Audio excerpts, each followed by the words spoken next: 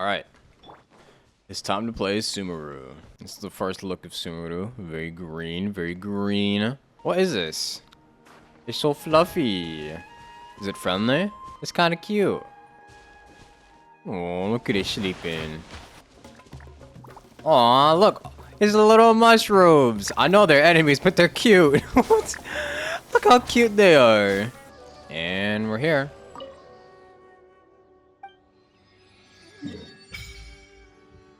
Ah, so that's what it looks like. So this is the brand new Dendro element. I've never used it before. I've never seen anything about it, so let's see. Scatter! Scatter! Does it have a thing on it? No? Okay, why did they stop adding the elements on the final strike? Like, after Geo?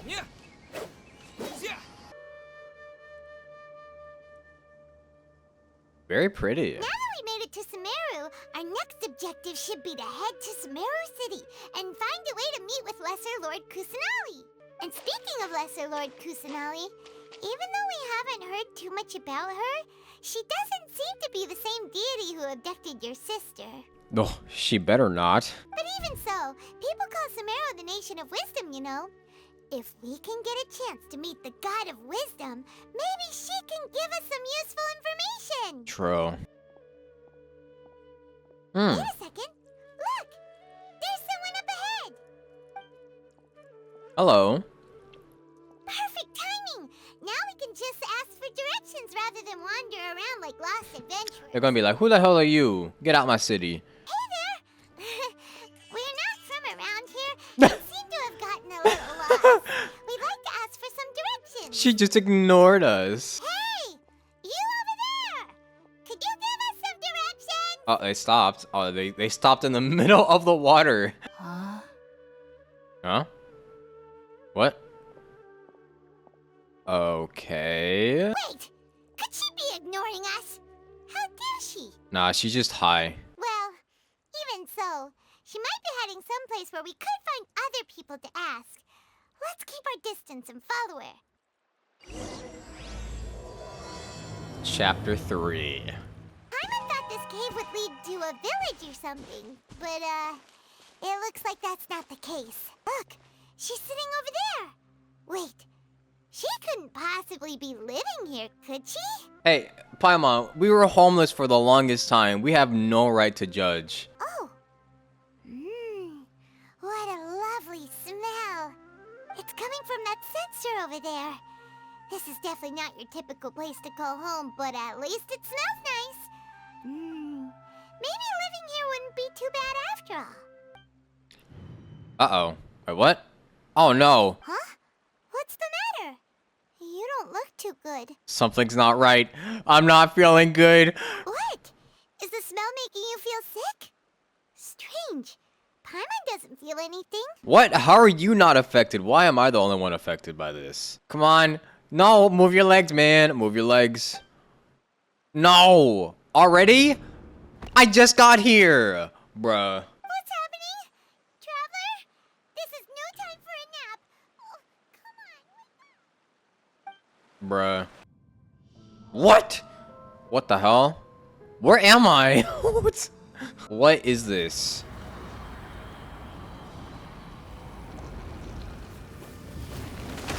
Oh no.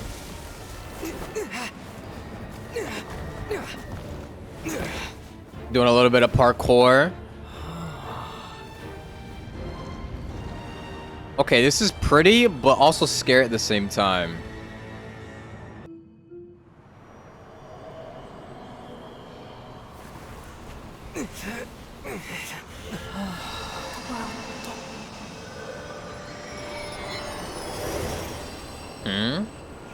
Whose voice was that?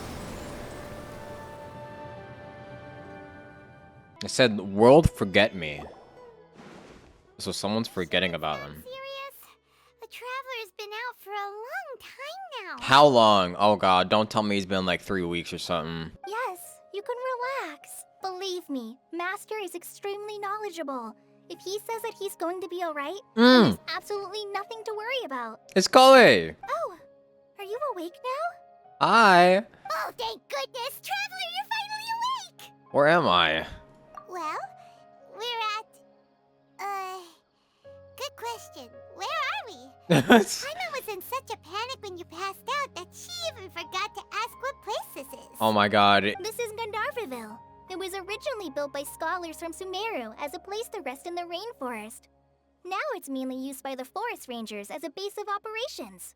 My name is Kale. I'm a trainee forest ranger. My master and I found you passed out during our patrol, so we brought you here. It's Kale. In case you didn't know, Kale is a character from the Genshin Impact comic, and she is definitely a fan favorite. She looks very different compared to back then. Oh, no things are necessary. I didn't do anything really. By the way, how are you feeling now? Any discomfort? This taste in my mouth is so bitter. Oh, that's Master's herbal medicine you're tasting. Oh. He gave you some while you were unconscious. Before I forget, Master mentioned you should take more medicine once you wake up. More? Whoops. No, she dropped it. Oh no. Kale, what's the matter? Were you trying to retrieve the medicine? As I've already told you, you must be careful with these. All right, I'll get it for you once I'm finished here. Is this her master?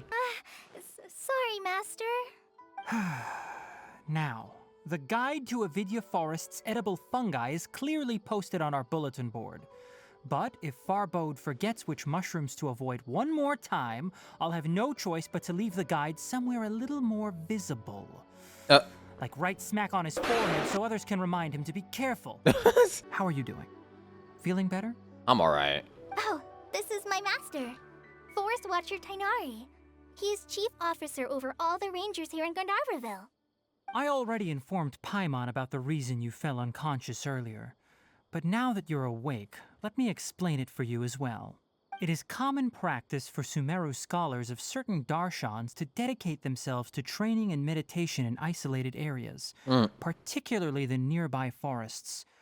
While meditating, they use a certain incense known as spirit borneol to help calm their minds as they enter a state of deep rumination. Okay, that's a lot of terminology for one sentence. Just give me a second. In hopes of asking directions, you two followed a scholar named Hypatia into her cave.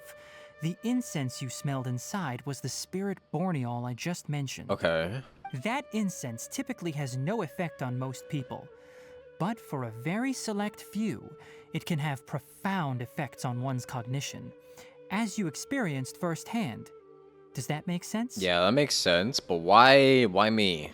Very good. Now, answer me this. Did you feel anything after passing out? Say, any out-of-body experiences? Or did you see anything while unconscious? Yeah.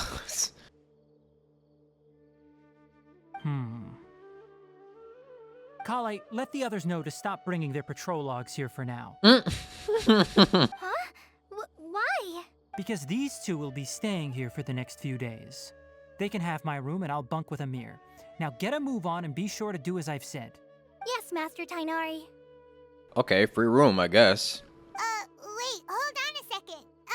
Can you tell us what's going on? Sure, let me fill you in. I originally planned to send you on your way once you finished your medicine. However, it appears now that you should stay a while longer in Gandharvaville for further observation while you recuperate. Further observation? Are we gonna be like their guinea pigs or their pets? Based on what you saw after smelling the incense and losing consciousness, we can conclude that you experienced a powerful hallucination, which suggests your mental state is not in the best of shape. If you're skeptical, have a whiff of this. What is that? Oh, are you okay? Oh my goodness. You're experiencing a similar sensation as when you passed out, aren't you? So even though your condition is stable as of now, if I were to haphazardly let you leave, it's highly likely that you'd suddenly pass out again somewhere else. Okay. The rainforest is home to many fierce animals and hazardous areas. If something were to happen to you again, I'm afraid you might not be so lucky. Oh no. Okay, well I gotta stay here? For now, I suggest you continue taking your medicine each day and avoid wandering off on your own. At least until you stop having adverse reactions to this kind of smell, okay? Alright.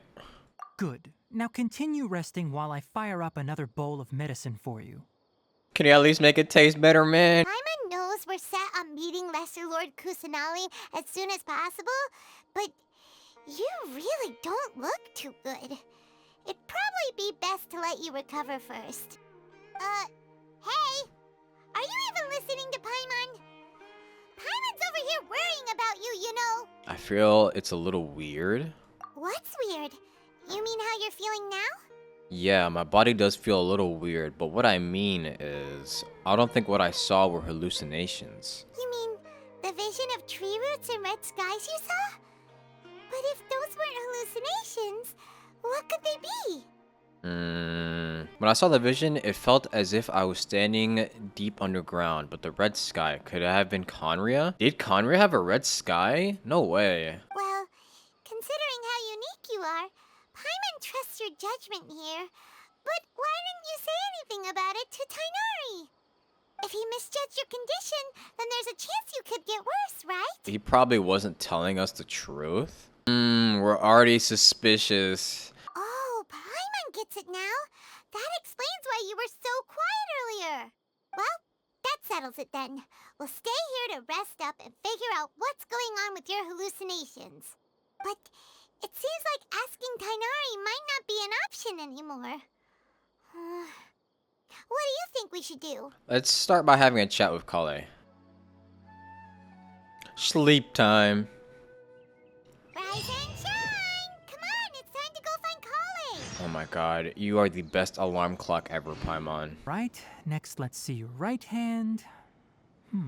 Yes, not bad. But please remember that you still need to be careful. Understand?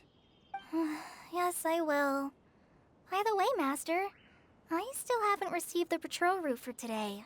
Look, Kale, today's patrol will be a long one, so you won't be coming along this time. Dang. Besides, there's a chance we may encounter... well, you understand. Wait, what? But I have a vision too! Am I useless to everyone now? Aww. Don't talk like that, Kale. This is not something you need to be worrying about right now. Is there something we can help with? Yeah, since we'll be staying here for now, we thought we might as well try lending a hand around here. Seems you're not the type to sit back and take it easy for a while, huh? Yeah. In that case, perhaps Kale could take you two for a patrol south of Gandharvaville for the day. And if you're feeling up to it, you can be responsible for cleaning the Statue of the Seven. Okay. I do that all the time as a daily quest. Tainari mentioned cleaning the statue just now, but, that doesn't really sound like the job for a ranger. Well, a forest ranger's responsibilities can be pretty diverse. Uh-huh, like what? They handle a variety of tasks, like checking the condition of outlying roads, maintaining forest facilities, ensuring fire prevention standards are met, and providing assistance to travelers and locals. Today we can perform routine checks on the pathway lamps as we make our way to the Statue of the Seven. Look at the puppy. We still can't pet the puppies in-game. The Statue of the Seven is up on top of that large rock formation. You must have seen it when you came down this road before. It's pretty high up there, isn't it? Don't worry. If you're afraid you can't make it up there, I'm sure Master wouldn't mind if you don't clean the statue. No need to worry. I can climb. Oh? I guess I'll leave it up to you then. By the way, Kale, do you know anything about the Dendro Archon? You know, what's she like? That depends. Are you referring to Greater Lord Rukkhadevata or Lesser Lord Kusanali? So there's two. Greater Lord Rukkhadevata was Sumeru's first Dendro Archon. She created the rainforest as well as the wall of Samiel around the desert. Her works provided a means of peaceful living for everyone. To the people of Sumeru, she's not only a symbol of wisdom, but also of power and kindness. Unfortunately, she disappeared in a great calamity that occurred a few hundred years ago. According to what Master has told me, the sages later found the newly born Dendro Archon and whisked her back to Sumeru. To celebrate the reinstatement of their lost deity, the sages dubbed her Lesser Lord Kusanali and let her reside in the sanctuary of Sarastana. Uh-huh. Then what happened? Well, and then... I'm not too sure what happened, to be honest. Huh? You're not too sure?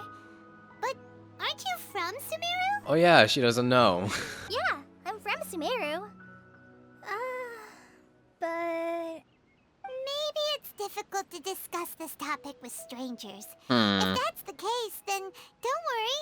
We understand. Huh. No, it's not that. I'm not trying to hide something from you. Besides, I don't consider you two strangers. Anyway, you two know Amber, right? You mean the best girl in the entire game? Wait, Amber? You mean... Yeah, Amber, Outrider of the Knights of Favonius? Yes, that's her. I once lived in Mondstadt for a while, and she helped me a lot during that time. You could even say that she helped me become a new person. There's no one like Amber. She lives life to the fullest while always adhering to her strong sense of justice. She's ready to answer the call for action at any moment, but is also very understanding of others. She's like the spark that lights the fire in everyone's heart around her. Aww, the way she speaks about Amber is so cute. If you ask me, she's a prime example of a true outrider. She's the first person anyone coming to Mondstadt will meet. You can't help but be enthralled by her charm and enthusiasm, causing you to fall in love with the lands of Mondstadt and... She's praising her so much. It's so cute. Sorry. Paimon thought the work of Outriders was a little different from what you just described, but one thing's for sure. You really like Amber. Sorry. I was rambling on just now. It must have sounded kind of weird. It's alright, Kale. Knowing that you're a friend of Amber somehow makes Paimon suddenly feel a lot closer to you. So, how do you know that we've met Amber? True, I didn't even think about that. How does she know? Well, after I returned to Sumeru, Amber and I have stayed in touch by writing each other letters. In one letter, she mentioned that Mondstadt was attacked by a fearsome dragon, but the city was saved by a mysterious blonde traveler and their floating companion. Oh, so she already knows who we are. I knew you two were the ones she mentioned in the letter the moment I saw you. But, considering everything you've been through that day, I thought it'd be inappropriate to bring it up. Oh, okay. So please know that you two have my complete trust. Really. I wish I could tell you more about the Dendro Archon, but I have been away from Sumeru for some time, and I haven't read any books. Sorry. Oh, okay, that makes sense. That's alright. You've already helped us a lot. We had never even heard of Greater Lord Rukkhadevata or the Sanctuary of Surasthana until you mentioned them. Oh, I'm happy that was helpful. There is one thing I want to ask, though. Why do you two want to know about the Dendro Archon? It's a long story. So that's why you're here. Thank you for telling me your story. Yeah, basically, I need to find my sister, and none of the Archons I've met have given me any answers. Don't mention it. We are friends after all, right? Paimon's right, we're friends. Alright, we have a statue to clean. Let me try this again. Ah, here we go. Ah, that's cool. Huh. Now that Paimon looks at it, the deity that's carved on the statue is kinda small. He's your baby.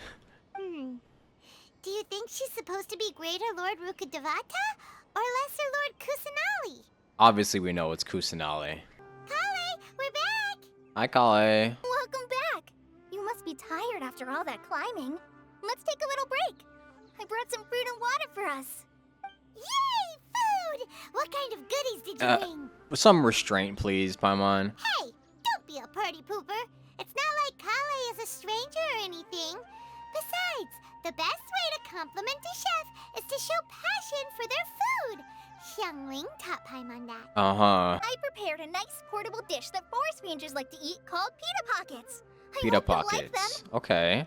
Wh- No, she dropped it. No way. No, you dropped it on the ground! 5-second rule. Not to worry. Eat it. I wrapped a few layers of oiled paper around each pita. They should be fine. Oh, whew. Paimon nearly had a heart attack there. Those pitas are amazing! You're quite the cook, Kale. Thank goodness you wrapped them in paper. Paimon wouldn't have been able to sleep at night knowing something so tasty had been wasted. You really know how to compliment the chef, Paimon.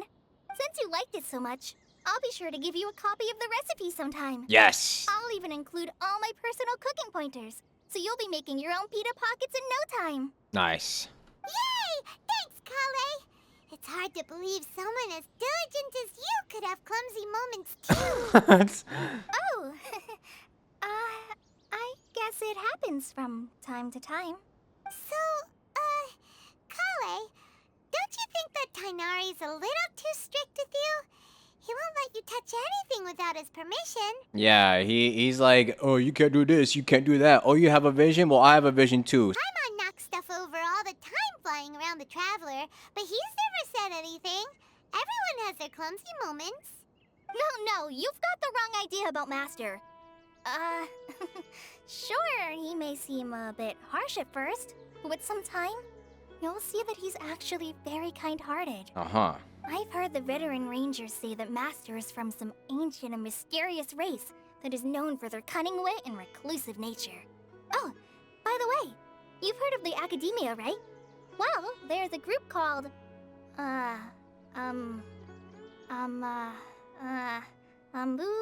something? Well, anyway, because Master does a lot of research on plants, sages from the Academia have written him many times, inviting him to take up an official position there. Okay. But Master declines their offers every time, saying, Sumeru City is too noisy.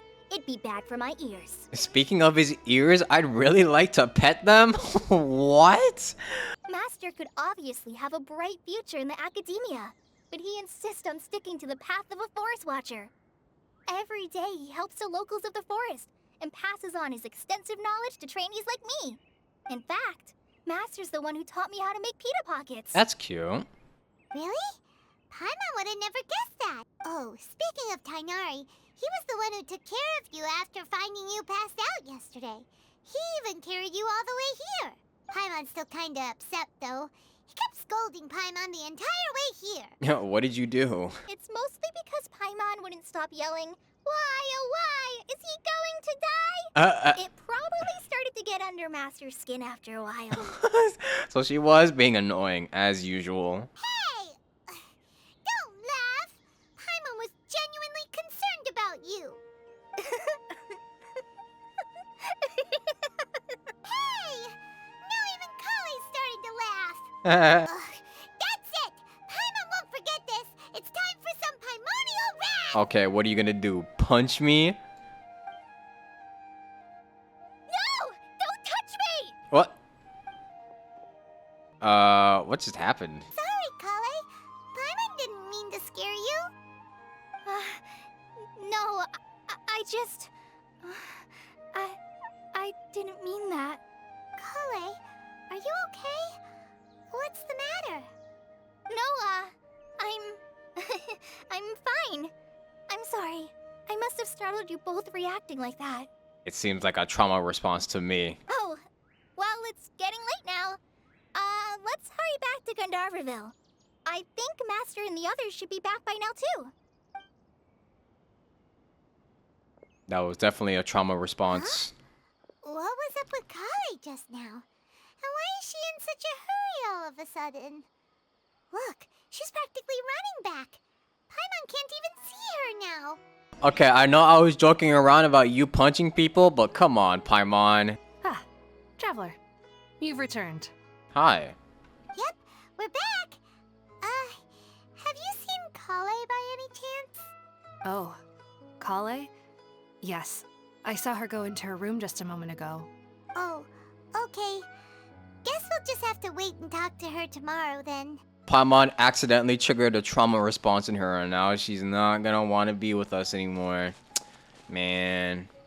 Dignity. What? It's raining? What? Where did this come from? What?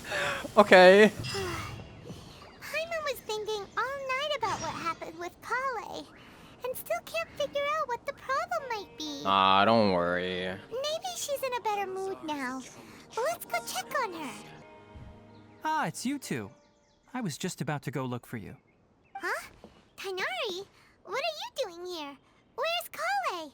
I came to check on Kale's condition.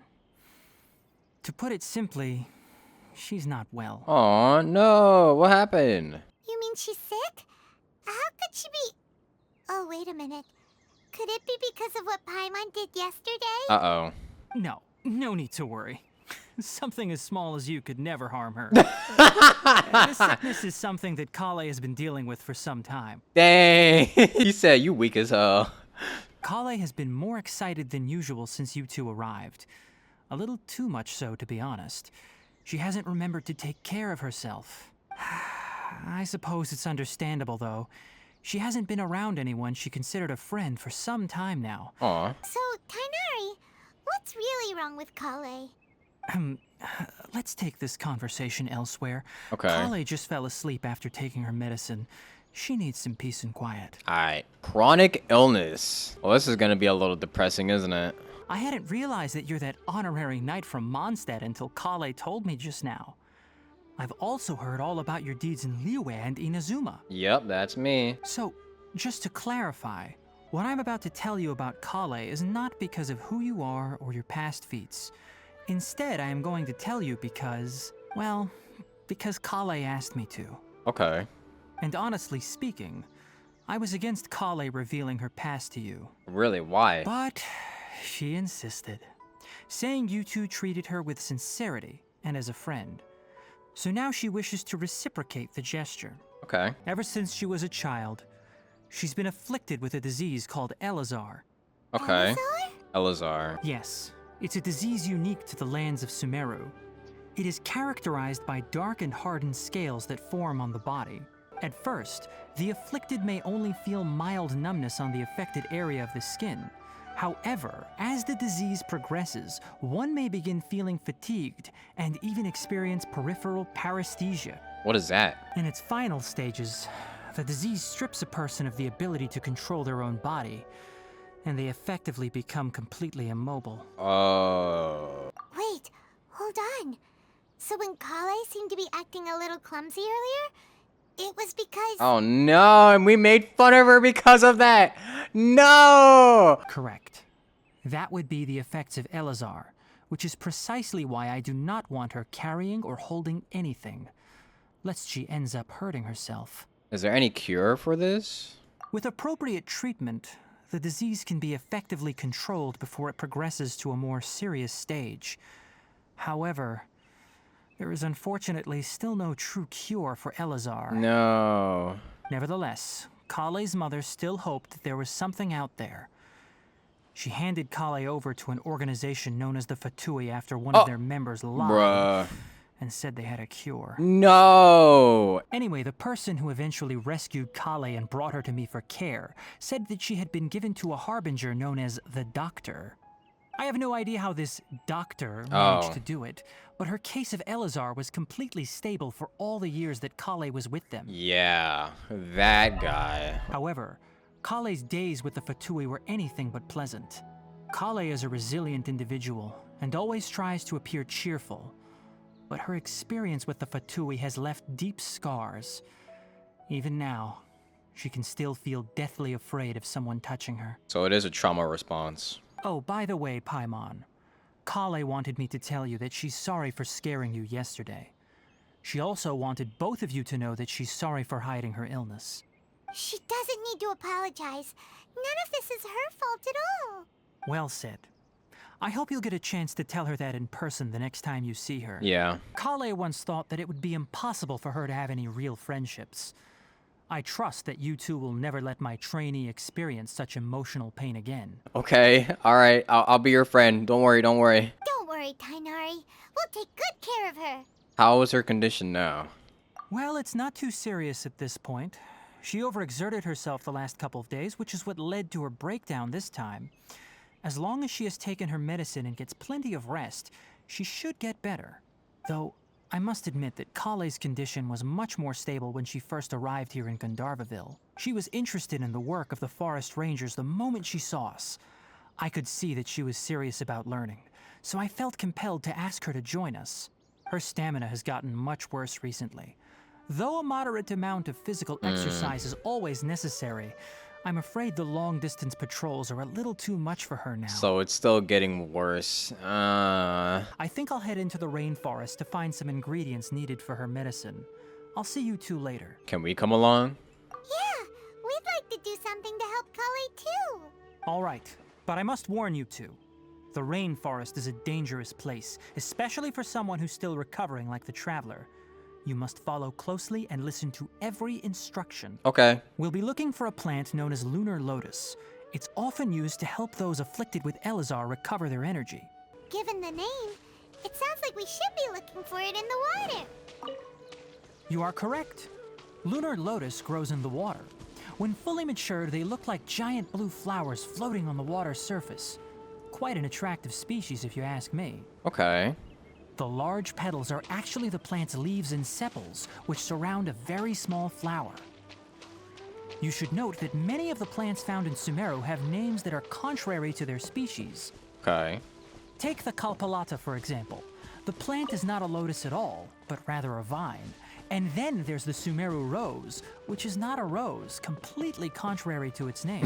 Oh, Who named these? okay then. Note to Paimon, never bring up the topic of flowers with Tainari. So what do you mean? So we could listen to Zhongli talk about rocks all the time, but we can't listen to Tignuddy talk about plants? Also, these things are so cute. I don't want to kill them. They're so adorable.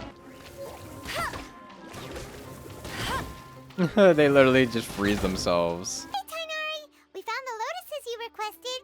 Let me take a look. Good, very good. These are all excellent quality. Nice. Hey, Tainari! Huh? Tainari, someone's calling your name. They're dressed like a forest ranger. Ah yes, that's Amir and the others. But didn't they just set off not too long ago? What are they doing back so early? We're always suspicious. Tainari, thank goodness we found you here. We were just about to head back and find you at Gandharvaville. What's going on? We just discovered a withering zone. Oh my god, the Wither Minecraft reference. Whoa! It's up ahead, deep in the river valley. It's appeared in a spot that blocks nearly the entire narrow part of the valley area, so we decided to come find you as quickly as possible. And the radius of the contamination? Sorry, I couldn't get a clear enough view to tell.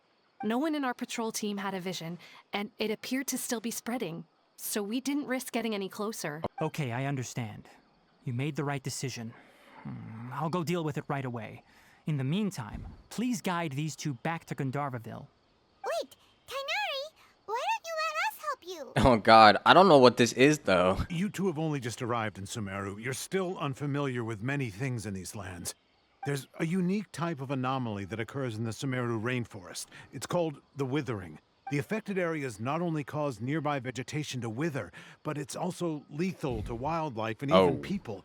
If you don't carry a vision, then you should think twice before approaching such places. Oh, well then I'm fine. I'm good. Yes, Amir is absolutely right. I wasn't kidding when I said the rainforest is a dangerous place. As Amir said, only someone with a vision, that is, the power to manipulate elements, will be able to resist the withering's corrosive effects for a time. Alright, Traveler, come on, explain it. That's right. If any of the forest rangers without a vision come across a withering zone, we first make a record of the location and then have a ranger with the proper abilities deal with it, like Tainari here. Alright, come on. Only someone with a vision can venture within a withering zone and find a way to deal with it. I can also control the elements. But you don't seem to carry a vision. Don't worry. Just show He may him. not have a vision, but he's a real pro at using the power of the elements. Show him. It seems the rumors about you are true. In that case, all right, you two may accompany me. Stop. Don't move any further. Look there in the distance. Wait. Oh. Oh. Oh no. Those plants have withered. That whole area is kinda gloomy. Even the air looks like it's filled with ash. Yeah, everything is just dead here. Oh, Paimon doesn't like the look of this. That is the withering. All right, traveler. We're going to have to enter that withering zone. Once inside, we'll need to look for what we call tumors of the withering. If we eliminate those, then the area will be saved. Hi. Oh, it's withered away. Aww. Charge attacks or aim shots. Okay. That works. Ones. Does it go at a distance? Great Yeah, it work. does. Now that all the branches have been cleared, we'll need to take care of the tumor. Okay, this thing looks like a Pokemon. Ow, ow, ow. Destroy. There we go.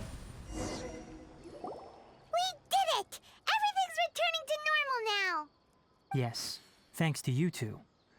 We were able to quickly restore this area back to normal. But what happens if you just don't? Tainari? You make it sound like we did well, but why does Paimon have the feeling you're worried about something? It's that obvious, huh? Alright, it's like this. Recently, the rate at which the Withering Zone appears has been increasing. Even though we were able to quickly clear that Withering Zone, it won't be long before another one appears. If that simply meant more work for me, then that wouldn't be an issue. But it's far more severe than that. The Withering is leaving lasting effects on the rainforest itself. For instance, even though we cleared out the Withering Zone, many of the plants that were affected will not recover. No. This presents a crisis for the ecosystem itself.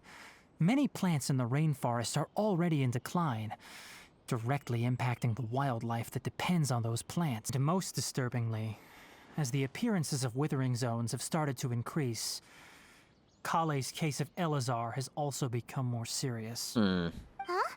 Well, why's that? I'm still not sure of the exact reason. However, I've received word from acquaintances at the academia that similar cases are being reported for patients with other conditions. Is there no way to get rid of it permanently? No, none that we know of. The Withering has been recorded in Sumeru for millennia. It's said that it originates from the depths of the world. The depths of the world. By the way, have you heard of Irminsul before? No. Wait, have I? Irminsul is a tree located deep beneath the surface. Although it isn't like any tree we know in a biological sense. You can basically think of it as a large tree that grows downwards rather than upwards. Is that the same tree we saw before when we were knocked out? I'm sure you've heard of ley lines, right? They're like the roots of Irminsul, spreading and extending from a massive cavern deep underground all the way up to the surface. Massive caverns is like a lot what I saw with the yeah, that's basically what we saw there. Ley lines continually absorb the memories of this world, which are then funneled into Irminsul, allowing it to collect knowledge and wisdom from ancient times to present day. The Dendro Archon is known as the God of Wisdom because her consciousness is directly connected to it. It is also said that the Dendro Archon's power is a manifestation of Irminsul.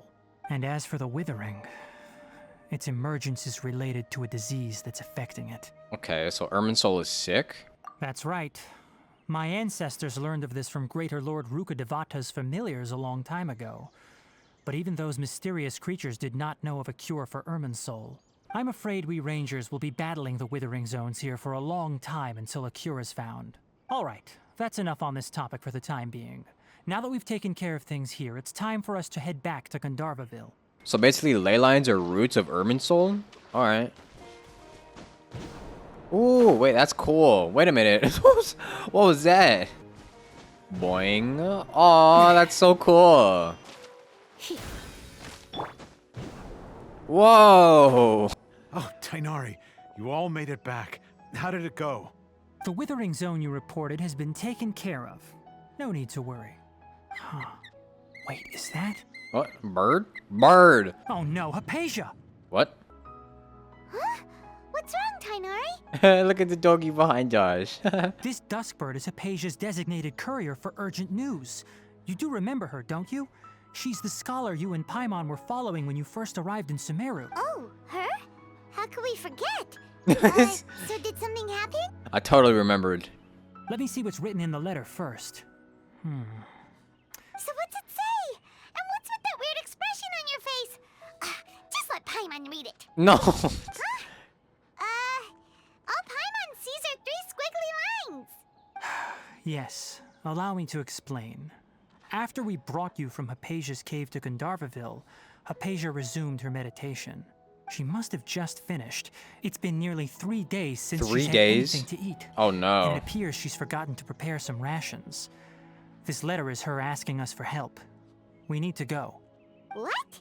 You mean she's been sitting there for 3 days?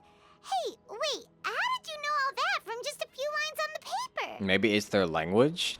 Well, obviously because this has happened before. Last time she drew 5 lines. And by the time we found her... Oh. Well, I'd prefer not to remember that. Yeah, she was probably almost dead by that point. Cause you can only go 3 days without water. How does she go 5 days without water? I've got some emergency rations set aside for times like these. Paimon, Traveler, could you two bring these to her? Wait, you want us to bring her the rations? But will the traveler be okay if her cave is still filled with that funny incense? True. Let's find out. What? Here, Traveler, take a smell and see. So, how do you feel? It's a light and refreshing fragrance. Really? You're not feeling even a little drowsy?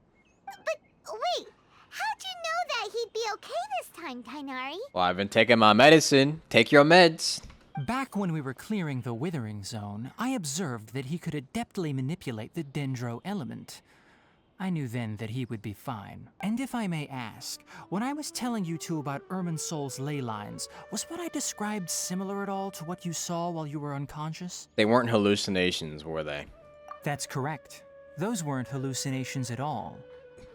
Though I don't intend to apologize for deceiving you. Okay, dude. Because what you saw is of significant importance. Not just for the nation of Sumeru, but the entire world of Tevat. My forefathers were shown much favor by Greater Lord Rukkhadevata. We took an oath to protect this nation together with her. Now that that duty has fallen to me, it was part of my responsibilities to ascertain whether you could be entrusted with the fate of Sumeru.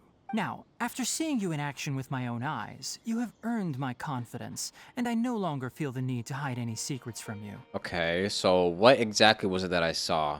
When you passed out, your consciousness had connected directly with Irminsul.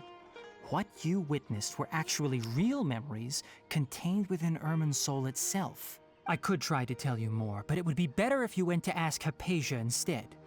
Her focus on meditation and use of Spirit Borneol are aimed at establishing a connection with Irminsul, just as you did. That sounds nice and all, but will she really help us? Seriously, she completely ignored us the last time we tried talking to her. I mean, she's conscious now. That was because when you ran into her, she was in a special phase of her training. During that time, she must avoid communicating with others. Please, wait here for a moment.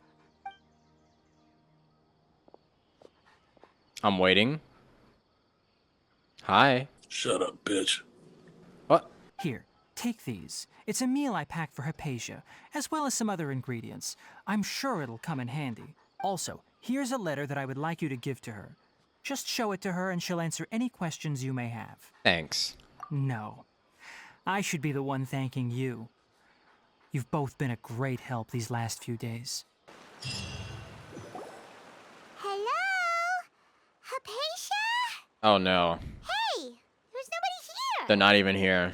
Maybe she went out to look for some food. Let's try looking around the area. Oh, what was that? It sounded like little droplets.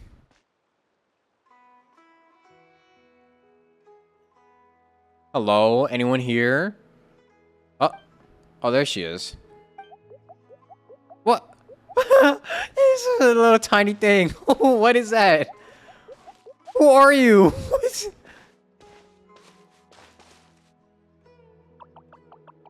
What? Hi. Who the hell are you? Uh-oh. Uh-oh. Oh, no. We got knocked out again. Bruh. What? There you are. What happened? Hypatia, are you alright? So hungry. Need water. She has more energy than I expected. She's literally gone 3 days without water. She should be dead at this point, but... There's no way we can get her to eat in her current condition. Let's try finding some water first. Huh? Wait. Why does it look super foggy outside all of a sudden? Anyway, let's go look around. We didn't think about bringing, like, water first before getting to her? Okay. Huh? How'd things out here end up looking like this? Oh my god, that thing teleported us. No way. What happened? And where are we? We literally got teleported to a plant. What's going on over here? Where am I? Whoa. Holy. What is going on? What the what just happened? Huh? What happened just now? Why'd everything around us suddenly change? Why are we in an Inazuma domain now? What? Oh my goodness. What is... Oh my god, my eyes. Alright, and we're back. I'm liking the terrain though. It is very, it looks very pretty. Oh, wait, I turned into a little fairy. Look at me. Yo, this is so pretty. This is cool so far. And we're back into hell. Come on. Oh, there we go. We got it. Oh, wait, I'm passing out already. Oh. What? What? What? Bruh. Get me out of here. I don't want to be here anymore. Oh, hello. Who are you? Oh my god, really? Well. Looks like we meet again. Really? Oh my god, not this dude again. The Abyss Herald! What are you planning to do in this strange place? Strange place. Plotting. You needn't worry about such things. They don't concern you. Oh, they very much do. Well, I'm doing no damage. What? What is his shield made out of? What? Okay. Huh? Why can't we beat this guy? Oh, Paimon doesn't get it! We've faced others like him before! What's wrong this time? Why we were literally able to do no damage? What the? Traveler, though you may have managed to avert countless crises before, your good fortune was bound to end sooner or later. It's time you realize how weak and powerless you really are. Alright, score up. I gotta find my sister first. Your sister. Oh, pitiful traveler. Are you really so ignorant?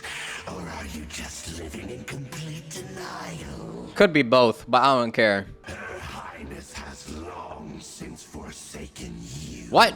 Shut up. Your meager existence in her eyes is that of an annoying bug.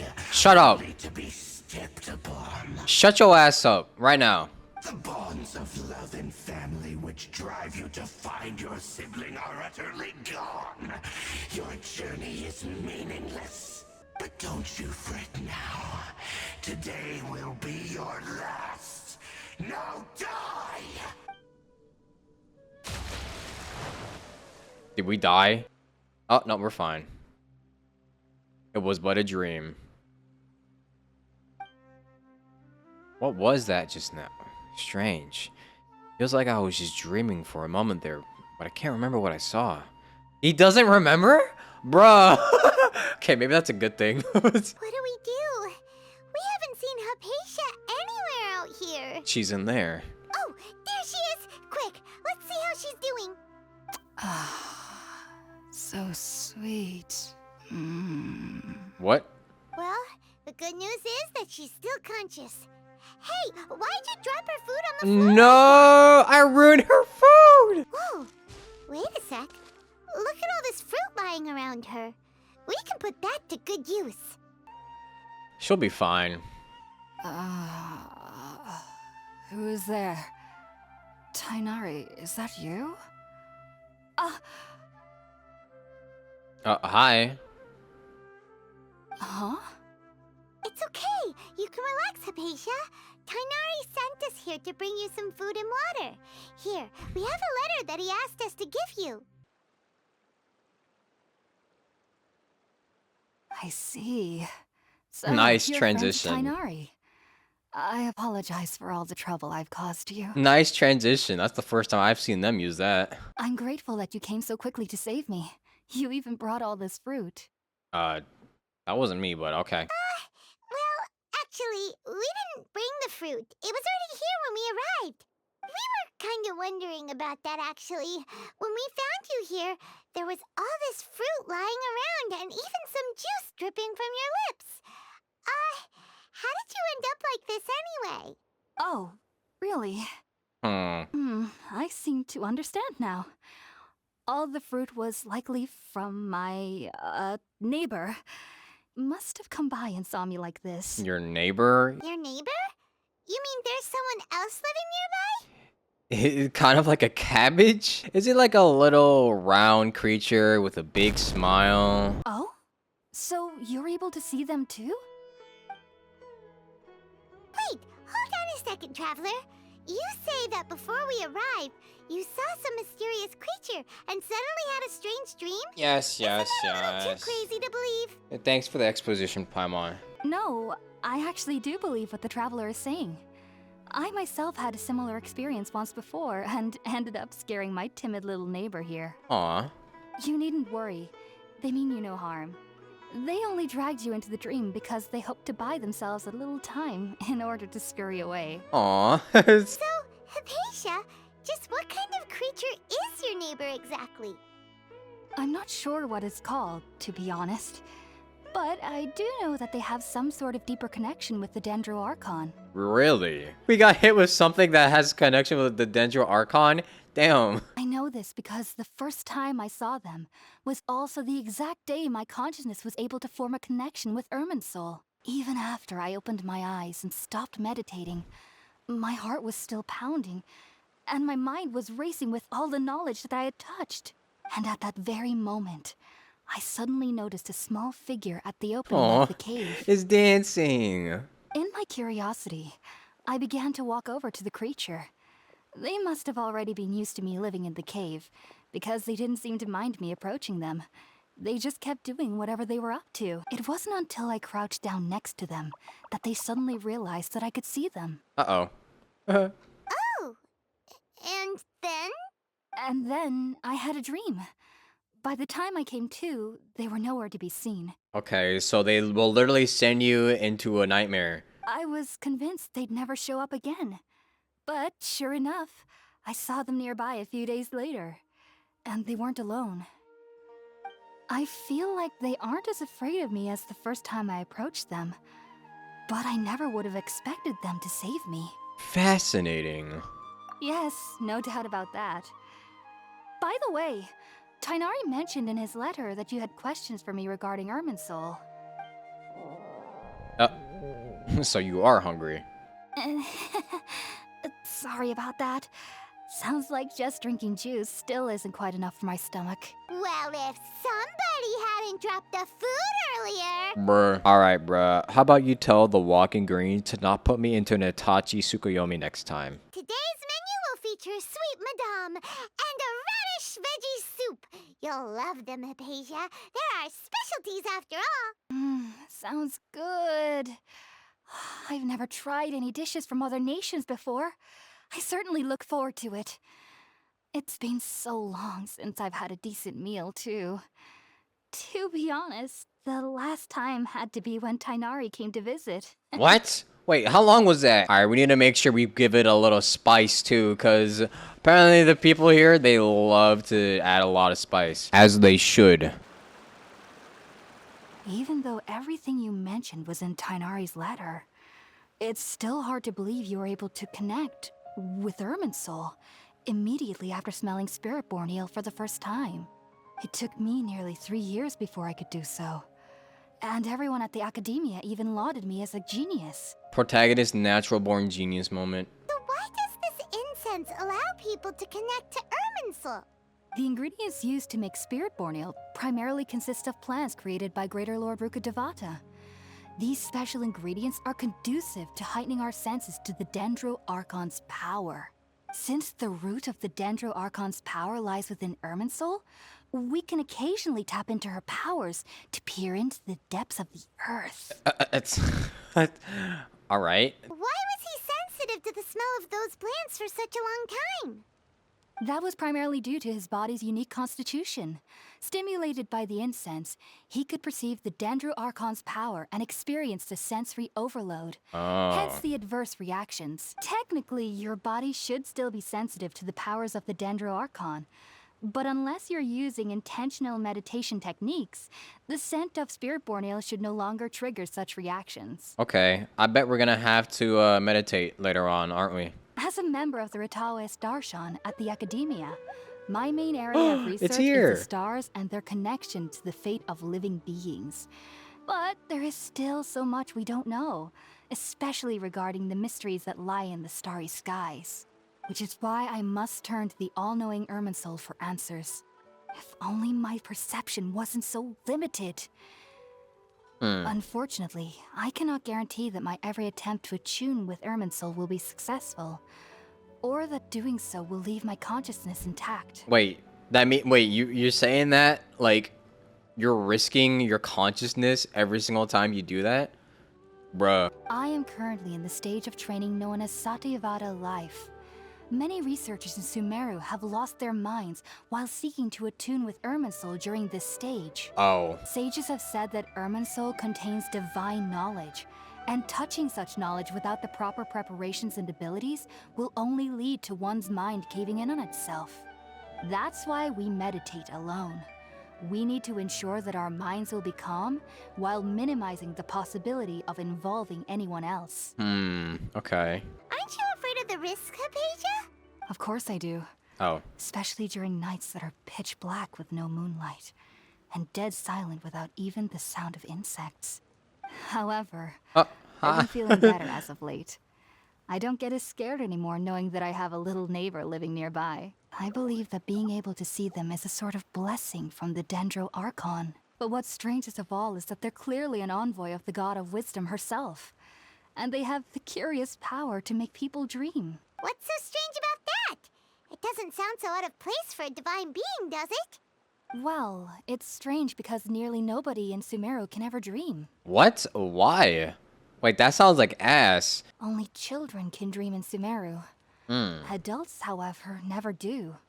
Just like real life. The sages say that wisdom implies rationality, but that which occurs in dreams is often neither rational nor logical. True. It was a big chaotic mess. Yes, if one struggles with anxieties, those emotions could influence their dreams. Yeah, true. The fact that the people of Sumeru do not have dreams is seen as a blessing by the sages. They believe that Greater Lord Rukkhadevata, the god of wisdom, is keeping us away from the foolish delusions you encounter in your sleep. He's like, I solved anxiety! Woo! I was born into a family of scholars in Sumeru City. Ever since I was a child, my parents would always tell me that I'll know I've grown up once I stop dreaming. I studied hard, enrolled as a student in the academia, and went on to become a researcher. Sure enough, I never dreamed again. Dang. That's the real adult life right there.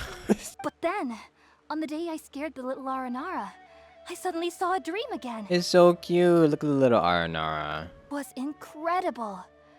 Though I don't exactly remember what I saw, I clearly recall the feeling. I suddenly felt like I was a child again. Back then, I was foolish and ignorant as any youth would be. But I was free of fear. Maybe dreaming isn't as bad as we've made it out to be. And with that line, she's going to be dead within the next few chapters. Just be sure not to speak of this if you travel to Sumeru City. They'll look at you as if you've lost your mind. World forget me. What could that possibly mean? Maybe that was the Greater Lord telling everyone to forget them? If you two are ever in the area again, please be sure to come and see me. Thanks, Hypatia. Now that we know Hypatia is alright and had the chance to ask her some questions, Paimon thinks it's about time to head back to Gandharvaville. So, about the dreams. Even though that little neighbor of mine was able to induce a state of dreaming, I doubt they were able to control the actual contents of the dream. That would explain why we only dreamed about the Abyss Herald. The end of your dream seemed quite terrifying. Perhaps there's something that's troubling you deep inside? Not to worry, though. I'm sure you'll be able to handle whatever comes your way in the real world. Surely. So about your neighbor. I've heard local children here in the rainforest speaking of fairy-like creatures. But I'm from Sumeru City, and have never heard of such things when I was a child. Perhaps this is because I had a very strict upbringing. No. My parents would seldom allow me to play with other children. What? I doubt they'd ever believe me if I told them about my little neighbor out here. Bruh. And speaking of my little neighbor, I think they can somehow sense when Tighnari is coming to visit me.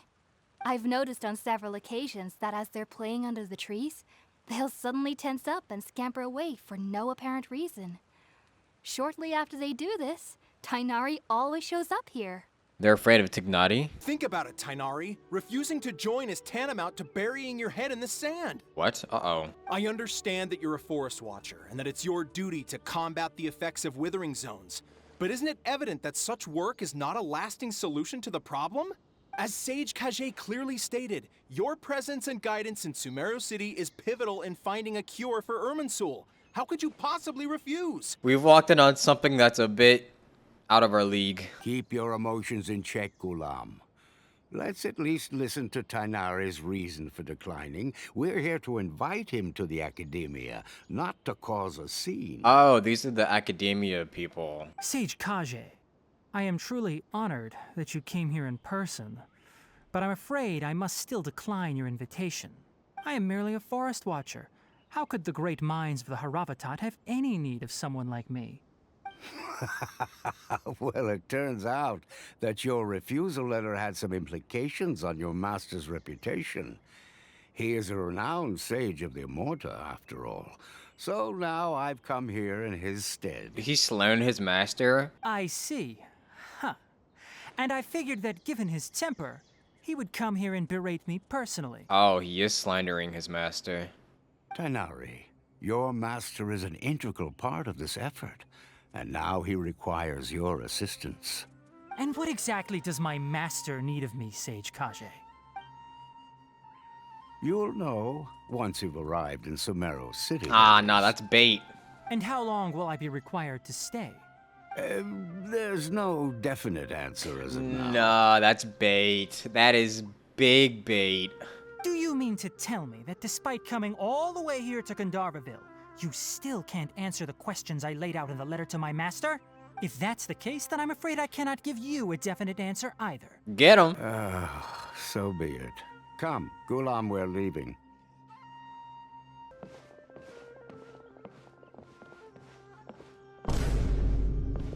Why are they staring at me?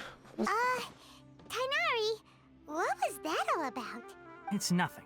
Some people from the academia wanted me to go to Sumeru City to assist them with a project, but I had to refuse on account of all my responsibilities here. But all that can wait. How did things go with Hypatia? It was quite the eventful trip, but the main thing is that she's safe and sound. Now that the traveler has made a full recovery, there shouldn't be any reason for you to tarry here longer. I assume you will be heading to Sumeru City, correct? I've never heard the word Terry before. That's right! We want to meet Lesser Lord Kusanali and ask her for advice. Do you have any idea on how we can find her? Sorry. I'm afraid I don't have any advice for you there. How about this? I'll write you a letter of introduction that you can give to a researcher I know. He's from the Immorta Darshan and is adept at gathering information. Asking him might prove worthwhile. Also, when you enter Sumeru City, you'll probably end up receiving something like this item here. I'm not sure if it will ever come in handy for you, but maybe you can give it a try. Oh? What is it? Oh? It's called an Akasha Terminal. It's a tool produced by the Academia that utilizes the legacy of Greater Lord Rukkhadevata. Some say that this very item is the basis of Sumeru's reputation as the City of Wisdom. Needless to say, this device and its usage fall under the Academia's expertise, so I'll leave it to them to show you how to use it. Okay. Great! Next up, Sumeru City! Oh yeah, we gotta say bye to Kole. Oh, but wait. Before that... We gotta say goodbye to Kole first. Tighnari, we have something important to say to Kale before we leave. Is she doing better now? Yes, she's doing much better. After being confined to her bed all this time, I thought a little walk would do her some good. Last I saw her, she was taking the path towards the North Crossing. I love it when they point like that. It's just so goofy. She knew you two would be leaving soon, so she must have wanted to see you off. I've been waiting for you two.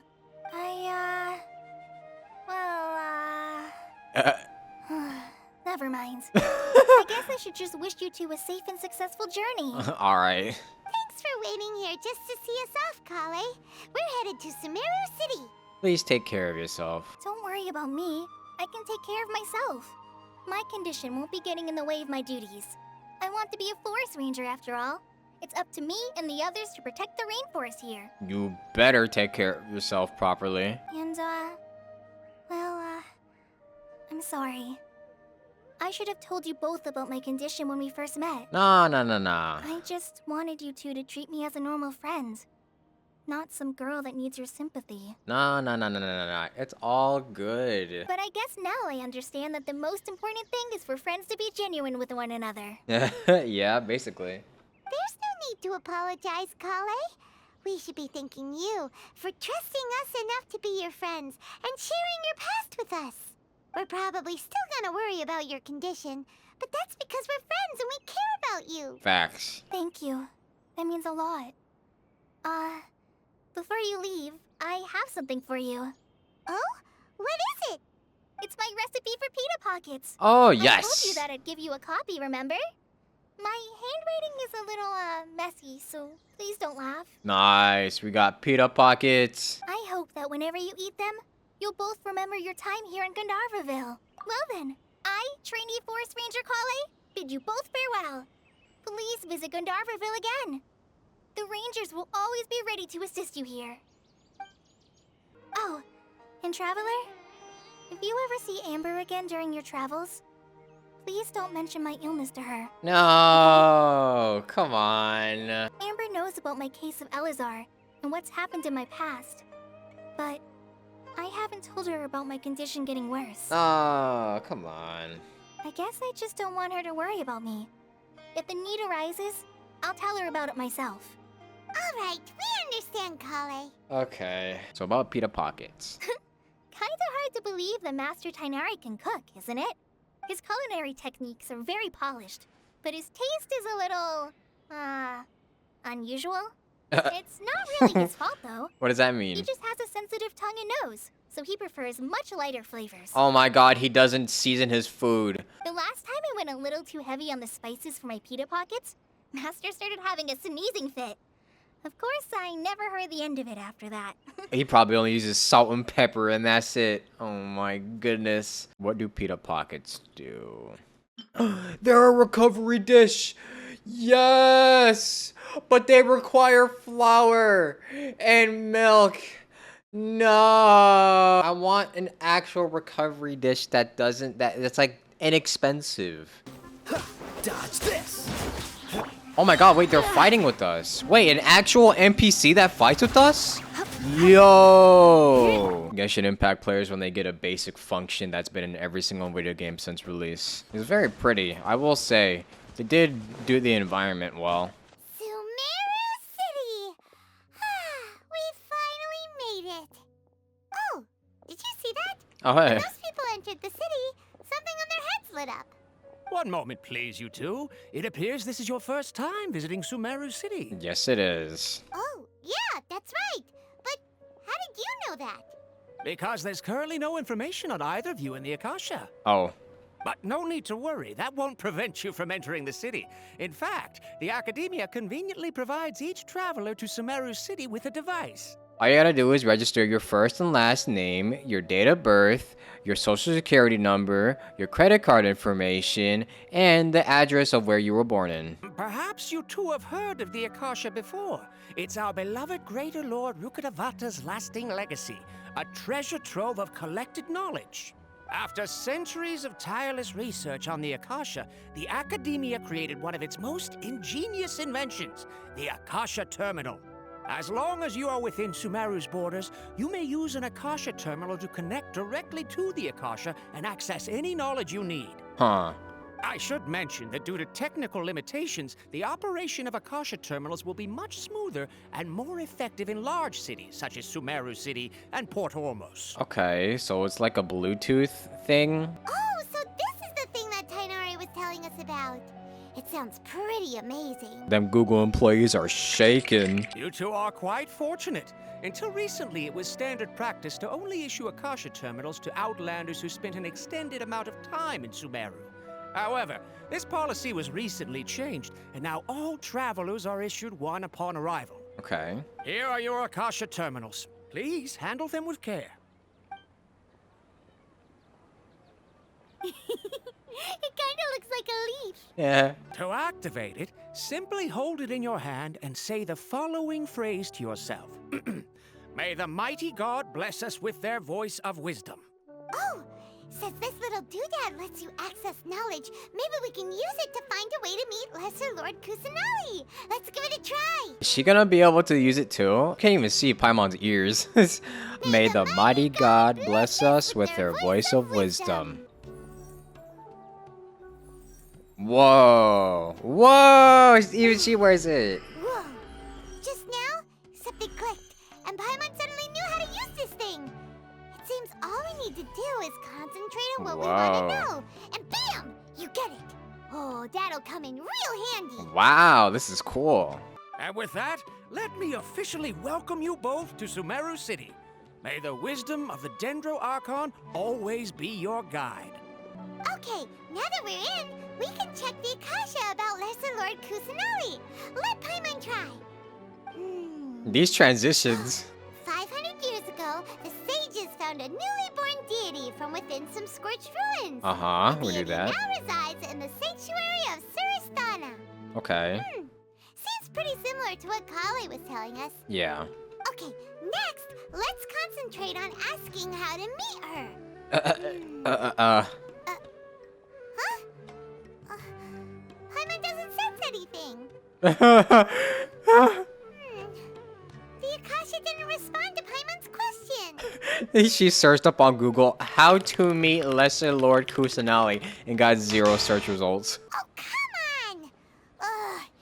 Focusing on this question feels like when you have something you're trying to remember and it's on the tip of your tongue, but you just can't think of it. Uh-huh. Ugh, Paimon's brain is exhausted. I'll try asking the Akasha something else. Oh, smart idea. But what are you going to ask it? Why doesn't the Akasha answer my question? A vague thought suddenly comes into mind. The Akasha doesn't unconditionally respond to every query. Also, even if the same query is requested by multiple people, the Akasha still imparts knowledge based on each person's identity, age, experiences, and other demographics. Huh. Could it be because we're Outlanders and we've only just arrived in Sumeru? You know, maybe we're not qualified to receive an answer to this sort of question or something. Alright, well, think of Lesser Lord Kusanali. Some knowledge began to trickle into my mind for a moment, but there wasn't really anything that I didn't already know. You too? Well, glad it's not just Paimon. Alright, many bright dots of light appeared in my mind. I probably need to calm my mind and focus more to understand what they mean. Feelings of affection, intimacy, nostalgia, sadness, and anxiety also come to my mind. These seem to be what the people of Sumeru feel about their departed Archon. Uh-oh. Paimon's getting all teary-eyed all of a sudden. It feels like the people of Sumeru really miss their Archon. Well, seems no matter which way we try, we can't find anything that'll lead us to Lesser Lord Kusanali. Guess our only choice now is to try meeting with the researcher that Tainari recommended. He's from Sumeru and even has a position in the academia. Maybe he'll be able to access more info from the Akasha. Maybe. Also, that guy in the back literally just did a 180 so fast. Hello, are you Rohawi? Yes, that's me. Can I help you?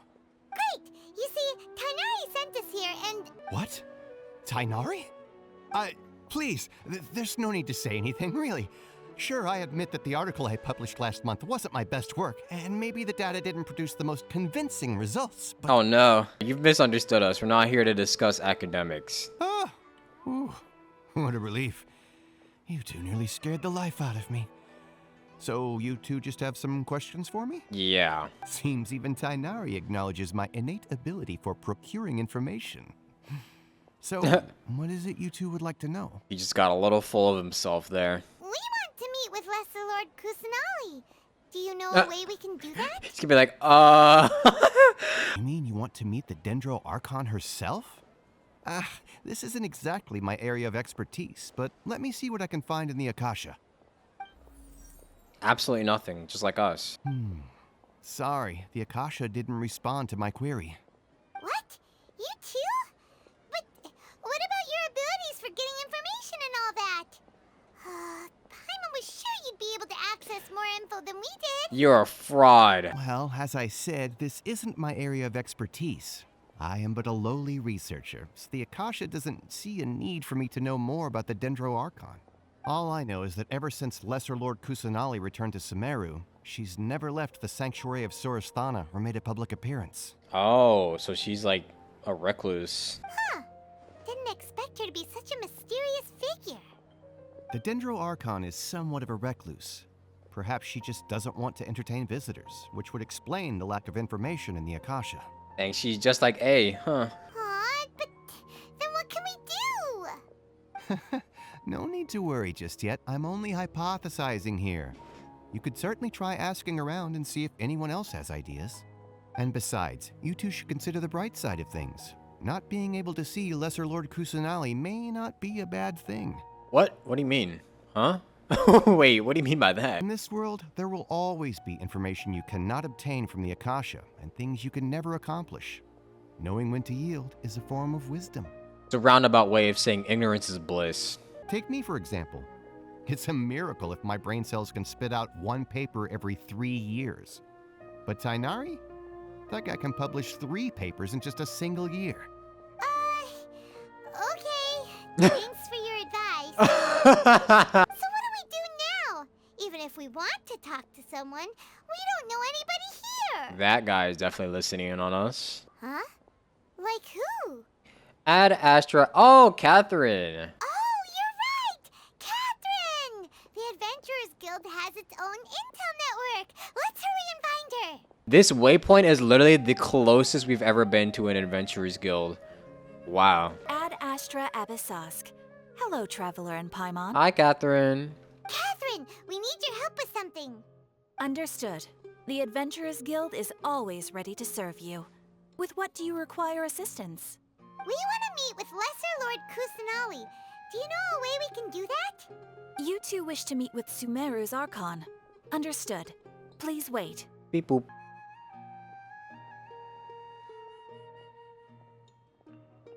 She's gonna blow up. Oh no. I apologize, Huh. but I am unable Bruh. to call up any relevant information in the Akasha. No. I'm also unable to locate any pertinent information in my personal memory. No. Aw, another dead end. Well, if Catherine can't help us, then we really don't know anyone else to ask now. Please do not worry. I may know of someone who can help you two. In Sumeru, the Adventurers Guild does not serve as the vanguard of information. Rather, there are numerous active mercenary groups collectively known as the Eremites. Okay. An Eremite brigade called the Corps of 30 is in charge of Sumeru City's defenses. Not only are they the oldest brigade, but they are responsible for managing and coordinating the affairs of all other mercenary brigades. Corps of 30? What a weird name. That's actually kind of a cool name. Supposedly, they are named as such because their ranks numbered 30 at their inception.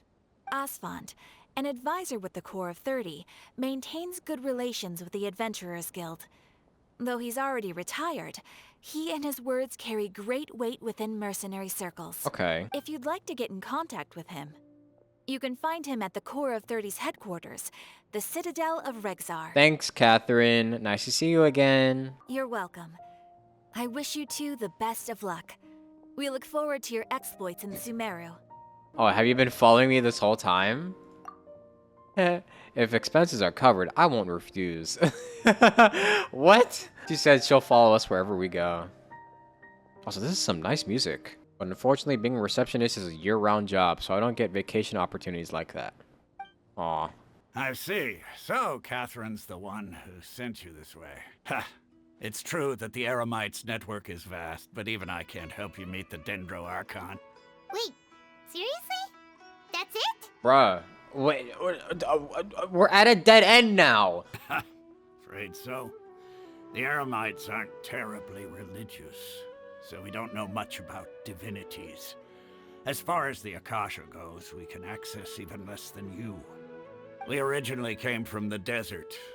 The gods there died off long ago. Since those days, we've used our own two hands to carve out a living. We don't beg gods for their aid. Okay. If you ask me, I think most in Sumeru aren't interested in Lesser Lord Kusanali. Why is that? Just take the Academia, for example. They're the ones who truly rule Sumeru. Really? Although they believe in gods, most of them only care for the late Greater Lord Rukkhadevata. In their eyes, she was the one who founded Sumeru and gifted us with the Akasha.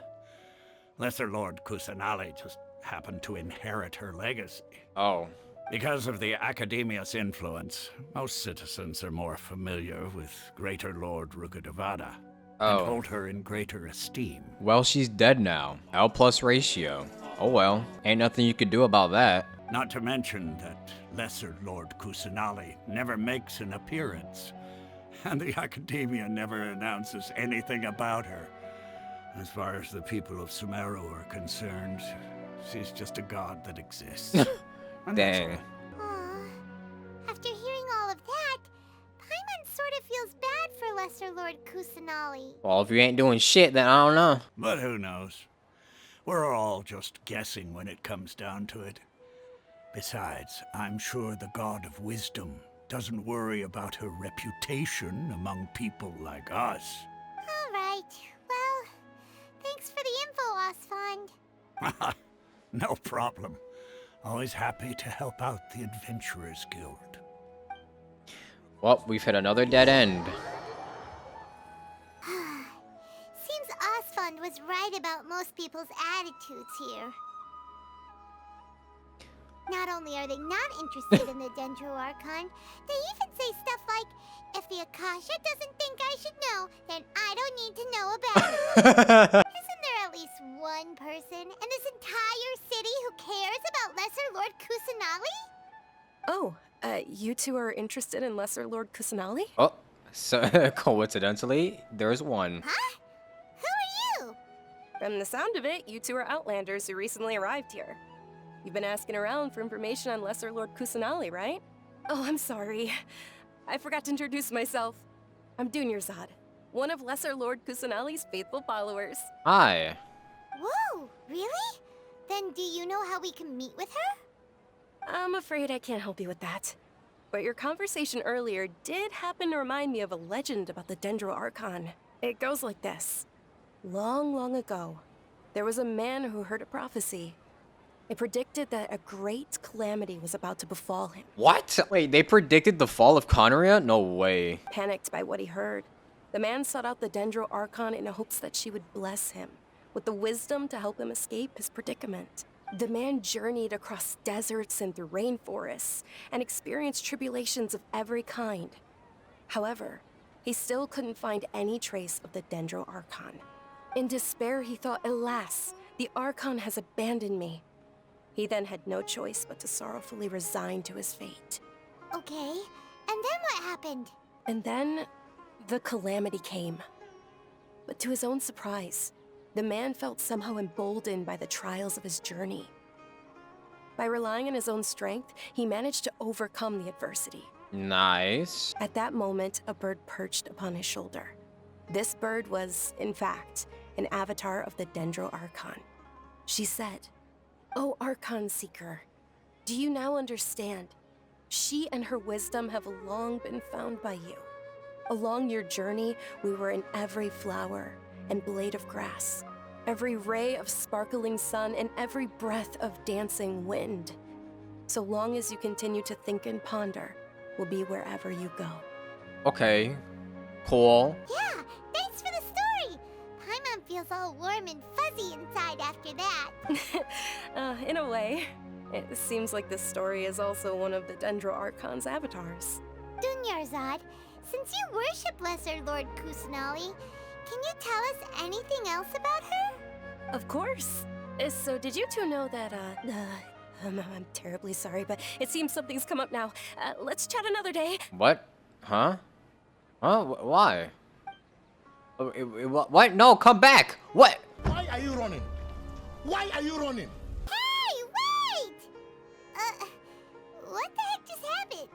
It has something to do with those people over there? Oh, is that why we were looking at those dudes? Oh no, they were about to snuff her out for saying anything. This stinks!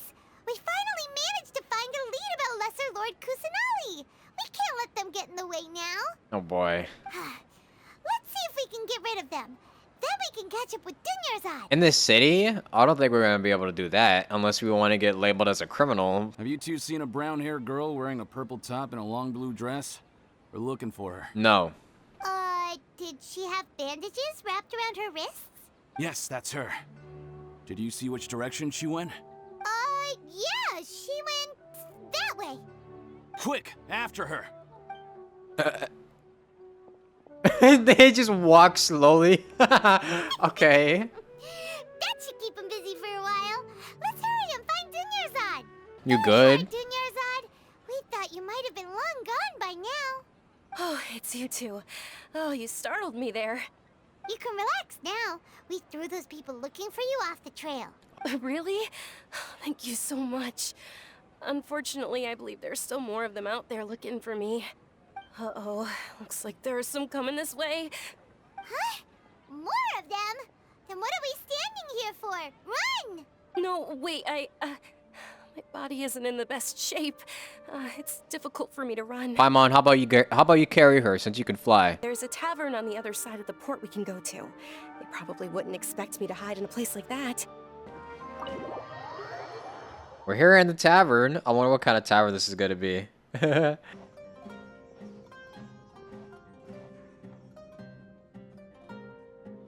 I'm liking the music. We made it. Oh, they shouldn't be able to find us now. What the? Wait. Yo, chill. My lady, who are these two? They're travelers that I met on the street just a moment ago. They happened to notice that you were all searching for me, so they helped me hide. I see.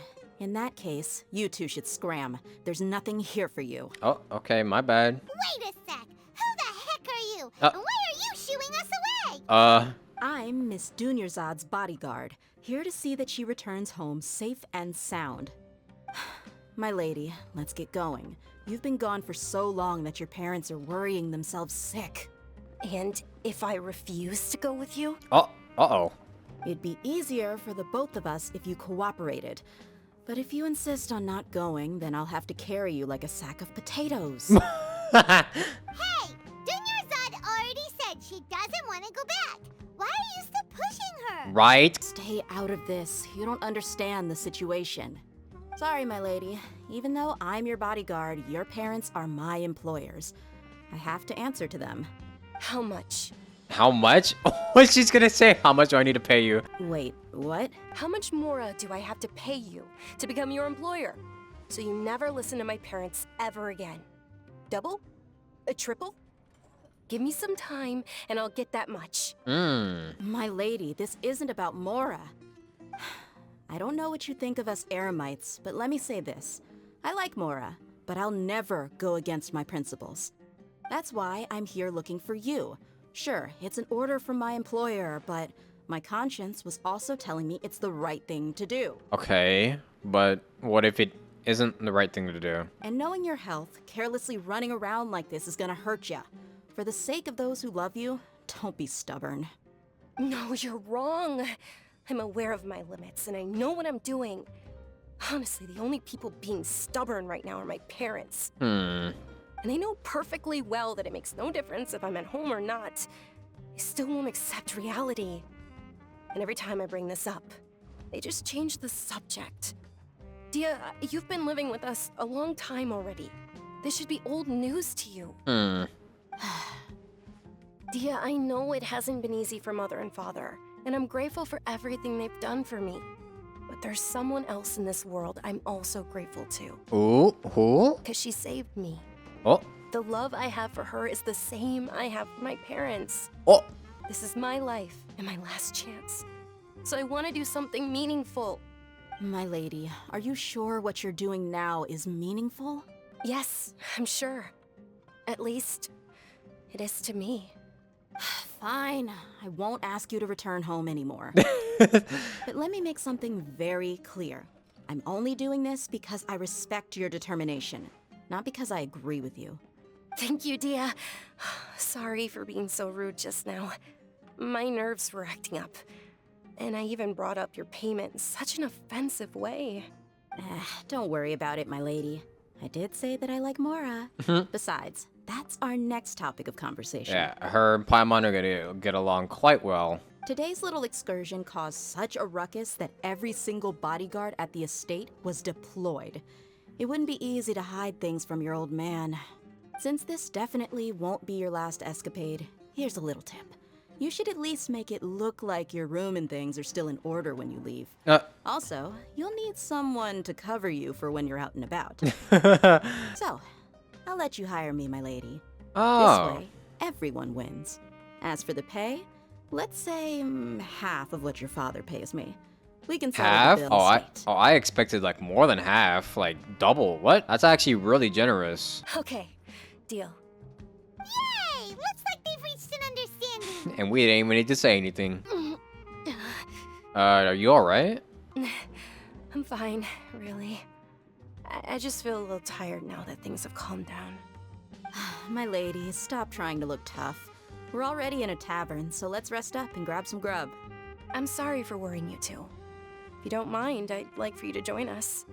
Sure! After you rest up, we want to hear more about Lesser Lord Kusanali. Oh boy.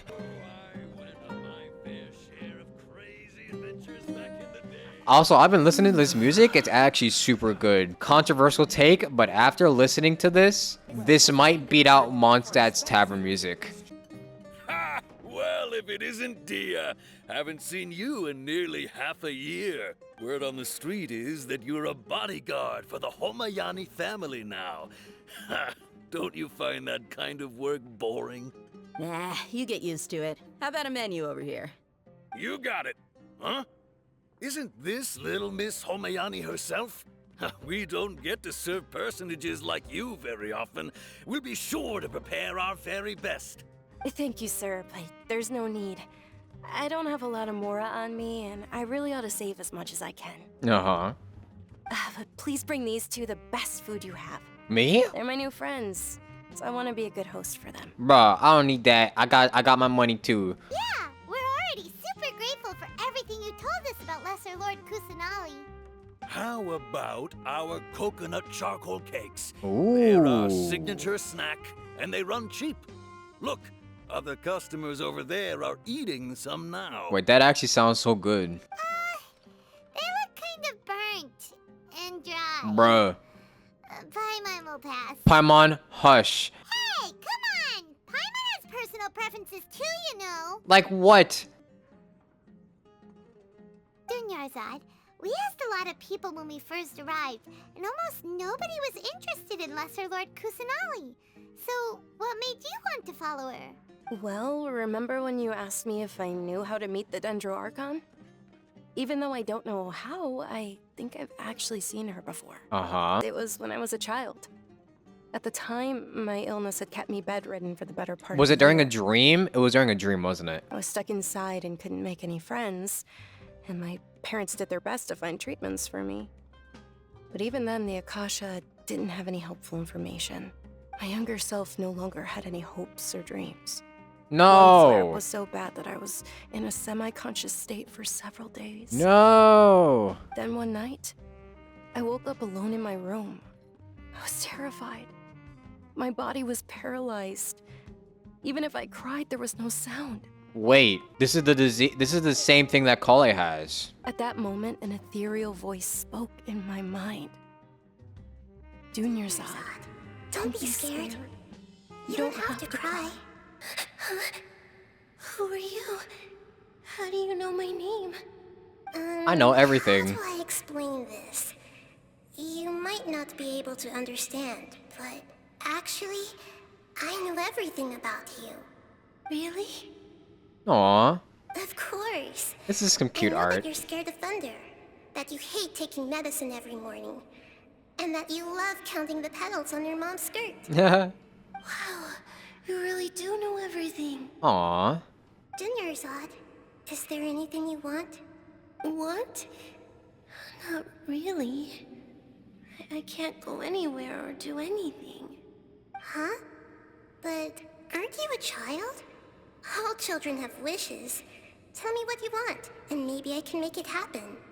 But can you make my illness go away? Yes. I have the cure to literally every single disease ever. Oh. What? I'm sorry, No. but I'm not powerful enough to do that right now. Are you kidding me? Not even an archon can solve chronic diseases? You're joking. Then What a joke. can you be my friend? After that, the voice said, "Okay, I'll be your friend." Although my body was suffering during those days, that voice encouraged me and told me many wondrous things. Beyond my window was the flourishing Sumeru city. Beyond the city was a lush rainforest. And beyond that was the wall of Samiel, deserts, and all of Tevat. Once I finally made it through that bout of illness, I couldn't hear that voice anymore. I told my mother about it, but she said that I must have been dreaming. But I know that that voice wasn't a figment of my imagination. Before that, I had never heard of Tevat. So it was Lesser Lord Kusanali that she heard. Yes, for sure. If it weren't for that voice, I would have never grown curious about the outside world. Nor would I have learned how to read and enjoy so many books. That voice sparked a desire for wisdom. It had to have been the Dendro Archon. I've been hoping for a chance to repay her kindness. In fact, I was running around today to help prepare the Sub-Zerus festival for her. What's the Sub-Zerus festival? It's Lesser Lord Kusanali's birthday, which was the day that Birthday. she was found by the sages.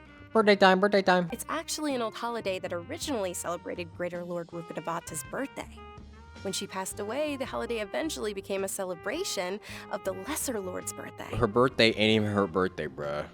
I heard everyone was overjoyed when they welcomed her back to Sumeru. In those days, the festival was a huge deal. But because of the academia's influence, people have gradually lost interest in the festival. Wait, so they're the ones behind them not having interest in Kusanali? The academia actively participates in Sumeru's many holidays dedicated to Greater Lord Rukkhadevata. But when it comes to the Sub-Zerus festival, forget any funding. They practically act like it doesn't exist. That's some bullshit right there. Maybe they see Lesser Lord Kusanali's birth as confirmation of Greater Lord Rukkhadevata's death. So they're reluctant to celebrate. Okay, I can understand missing your god, but the disrespect is wild. Sure, the Greater Lord founded Sumeru, but hasn't Lesser Lord Kusanali been the one quietly protecting us for the past few hundred years? Just remember that we're still out in public. Don't get too carried away now. She says they staring at us. They're staring at us. I know that people over by the Grand Bazaar still hold the Sub-Zerus festival to this day. But I hadn't met any of them before, so I was never able to contribute.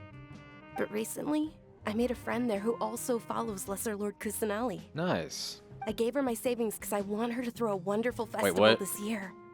You That's the least I could do for Lesser Lord Kusanali. You gave her your money? Hold on, my lady. Does this friend happen to be Nilu, the one who sends flowers to the estate? Yes, that's her. I saw her leaving the other day with a nervous look on her face. It seemed like she was hiding something in her arms. Did you give her something? Yes. Initially, I didn't have much Mora prepared, so I had Nilu sell one of my skirts. I've agreed with Nilu to meet up at the Grand Bazaar today and see how things are coming along. Dia, would you accompany me? Sure. That's quite the trip, though. I'll carry you. Cute. No, that would be too much, even for you. You might as well just accept the lift. If I let you walk, who knows how long it'll take us. And if anything happens to you, then I'd really never hear the end of it from your father. Can we come along? But of course. Nilu will be thrilled to hear there are more people interested in Lesser Lord Kusanali. Dang, I already missed the tavern music. I want to go back.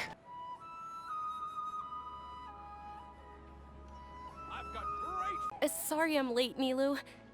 Oh, Dunyarzad. It was taking you so long that I assumed you got trapped at home, but you made it in the end. Uh-oh. But if Dia's here, that means you got caught, right? No. You could say that, but everything worked out. She's on our side now. Not completely. What? Oh. And who are these two? Hi, we're just random travelers. We're not gonna say anything during this cutscene. Don't worry. Oh, meet the Traveler and Paimon, my two newest friends. They're visitors who just arrived at Sumeru City and are looking for information on Lesser Lord Kusanali. So you're followers from another land? Yep. That's wonderful. You two absolutely mustn't miss the Sub-Zerus festival. By the way, Dunyarzad, we've already started decorating the Grand Bazaar. It looks spectacular. Thanks to your generous contribution. You're very welcome. It's the only thing I could do. Do you still have enough Mora? Probably? But don't sweat it. We've already finished renovating the stage. Come on, I'll show you. So her funding did all of this. Aw, nah, she rich. Wow! This place is amazing! Not bad. Huh. Last time I was here, the stairs were full of holes. The stairs were nothing. A little while ago, we discovered that the tree above the stage had a huge chunk of bark ready to fall off. Oh no. Mr. Zubair was worried sick. That's some Final Destination shit right there. We reported it to the academia many times, but they never sent anyone to deal with it. Damn, they hating so hard they would have allowed people to just die at the performance. Oh, probably because it was the theater asking. The academia looks down on performers like us. They probably think it would be best if the theater closed down completely. Yeah. We can't let that happen, though. Not only would everyone involved in the theater go hungry, but then we wouldn't be able to hold the Sub-Zerus festival anymore. Thank the Dendro Archon for Dunyarzad. With the Mora she gave us, we hired someone to patch up the tree, and we also gave the stage a much-needed makeover. The stage is going to be even prettier when it's festival time. I can't wait for you to see it. And I can't wait to see you on the stage. You've been practicing so long already. It's almost time for your dream to become reality. It's gonna be a sweet moment. Until it isn't. Nilu, what are you gonna be doing at the festival? She'll be dancing the dance of Sub-Zerus, the most important performance at the Sub-Zerus festival. Dunyarzad, have you told him the origin of this holiday? Just a thought. I wonder how many names they've mispronounced already. I only told them about the Greater Lord and Lesser Lord so far. Okay. Then I'll tell you two about how this holiday came to be. Okay. According to legend, the Sub-Zerus festival was originally the Goddess of Flowers' birthday celebration for the Greater Lord. Okay. A long, long time ago, on one of Greater Lord Rukkhadevata's birthdays, her friends threw her a celebratory banquet. How nice. Some of the gods got drunk. Oh. One started playing music, and the Greater Lord started singing. So the Goddess of Flowers began to dance. I thought that was gonna take a bad turn. As she danced upon the grass, countless beautiful parisaras began to bloom wherever she stepped. Those brilliant purple flowers became her dazzling stage. All the gods clamored, "Oh, if only time could stop at this very moment." Well, it sounds like they had a great time. When people mention the gods, they always think of the Archon War. But Sumeru's gods also had happy times. Although they aren't around anymore, they're preserved in our tradition of dance.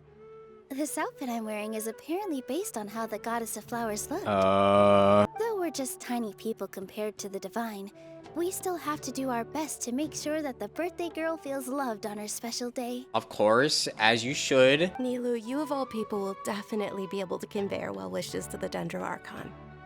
I also noticed that you went the extra mile and scattered parisaras around the stage. They symbolize the Goddess of Flowers, after all. It's just a shame that all the real parisaras went extinct after her death. Yeah. The Greater Lord brought forth parisaras in memory of the Goddess of Flowers. But she ultimately could never truly replicate that beautiful purple. Alright, place your bets. Are we gonna be able to see one of those flowers later on in the story or not? I'm betting yes. Thinking about the Goddess of Flowers dance makes me wish I could have seen it. If my stage were anything like that,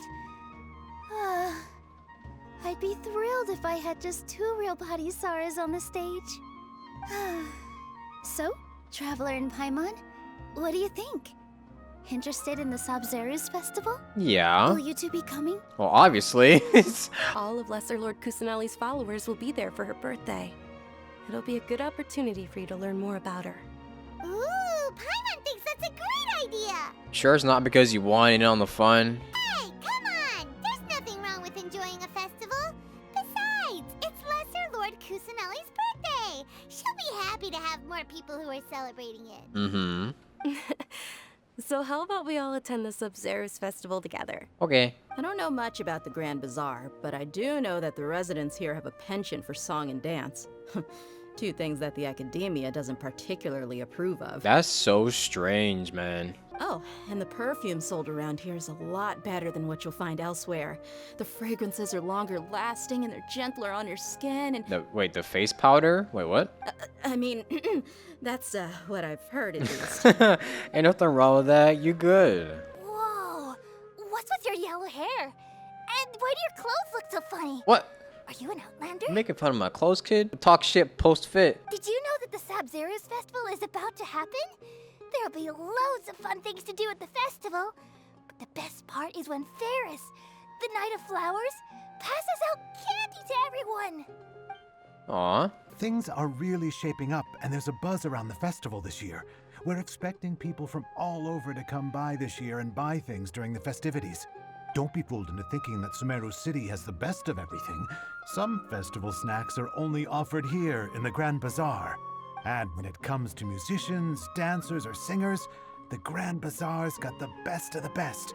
Sure, those folks at the academia might not like it, but what's a festival without song and dance? Facts. This person, he looks like he hates his job. Nilu, your outfit looks amazing. There's also something different about you from when we first met up. I thought I'd add a little extra pizzazz to my dress for the festival. See? Wow, did you sew all that yourself? Uh-huh. Sewing is a fundamental skill for everyone in the theater company because we make all our own costumes. Did you know that Mr. Zubair not only can make costumes, but props too? I've noticed that you can't keep your eyes off that crown over there. Would you like to try it on? Wait, where? Huh? Crown? Where? May I? Of course. The legends say that the goddess of flowers had beautiful horns on her head, so this crown was made to reflect that.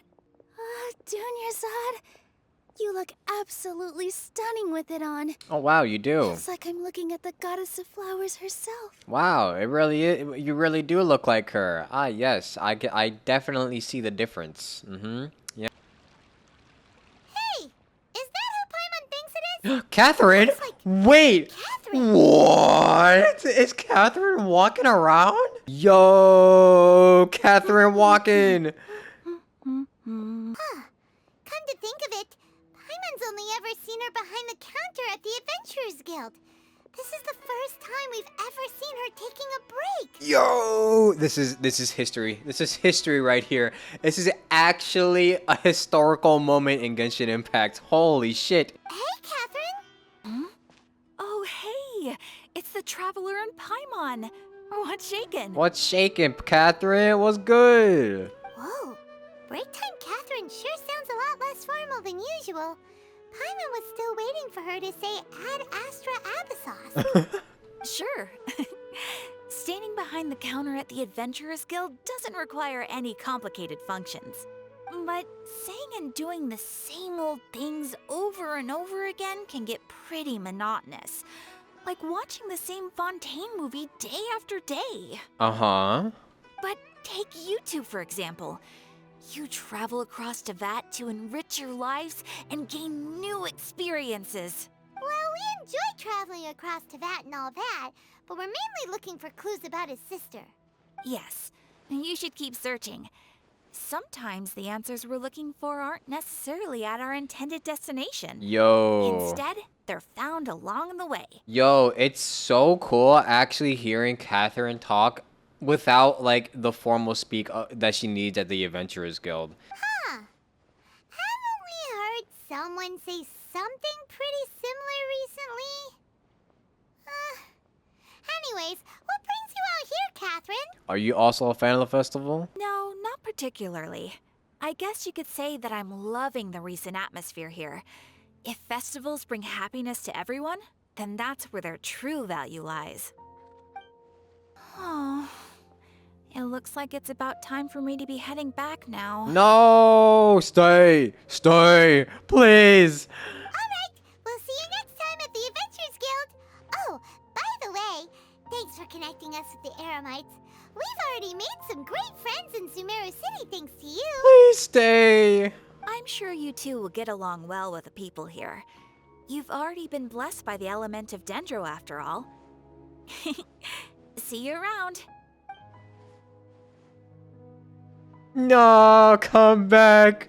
Come back. Really different about Catherine today. Yeah, she was talking a lot more differently than usual. Hey, traveler. Paimon. What's up? Oh, hey, Dia. What's going on? I've got something to tell ya.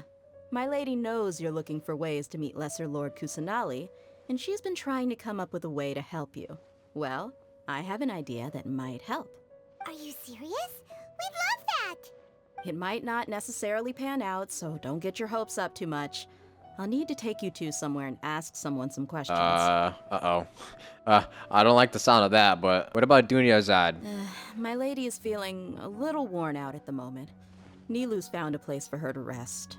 After I take my lady home, let's meet in front of the Citadel of Regzar. Okay. If we talk to Catherine again, obviously she'll say the same shit as she always does, but... I wonder if that'll come up later on. Sorry, I'm late. It took some convincing for the master and mistress to believe that Miss Dunyarzad was only sitting in the port for a while because she was in a bad mood. Anyway, I guess I should be thanking you. I haven't seen Miss Dunyarzad that happy in a long time. If it wasn't for you two, she probably would have been caught and dragged back much earlier. You're welcome.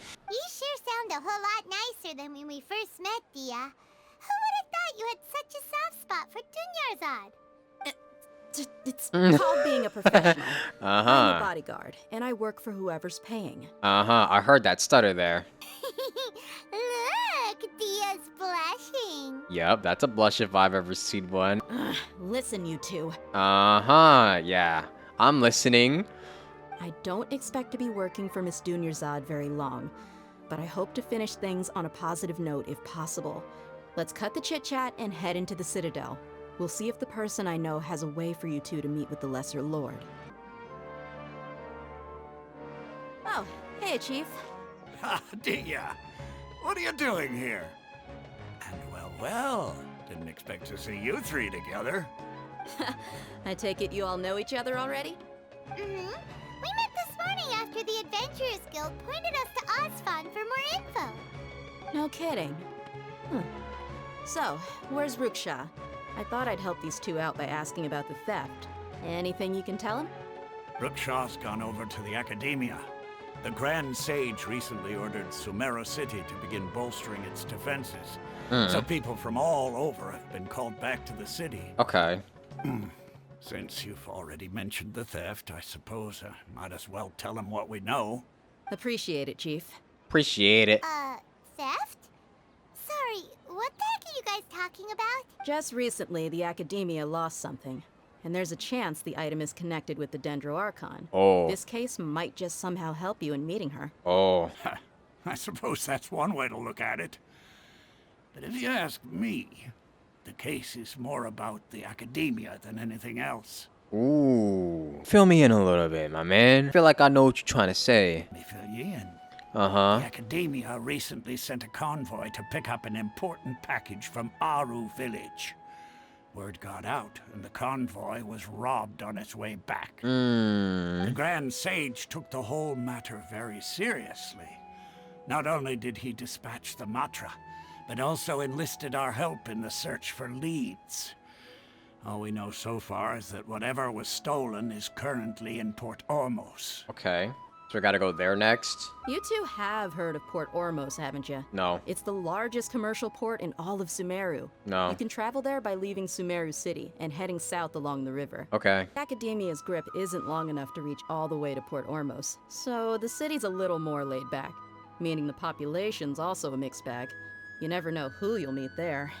Apparently what was lost has a great deal to do with the Akasha, knowledge, and even the gods.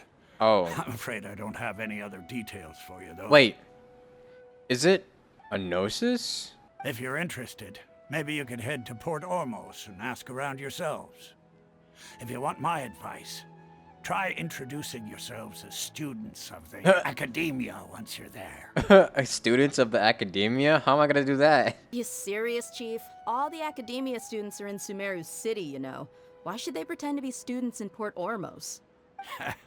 If you're also interested, just go there and see what happens. Huh. Count me out. I've got plenty of work to do here for the Homayani family. And take it from me, if you two really do decide to visit Port Ormos, you'd best watch your backs. Let's just say that the Eremites there aren't nearly as friendly as those here in Sumeru City. Oh, okay. There are even some extremists who go around shouting slogans like, "Retake Sumeru for the Scarlet King." Word is that more and more are joining their movement. They're becoming a real headache for Chief and the others. The Scarlet King's been dead for thousands of years. Now they start spreading rumors of his return. Ridiculous. Not everyone's like you, Chief. Even the desert natives who abandon their homes in the wilderness still wish to have a god of their own. Well, Traveler, that's about all the information we have for you. Man. You two must really be something if you've got Dia the Flame Mane speaking on your behalf. The Corps of 30 isn't officially overseen by the academia, but because we're hired mercs, there's still lots of sensitive intel that I can't reveal to you. Understandable. In the end, when it comes down to it, the city's safety is both the Corps and academia's top priority. I've told you all I can about what was stolen from the academia. As for why you should pretend to be students in Port Ormos, I'll leave that for you to find out yourself. Oh my goodness, I have to go all the way over here. Holy. What the fuck? No! Wait. Oh my god! What is that? Okay, that's gotta be from Conria. What were they building? They were just building anything up in there. What are those? What are those?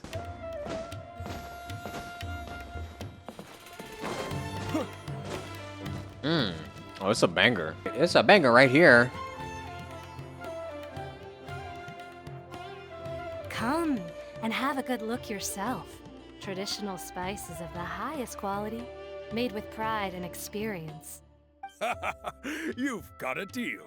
I can't thank you enough for always looking after my business. So this is the Corpa town. Believe me, I'm not making this up.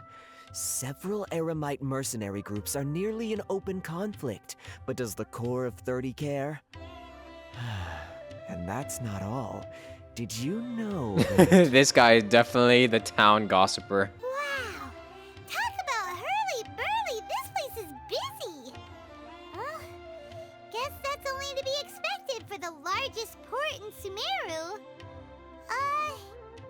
Maybe it's because of what Dia told us earlier, but Paimon can't seem to shake the feeling that there's also danger lurking in these crowds. What do you mean by that? We know that whatever the Academia lost is related to the gods. But other than that, we don't have much else to go on. Osfun told us to try posing as Academia students while asking around. Paimon checked the Akasha on the way here, and the Academia doesn't seem to have any research facilities in Port Ormos. Paimon doesn't get it.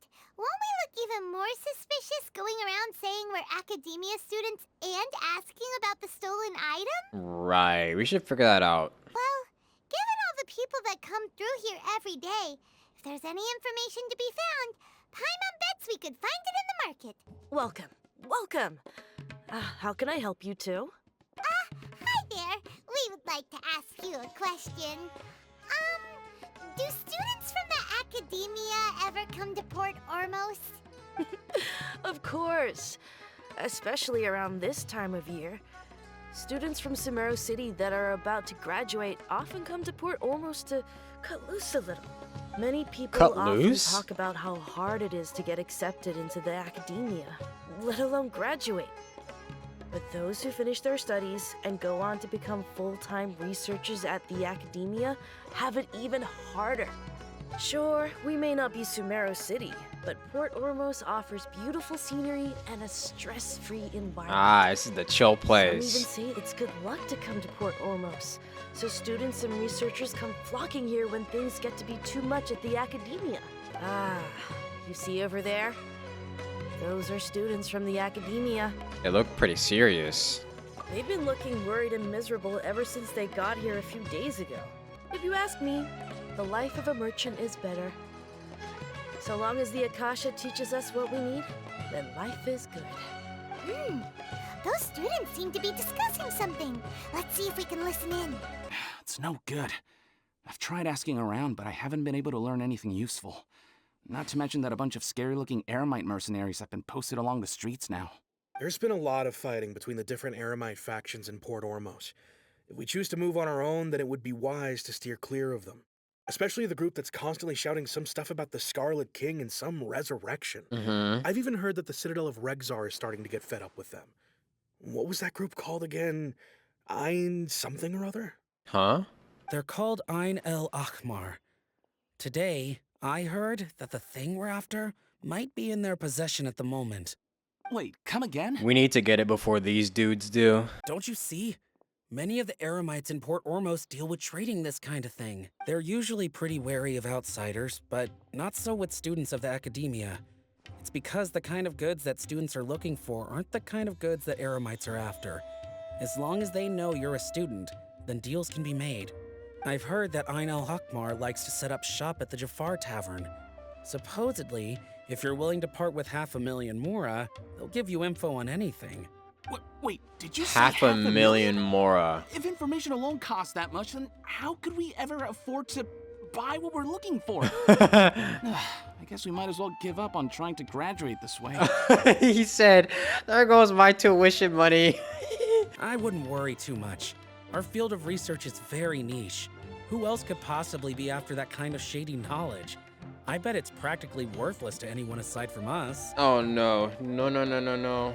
That kind of information is valuable to almost anyone. Well, I guess that makes sense.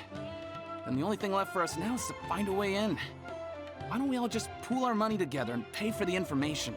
500,000 Mora though? Man. A niche field of research? And shady knowledge? It all sounds pretty suspicious to Paimon. Is knowledge something people just buy and sell like that? Very suspicious. So, what's your plan?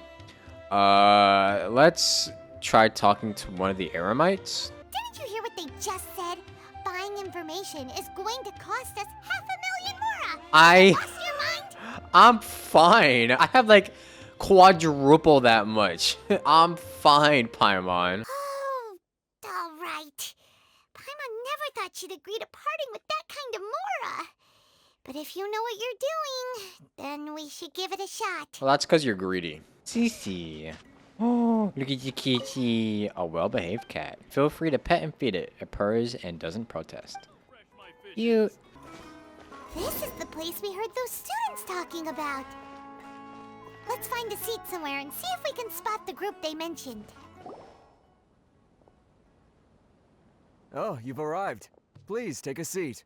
So, they think that they can go toe-to-toe with the boss? Ha!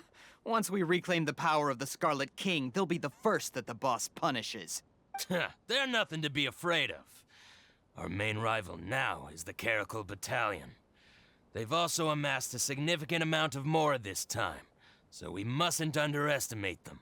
How can the Caracal Battalion compete with the boss when they're nothing but a bunch of money-grubbing opportunists out for a quick Mora? Yeah, with Boss's fervent devotion, he'll be able to use this power to bring our god back this time. I bet. All these guys talk about is the Scarlet King, so they're probably the ones we're looking for. Where the hell is the Scarlet King? I have a feeling they're gonna be like a part of the Fatui or some shit. Greater Lord Ruka Devata. That traitor and her followers must not be spared. The day will come when the Scarlet King exacts vengeance on Sumeru, and all of them shall be punished. Oh, a traitor? We should ask talk about that if we get the chance later. Uh-oh, wait, I feel that's forbidden knowledge, though. That will definitely get us murdered in broad daylight. Who are you? What do you want? I'm a student. A student? What's a student from Sumeru City doing in Port Ormos? I'm looking for info about a certain something. Ah, well, if it's info you want, you've come to the right place. The question is, can you afford it? What if I had him 50 Mora? Huh? What is this, some kind of joke? Sorry, he must have grabbed the wrong amount. Hey, what do you think you're doing? Paimon can't stand to see so much more go. But there's no other choice right now. Here, this is the merchant's address. Whatever you're looking for, you'll find it there. Hmm? Well, what are you waiting for? Okay. I just have one more question for you. We heard you mention the Scarlet King just now. We're actually interested to know more because we're archaeology students. Because. Fine. Since you've already handed over the Mora, I guess I can throw in a little extra info. As you can see, members of Ain al-Ahmar are devout believers of the Scarlet King. Years ago, the Scarlet King founded the great desert nation that was our homeland.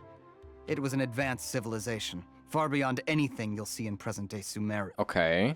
The Scarlet King was the rightful god of wisdom, but he was betrayed by a companion he trusted.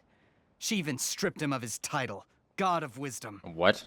So, you mean the traitor was... Greater Lord Rukkhadevata, yes. That shameless wretch destroyed the Scarlet King's civilization, and our ancestors were forced to flee to this land where we were made to suffer the tyranny of our enemies. Oh.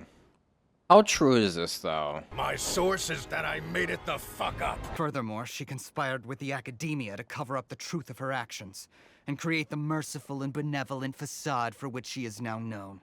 Ugh, just thinking about it sickens me. But the story doesn't end there, oh no. The Scarlet King isn't truly dead. The voice of the Oracle has been heard in the desert, prophesying his resurrection. Mark my words, our god shall return. And when that day comes, all followers of the traitor and all the desert dwellers who have forgotten their true god will suffer retribution together. Alright, bro, relax. You're speaking a little loud here. If what I'm saying makes you shiver with fear, it might not be too late for you to become a believer of the Scarlet King. Can you tell us more about the Oracle? I don't have anything to say to you academia people about that. I think this conversation has reached its end. Not just yet. This man is a fraud. Who is that? You again? Deranged academia lunatic. Hey, man, chill. Yes, it's me again. I already warned you that if you weren't willing to sit and discuss things with me, I'd take measures to make things uncomfortable for you. Who is this man? Listen to me. That address he gave you is fake. Ah! Or at least, you won't find a merchant waiting for you there. This group has been boasting all around that they can provide information on a certain item as a means of luring people into their territory. Ah, alright. It's time to throw some hands. Once you show up, they keep up the act until they have hard evidence that you want to purchase said item. Then they use that to squeeze you for all the more you're worth. Alright, we're throwing hands. You got me, right? Shut it, Al-Haytham! What are you playing at, trying to ruin our business like this, I told you the other day. I wish to discuss my terms with your boss. Ha! The boss made it perfectly clear that he won't negotiate with you. Yes, and in no uncertain terms. But that was then.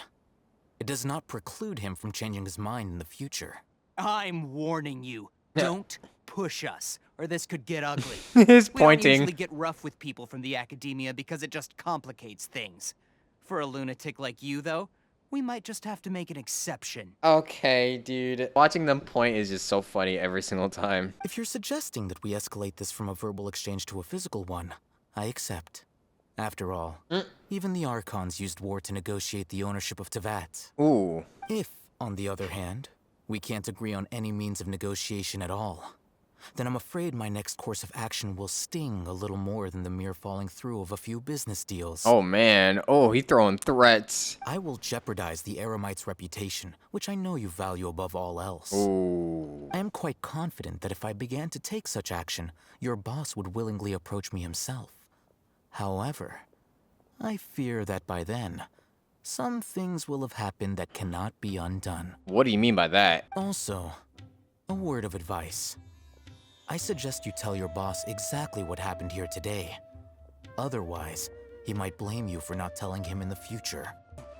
What did you say? Consider this. Have I ever failed to follow through on my word in the past? This guy is really out of his mind. Okay then. If you really have a death wish, let's meet a week from today. The pier in front of the Pharos Lighthouse, 4 o'clock in the afternoon, sharp. Don't expect us to hold back. Ooh, let's go. We get to see fights. Not so fast. First, you return the 500,000 more to them. He threw it on the ground. Thanks. Please, I beg you, don't provoke them. We can't afford any trouble with this crowd. They haven't even paid for their food yet. Ah, Mr. Iman. There appears to be fewer staff in the restaurant recently. This wouldn't happen to be because they're all busy spreading the word to the students, would it? No, damn. Well...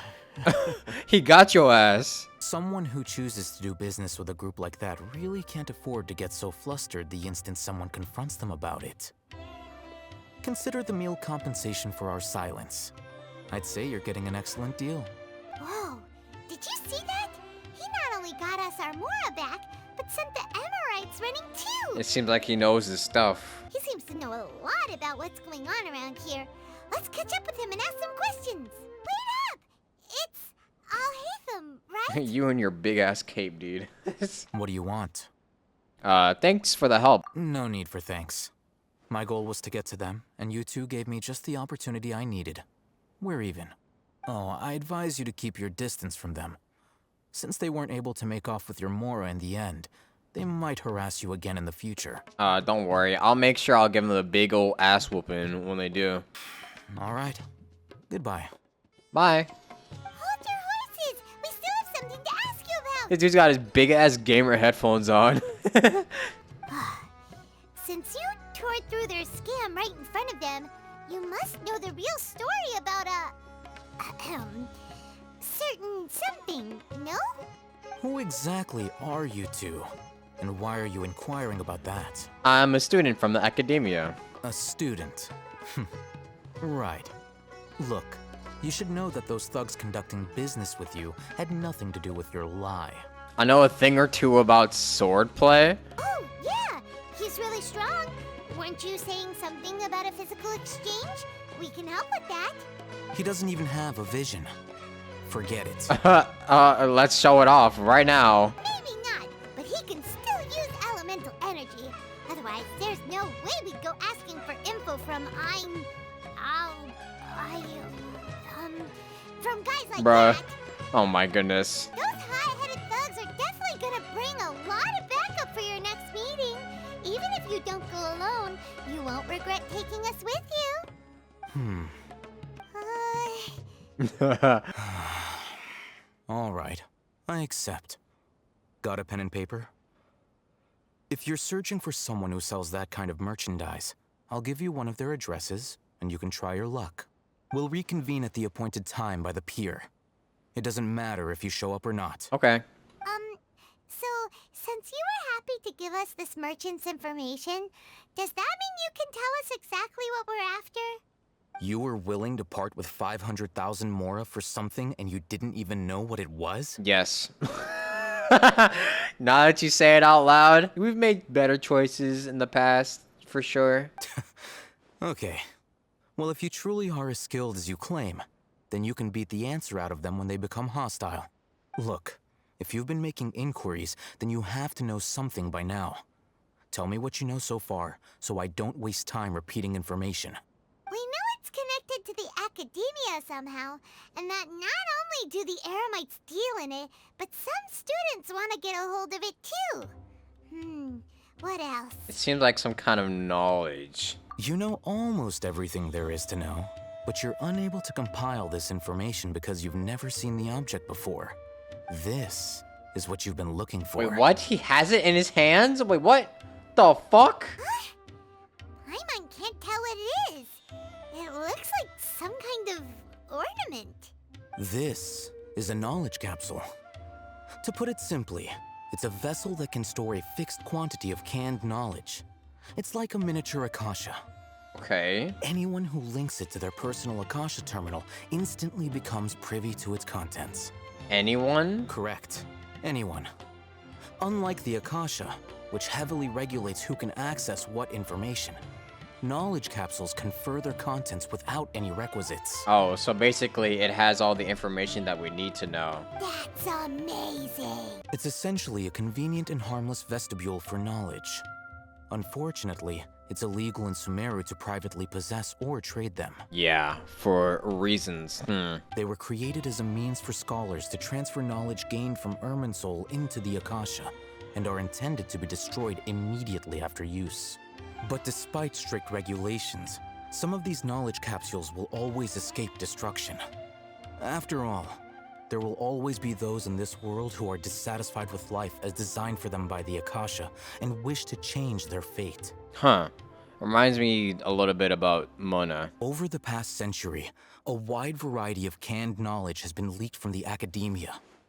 Now, in Port Ormos, the valuable ones are a means to Mora for the Eremites. Meanwhile, those which the Eremites deem to be useless to them occasionally prove useful to the common citizens and hapless academia students. Well, I think that about sums it up. So it's basically just a capsule of knowledge that has things that have been censored. I heard the academia lost something recently. Oh, so that's your true objective. I want to know more about it. With our current arrangement, I don't believe I can offer an answer. We can negotiate. You're still resolved. Fine. Let's talk somewhere with fewer people. This guy is so serious. I know for a fact if you try to tell this guy a joke, he's gonna stare at you. Let's continue our conversation here. If you wish to learn more about the knowledge capsule that the academia lost, then you must help me with something. What is it? I need you to find someone named Dory, a traveling merchant. Oh no, not Dory. Unlike the peddlers who hawk inferior knowledge capsules, she often has quality goods in stock. Some say that as long as there is profit to be made, there is nothing she won't dare to sell. She's guarded against people from the academia because most of her wares don't comply with academia regulations. I think she blacklisted me. I met with her informant, but it soon became clear that they had no intention of letting me get any further. Become one of Dory's customers and earn her trust. This is my condition for further collaboration. Why do you want us to meet with her? Until you complete this task, you don't have question privileges. He literally just said he's blacklisted. Fine. Uh, So how do we go about doing this? we have no room to negotiate, Paimon. This is our only way. You two are outlanders who haven't been here for long, so Dory should view you as safe clients. I'll give you the informant's address and their contact password. Beyond the password, though, I have no way of knowing what other tricks she might have up her sleeve. You'll have to improvise. This is kind of nerve-wracking. We'll be fine. We're the protagonists. We won't. Surely nothing bad will happen. The true challenge begins after you meet her. She has a keen nose for Mora and a shrewd eye for wares, and she only likes customers who she deems to have good taste. I'll prepare some funds for you. Buy her highest quality wares and earn her approval. But we only just saw a knowledge capsule for the first time. We don't know how to tell which ones are good and which ones are bad. Is that something we can learn quickly? Well, I mean, I guess we could tell it from just looking at it, honestly. That's true. Have you two heard of elemental sight? Oh yeah, that too. Oh? That's a surprise. Guess I'll have to hold you in higher regard. Anyway, that ability should resolve your issue. Okay. Here are 2 knowledge capsules. Tell me, can you detect any difference in their quality? No. Try inspecting them with elemental sight. Oh, okay. One of them is glowing. How'd it go? Did you see anything? The one on the left shines brighter. Rumor has it that higher quality knowledge capsules generally appear brighter when viewed through elemental sight. That's because knowledge originates from Irminsul, the root of Dendro power itself. The more powerful the knowledge, the richer it is in Dendro energy. However, some canned knowledge with a high concentration of elemental energy is of little use in contemporary times, so those capsules are of little value. Okay. Using elemental sight is merely a stopgap measure, but it should suffice for earning Dory's trust. Here's a sheet with the informant's location and contact password, and here is the mora for purchasing canned knowledge. Don't be cheap. You'll need to spend to catch Dory's eye.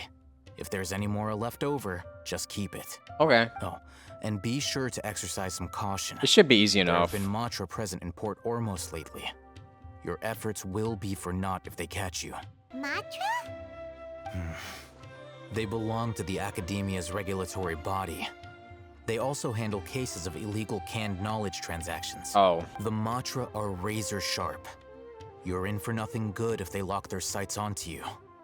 If you two want to back out, now's the time. I will take that risk. I've been through worse. Okay, then we have a deal. If you succeed in your dealings with Dory, come find me at the Wikela Funduk. We'll have an open discussion then. Hello. What are you two looking to buy? Hello. We want to buy raw horror fruits? Wait, are you sure you're remembering that right? Oh. Paimon doesn't think it was that on the paper. Oh, I didn't read the paper. Shit. Want to buy some unripe horror fruits.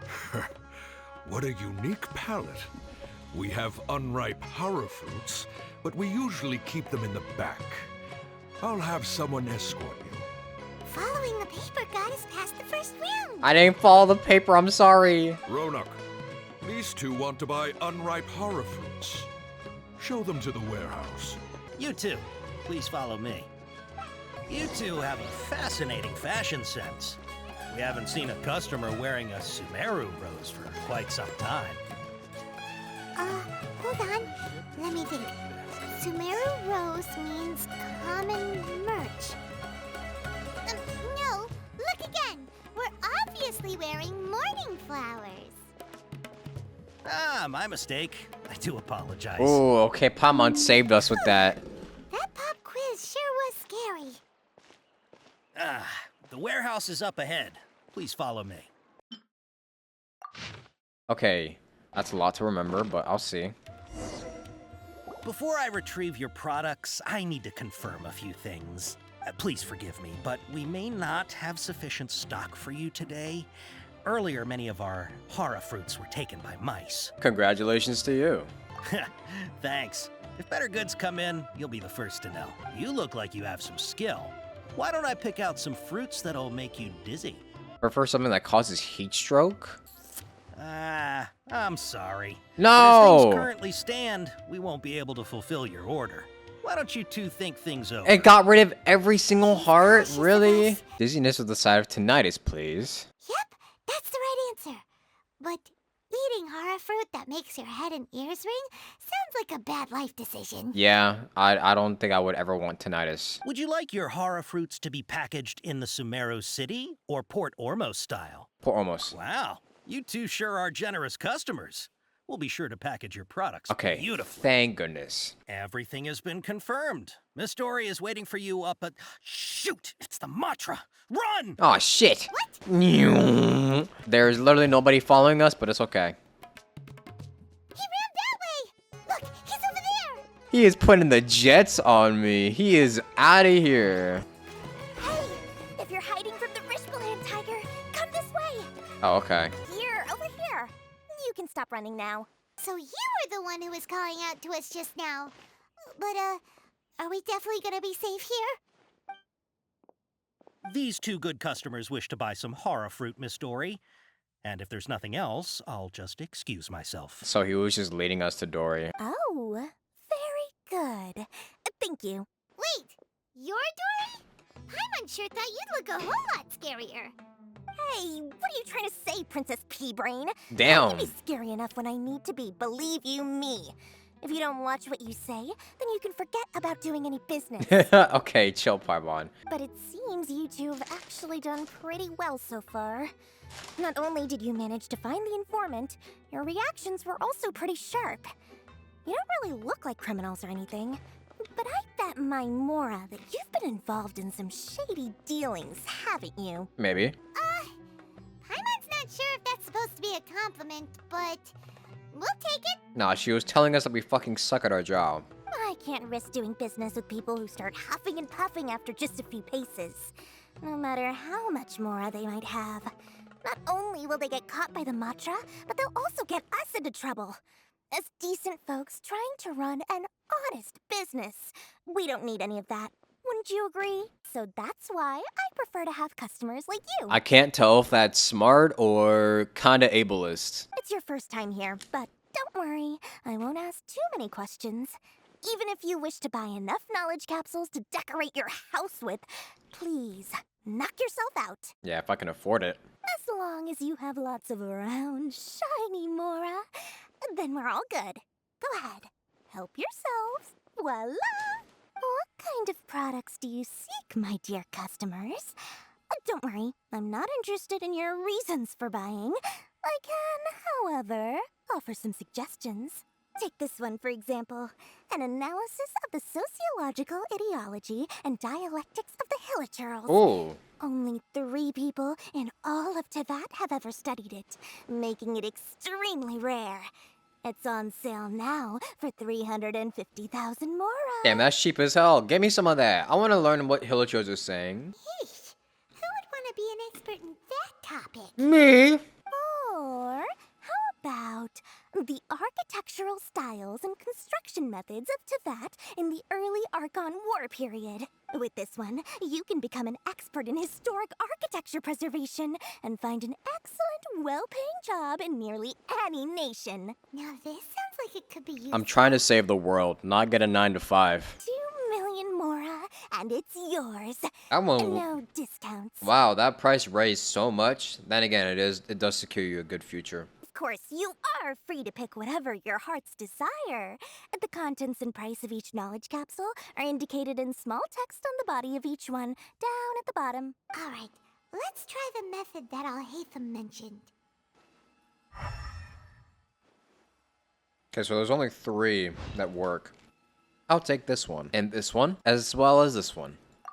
Ah, you've really got a good head on your shoulders, and quite the eye for quality. My oh my, you are blessed with a taste for both the exquisite and the extravagant. Customers like you are a rare breed. 1 in 100. No, 1 in 1,000 even. Listen, I have a special offer for you two.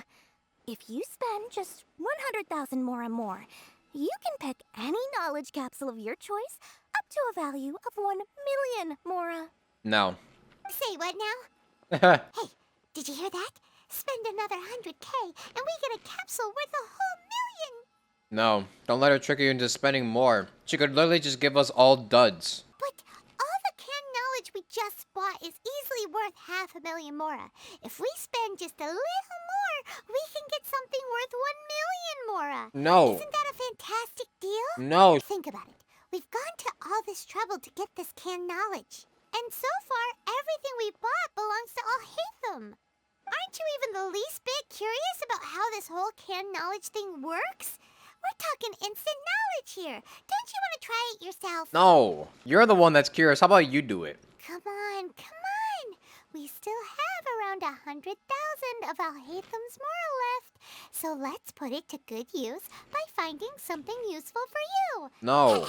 You've got a deal, Dory. No. I'd like to spend an extra 100,000 Mora. Paimon. Excellent. Then please, select from this fine collection of canned knowledge over here. Oh my god. Hold on a second. Paimon thought we could choose whatever we wanted. Why can't we choose the ones from over there? Oh, but my dear customer, the knowledge capsules over here are worth 1 million Mora each. I'm sure discerning customers like yourselves will be able to find something to your liking. Please, take your time. Bruh. Oh, Paimon has a bad feeling about this.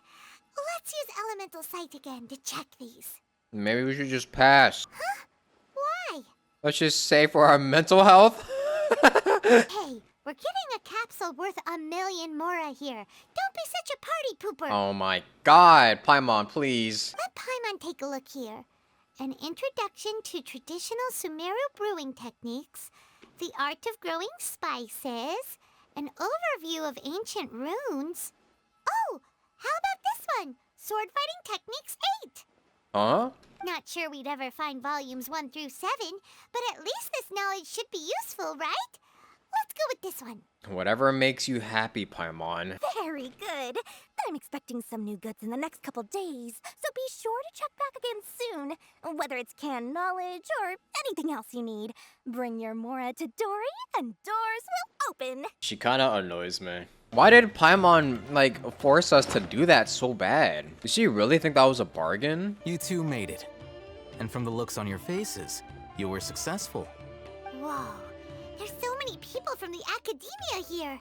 Why would you pick this place as our meetup spot? Well, Wikela Funduk is under the Academia's control, so naturally the Academia has people working here. I came to Port Ormos under the pretense of conducting official business.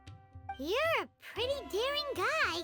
Relax. No one here is interested in anything we say, and the Matcher won't come here. Okay now, tell me how your encounter with Dory went. It went well, but Paimon made you use all our money. If he asks us anything about how much money we have left, just blame it all on Paimon. We did what you asked. So, can you tell us about the knowledge capsule that the academia lost now? Before that, I have to ask. Why are you two so intent on tracking it down? You don't have to answer, of course. We want to meet with the Dendro Archon. Yeah, he just wants to meet the God of Wisdom and ask her about something important. We've been in Sumeru for a while now, but we still haven't found a way. When we heard that the academia had lost something that might be related to the gods, we came here in case it turned out to be our lucky break. In that case, you're on the right track. A short while ago, the Academia lost a knowledge capsule in the desert. It's supposedly a divine knowledge capsule. Okay. Use it, and you'll gain the wisdom of the gods. It's literally inside of a capsule? Really? I highly doubt it has any mystical properties, but it does indeed exist. And it's right here, in Port Ormos. So, where exactly?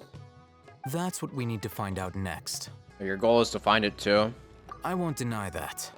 I am investigating because I'm curious as to what the divine knowledge capsule truly is. That's probably bullshit. Either that or it's a gnosis. The Eremites in Port Ormos also have their eyes on it. It is an extremely precious item. The knowledge contained within may bring great power or wealth to whoever has it in their possession. My personal finances and connections cannot compete with those of the Eremites. After attempting various methods, I finally managed to reach a tentative agreement with several brigades. I agreed to forego ownership of the divine knowledge capsule in exchange for the opportunity to study it. After all, there's no harm in understanding what it is. Sounds like a decent deal. However, there are those who are less amenable to negotiation, such as those from Ain al-Ahmar. They adamantly believe that the divine knowledge capsule contains the Scarlet King's power, and that he will return to this world when they obtain it. They refuse to let anyone from the Academia tarnish their deity's soul. Something tells me it's not gonna work like that. So you kept hounding them because they refused to cooperate with you? Yes. Ain al-Ahmar isn't exactly wealthy, but its members are determined to get that capsule by any means necessary. So, I've been sabotaging their business to force them into negotiating with me. The divine knowledge capsule should be up for a secret auction within the next few days. Each brigade will place their own bid, and the prize will be covertly given to the winner. More money spending. Woo! To ensure the capsule's security and to evade the Matra's notice, the winning brigade will not publicly disclose their victory. Unless I know whose hands the divine knowledge capsule ends up in, my agreements with them will fall through. Okay. Dory is the most reliable source of information, but that avenue was previously closed to me. With you on board now, the situation is different. Oh, so he's using us. The day after tomorrow, go back to Dory and try to purchase information on the divine knowledge capsule's whereabouts. If she has no information, wait 2 days and approach her again. Okay. If I get the opportunity to study the Divine Knowledge Capsule, I will relay my findings to you. Will that suffice as compensation? Yeah, that's pretty good. But will he? Alhaitham, before you go, we actually bought a knowledge capsule for ourselves, but we're not sure how to use it. You two want to try using a knowledge capsule? Sure, I can teach you. Doing so right under the Academia's nose is a bit problematic, though. What do you say we head to the outskirts of town? Okay. Do we, like, start floating in the air as soon as we use it? Show me the capsule you purchased. Here. Sword Fighting Techniques 8. Huh. A combat class knowledge capsule. This class is something of a rare find these days, since most have been taken by the Eremites to augment their battle capabilities. Uh-huh. Really? Ah, yeah, what a great buy! Yeah, okay. If you want to determine the efficacy of this capsule, I can evaluate your combat ability. However, effects will likely be minimal if you already possess a high amount of strength. We can conduct a controlled experiment where you fight 2 battles, one before using this knowledge capsule and one after. There may be variances in your physical strength between the 2 tests, as well as a disparity in your opponent's abilities. But don't worry, I'll run statistical analyses afterward to mitigate any confounding effects. Alright. Wow! Alhaitham! You must have been one of those guys at the Academia who got top grades on everything! He's gonna be like, no, I was a dropout. Paimon's curious about something, though. You definitely weren't one of those students who needed canned knowledge to graduate from the Academia, right? So, why are you risking getting caught by the Matra for this capsule? When you are unable to understand a researcher's actions, most cases can be attributed to curiosity. This is but one theory. What does that mean? The next step is to use this knowledge capsule. Hold it in your hand. I'll help you establish a connection with it so you can activate its power. Use the canned knowledge. As if I saw countless sword-wielding figures fighting one moment and then, in the next, they disappeared into the recesses of my memory. Hey, how are you feeling? I felt something for a moment. You mean that it worked? Maybe. All right. Time for round 2. Fight with the same composure as before. Seems like it did absolutely nothing because I'm doing the same damage as before. Alhaitham, how's it going? Well, the knowledge capsule you purchased did improve his combat capability. During the second fight, his overall fighting performance increased by 0.073%. See? Wait, how much? Literally didn't improve at all. Dory's such a jerk! She totally scammed us! 1 million mora? This thing isn't worth a tenth of that amount! See, that's exactly why we shouldn't have bought it. Of course, this could be because he is so powerful that the capsule's contents were unable to produce a substantial increase. True. At the very least, this test allowed me to gain more insight into you two. Our deal seems increasingly worth my investment. Bro is like, oh, he's strong. I'm heading back to Akela Funduk. I await your response in 2 days' time. This is Mora for when you ask Dory for information. Pay her as much as she requests. Here, over here! Oh, welcome back, my loyal patrons. What can I do for you this time? You name it. Canned knowledge, supplies, or anything else you need. I'll find a way to get it. And you really get us anything we want? Anything at all? Aha! So it appears that canned knowledge alone is no longer sufficient for your opulent appetite. Then please, oblige me. Tell me what you have in mind. I'd like to buy info on the whereabouts of the Divine Knowledge Capsule. Oh! I knew customers with pockets as deep as yours would undoubtedly crave something more profound than ordinary canned knowledge. But you know, that kind of information isn't going to be cheap. Oh my god. After all, I had to work really hard to weasel my way into the auction site. Not to mention that if anyone found out that I was the leaker, I would be in big trouble. Yeah, it would be a shame. But how can we be sure your information is accurate? Paimon's curious how you just happen to have this kind of info the moment we need it. Because to me, anything of value is what I consider to be my supply. Therefore, I must always be aware of what's hot on the market in order to secure more sales. As for the information's authenticity, well, you've no need to worry about that. I used a camera to take a picture of the transaction. That way, no one can dispute it. Uh-huh. It's always a pleasure doing business with such sterling patrons. Now that you've paid in full, here's the scoop. What? The Divine Knowledge Capsule was purchased yesterday by a certain Misery, the leader of Ain El Ahmar. We didn't even get to see the price. I wonder how much it was for that info. The group has done everything in their power to obtain the Divine Knowledge Capsule. After all, they believe it contains the power of the Scarlet King. That Divine Knowledge Capsule is unlike any other canned knowledge I've seen before. It was glowing bright red. The capsule is clearly visible in the picture I took. You can look for yourself. If it's bright red, Thanks for the info, Dory. Please, it's my pleasure. It's all thanks to discerning customers such as yourselves that my efforts yesterday were not in vain. Please, don't hesitate to contact me if you ever need anything else in the future. Mora for Dory opens doors. I'm never going to contact you ever again. Oh, hey, Thumb! We got the info you wanted. Really? All right. Let's hear it. It's the very group that we're about to face. Dory even gave us evidence to verify the intel. Have a look. All right. The person in this picture is indeed Misery, the leader of Ain El Ahmar. And the glowing red capsule he's holding appears to be the Divine Knowledge Capsule. In which case, if we play our cards right, when we confront them next week, we should be able to force them to show their hand. At first, Paimon didn't get why you were provoking these Ain El Ahmar guys. But now, it sort of makes sense. Everything's playing right into your hands. Are you sure he planned this from the beginning? Thank you for your time and efforts.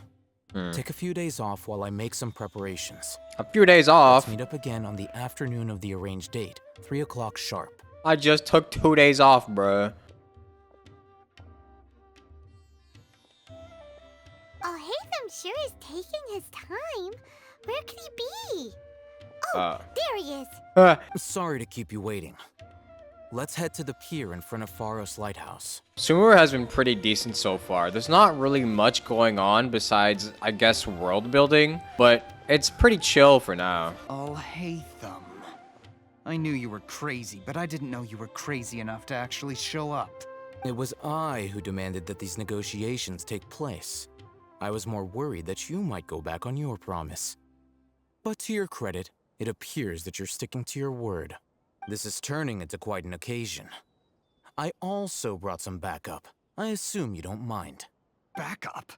Aren't you the brat from the restaurant the other day? Yeah. You've come to support this lunatic because he helped you out? Yeah. Fine. Your funeral. Okay. I'm not going to mince my words. Once we're done with you, you'll be nothing more than fish food. Get 'em, boys! Alright, I see we're playing like that. Uh-oh, here they come. Good luck, you two. When is she gonna fight with us? Come on, Paimon, you gotta fight with me at some point. Try to keep up. Bye-bye. Haha. Academia scum! You suck. You're trash. Boss, finally! What Did you use it? Great! Now we What? can... Bruh. There's no way. Boss?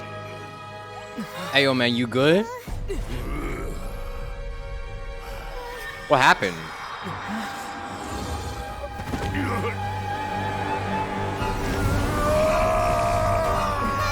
Oh, this guy did not use a good knowledge capsule. Boss!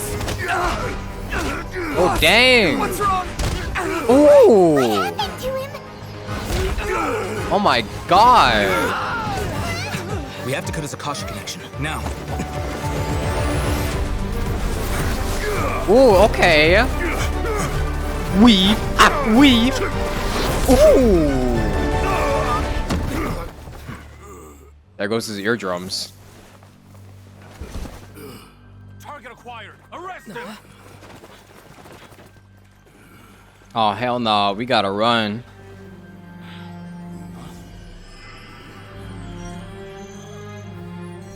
Do not impede our work. Is that understood, Alhaitham? Of course. I was only trying to help. Take him away! Oh, was that it?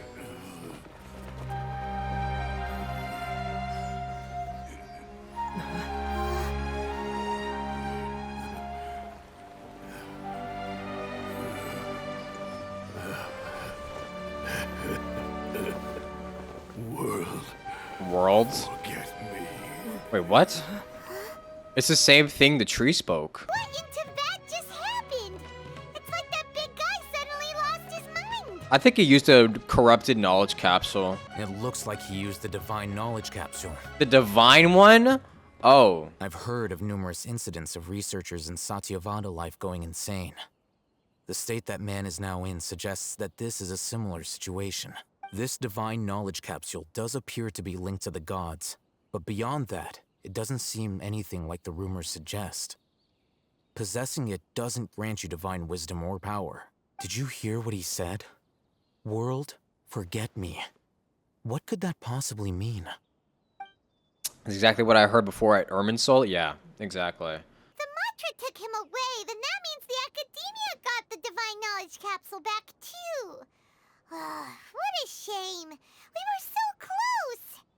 Still, Paimon didn't expect the divine knowledge capsule would be so dangerous. Is he gonna say it? Imagine if we tried to open it. Oh, who knows what would have happened to us? As things stand, there is no reason for me to remain in Port Ormos. Oh, he didn't. I believe our collaboration has also reached its end. Oh, he hasn't said anything yet. Oh, we were so busy trying to find the divine knowledge capsule that Paimon forgot to ask you something. Since you're a member of the Academia, do you have any idea how we could go about meeting Lesser Lord Kusanali? Truthfully, I don't. Lesser Lord Kusanali appears to exist outside of Sumeru's entire administration. Most of the time, you wouldn't know she exists at all. Moreover, since the Academia possesses the Akasha, a symbol of our deity's wisdom, scholars have no reason to desire to make contact with the deity herself anyway. So she really is useless. Everything about Lesser Lord Kusanali is such a mystery. I'm heading back to the Academia. How about you two? It's almost the day of the Sub-Zero's festival. Maybe we should head back too. We've been rushed off our feet over the past few days, so maybe a little rest and relaxation will do us good. Let's return. Then we'll part ways here, Alhaitham. Until we meet again. He did not say a word about the capsule. Now, do I deal with this thing first? Or should I produce the report that the higher-ups require? Ah, so you're a Fed. You're a Fed! I fucking knew something was up with this guy. Oh, chapter 1, nice. Sub-Zero's festival, here I come. We didn't miss the Sub-Zero's festival, right? Let's hurry and find Dunyarzad. Paimon thinks she must be around the Grand Bazaar, since she showed us around there last time. Dunyarzad, we're back! Just as promised, Traveler and Paimon. I'm so glad that you two came back to celebrate Lesser Lord Kusanali's birthday. Birthday time, birthday time. The festival's tomorrow. We've been preparing for so long that I can't help but feel a little nervous. There's no need to be nervous. Paimon's sure that Lesser Lord Kusanali will feel everyone's gratitude. Thanks, Paimon. I hope that everyone who comes to the festival will also have a good time. Speaking of which, did you manage to make your way to Port Ormos? Discover anything over there? A lot of things. I see. Sounds like you two had another exciting adventure. Does she want to go on an adventure with us? If there is another chance, I would love to join. She does. Can you fight? That's the most important question. Can you fight? My lady, if you went to Port Ormos in your current state, we'd both be in for a lifetime of trouble. Dia! You were eavesdropping! It's called covert protection. Keeping an ear out for what's going on around my employer is part of the job. It's all right, Dia. I merely said I would like to go. I know better than to think my body could handle it. Yeah. Why don't you just come with us? The festival's tomorrow. I've been doing nothing but causing trouble for you. So Dia, please take some time to relax. I'll be fine. Even when you put it that way, it still doesn't feel right. Don't worry, my guardian knight. Oh, wait, that's cute. Okay, fine, but only tonight. Tomorrow's a big day, and many no-good scumbags are gonna try to take advantage of that. True. Paimon. Oh, you two must be exhausted from your long journey back to the city. My apologies for not realizing this sooner. I've already prepared a room for you to rest. Please follow me. Whoa, you're so thoughtful. Paimon's so ready. Of course.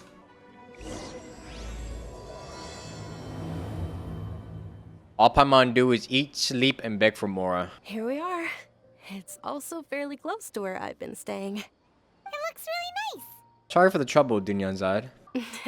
Not at all. Just tell me more about your adventures when you next get the chance. That's Paimon's specialty. Paimon can tell you stories next time. About our plans for tomorrow. Oh, if you don't mind, how about we all walk around together tomorrow?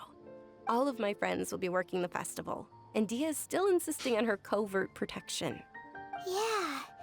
It'll be pretty hard to relax and enjoy the festival if Dia's constantly hovering over you, right?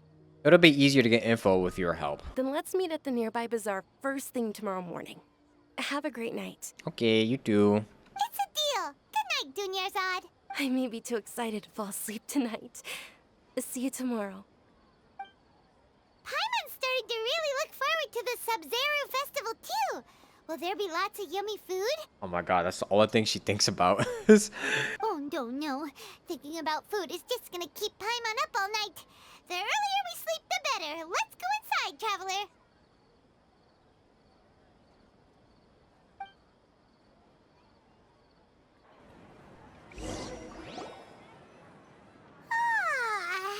Did we oversleep? Nice.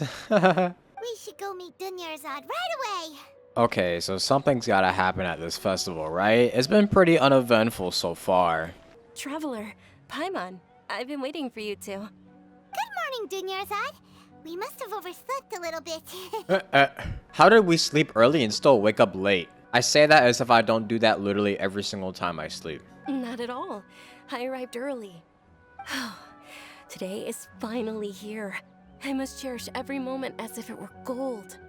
You've worked so hard for this day. You gotta enjoy it to the fullest. You know it.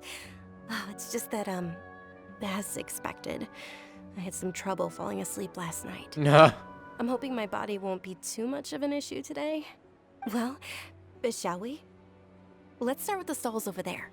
Many vendors came out of the blue to support the event, and they insisted on covering costs themselves. Let's go give them some business. Wow, they covered the cost themselves? Wow. Oh, sounds like they're not in this just for the Mora.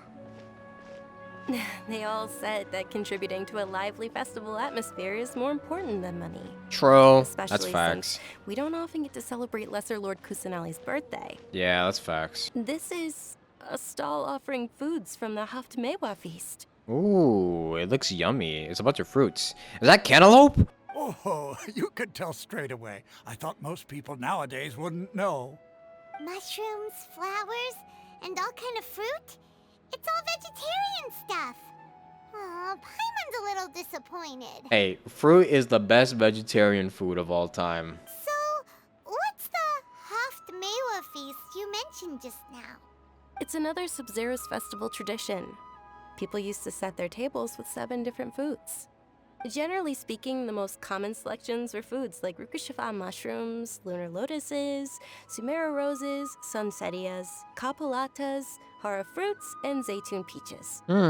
It sounds kind of yummy. So, the Sub-Zero festival is a vegetarian holiday? No, she's gonna be disappointed. Don't say it. You don't have to be a vegetarian to enjoy the spread. We just use the 7 foods to symbolize the 7 virtues of the Dendro Archon.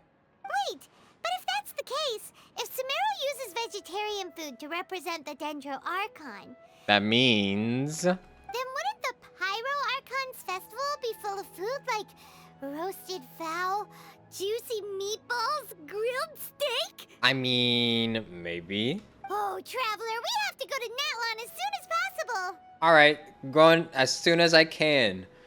In 3 years. I hope your wish comes true one day, Paimon. Thanks! Alright, how about we also check out some of these other stalls? Dear customers, would you like to try your hand at alchemical divination? Ooh, alchemy. What's alchemical divination? Those two things sound like they'd be fun to try together. Yeah, until you blow yourself up. Right? I thought the same when I first heard about it. It is said to be a mysterious craft invented by none other than Lesser Lord Kusanali herself. So, how does it work? It's quite simple. After you give me any 2 alchemical reagents, I'll use them to perform a random transmutation. Sure sounds random. So random that it will probably fail. Like I said. That is precisely what we need. After the transmutation fails, your one and only diviner here will interpret the remnants. For some reason, I don't buy it. So it fails, and he's like, okay, yeah, you failed. Oh, give me your money. Well, according to Lesser Lord Kusanali, everything is interconnected, and all that occurs can be traced back to fate. You could say this is a pearl of old wisdom. So what if it doesn't fail? Why does everything sound so much more credible when Dunyarzad says it? Are you guys working together? So that's the true wisdom behind it. This young lady sure knows her stuff. So, how about it? Want to give it a try? Alright, I guess. Let's do this. These look kind of pretty together. Let's try this. Okay, one moment. It's the moon. The moon? Paimon wants to take a look too. Is it? It looks more like a pie that Paimon bit into. What? You got some big ass bites then. Damn. Generally speaking, the moon signifies...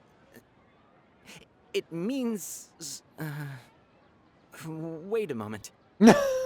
Oh, I remember now. It means illusions and lies. Illusions and lies? Illusions and lies? That sounds rather ominous. Yes, but this book says that if you trust your intuition and overcome your fears, the sun will surely rise. You got that from the butterfly and a red flower? What? He's not even trying to hide his book anymore. Naturally, fate will only ever show you the beginning of a journey. It is up to you to forge your own ending. Oh, thank you so much. I'll keep that in mind. Oh, it's nothing. I'm just learning as I go. Guess that was still pretty interesting. Okay, on to the next stall. Illusions and They lies. say the I wonder. Sub-Zerus festival was very lively a long time ago. Large flower carriages used to parade through the city. As they headed towards Port Ormos, people would throw flowers, candy, and liquor all along the way. Liquor? Wait, what? Zod's eyes are sparkling right now. I wish I could have seen that spectacle. But if you ask me, I'm sure Nilu's Dance of Sub-Zerus would be just as impressive. Oh my god. Jesus Christ, jump scare. Attention! Soldiers, fall into formation if you want any Yalda candies. They all fell into line so quick. It's a weird guy with a weird hat. Hey, it's Dunyarzad! What? Miss Dunyarzad, the children love you even more than the Yalda candies. The Hallowed Knight of Flowers. It's an honor that you know my name. Attention! In the name of Ferris, the Knight Attention. of Flowers, I commend you on your contributions to the glorious Sub-Zerus festival. All right, little soldiers, take your Yalda candies and don't forget your loyalty to Lesser Lord Kusanali. Yes, Knight Ferris! Just what is going on here? Ferris, the Knight of Flowers, is another Sub-Zerus festival icon, and one immensely popular with children. In the past, the actor portraying Ferris would also sit on a flower carriage. Aw. It's all thanks to Miss Dunyarzad's sponsorship that the children can make such wonderful memories today. As are we to you, Vihar. Oh, not at all. Oh, speaking of tradition, do you want some Yalda candies? They're a festival staple, and I happen to have some boxes readied here. Take a look and pick whichever one you want. Whichever one? Don't these boxes all look the same? This is a game. That is the fun part. Each box contains a random flavor. Ah, It's up dang to it. the luck of the draw. Flavors include lavender melon, hara fruit, sunsetia. Okay, those aren't bad. Ooh, those all sound pretty good. What else? And there's also lizard tail and I knew it. What am I playing? Bean Boozled? Huh? What's up with those two flavors? Onikabuto is a little spicier than lizard tail. Dunyarzad, you tried them before? Traveler, help Paimon pick one. Paimon wants the Sunsetia flavor. Me? It's alright. Paimon believes in you. I also believe in your intuition. Great. These boxes of candy are numbered 1 to 5 from left to right. Which one do you want? Let's go with 3. It's definitely number 3. I'm sticking with it. Attention! That's unfortunately lavender melon. Lavender melon. That's not even bad. That's kind of cool. Paimon thought you survived so many epic battles because you had incredible luck. But looks like Paimon was wrong. Yeah, it was all skill. You better keep that in mind, Paimon. The Sunsetia flavored candy was in box number 4. How about this?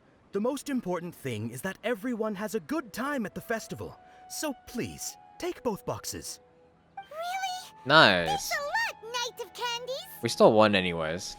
It's Night of Flowers, not Night of Candies. Paimon really wilted the carriageless Knight of Flowers. They all basically sound the same. We got our candy, so let's keep going. Oh, come on. Oh, actually, I just remembered that I left something behind. Since you're here, can you come with me to get it? Okay. Dunyarzad, you probably forgot because you're so excited about the Sub-Zero's festival. How embarrassing. I want to play that game again. I want more candy. We're too late. Who knew the little lady was such an early riser? Oh, no. I know, right? Hey, wait a minute. Boss, isn't that her? Oh, that most certainly is. Oh, God. You're in luck. She's walking right into our clutches. Alright, Traveler, score up. Who are you? I don't believe the Homayanis hired you. That's right. We haven't received any of their mora, but I wonder how much the Homayanis would shell out to get you back. Oh, they're gonna use her for ransom. They're a gang of kidnappers! Traveler, hurry and protect Dunyarzad! Professional here, ready to go. Professional of beating ass. Hey, did you scumbags even consider that the Homayanis might have hired a merc that outclasses you? Ooh, okay. You're Dia. Dia the Flame Mane. No wonder we mercs haven't heard anything about you for so long. You sold your unruly mane to the highest bidder. Don't speak so disrespectfully. My family started working with her as gratitude for her past kindness to us. Don't worry about it, my lady. Just some friendly banter between mercs. One punch and those rabid dogs will expose themselves for what they really are. Alright, let's go. Aren't your claws all dull by now?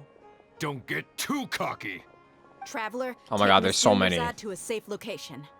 No, we're gonna stay and help. There's too many of them. Okay, we gotta keep her safe, though. You're right. All right, fine. Please be careful, Dia. Don't waste your time worrying about me. This is my job.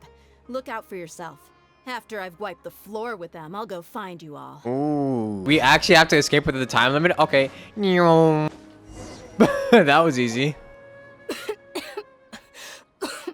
Dunyarzad, are you okay? You look a little pale. Are you in shock? I'm fine.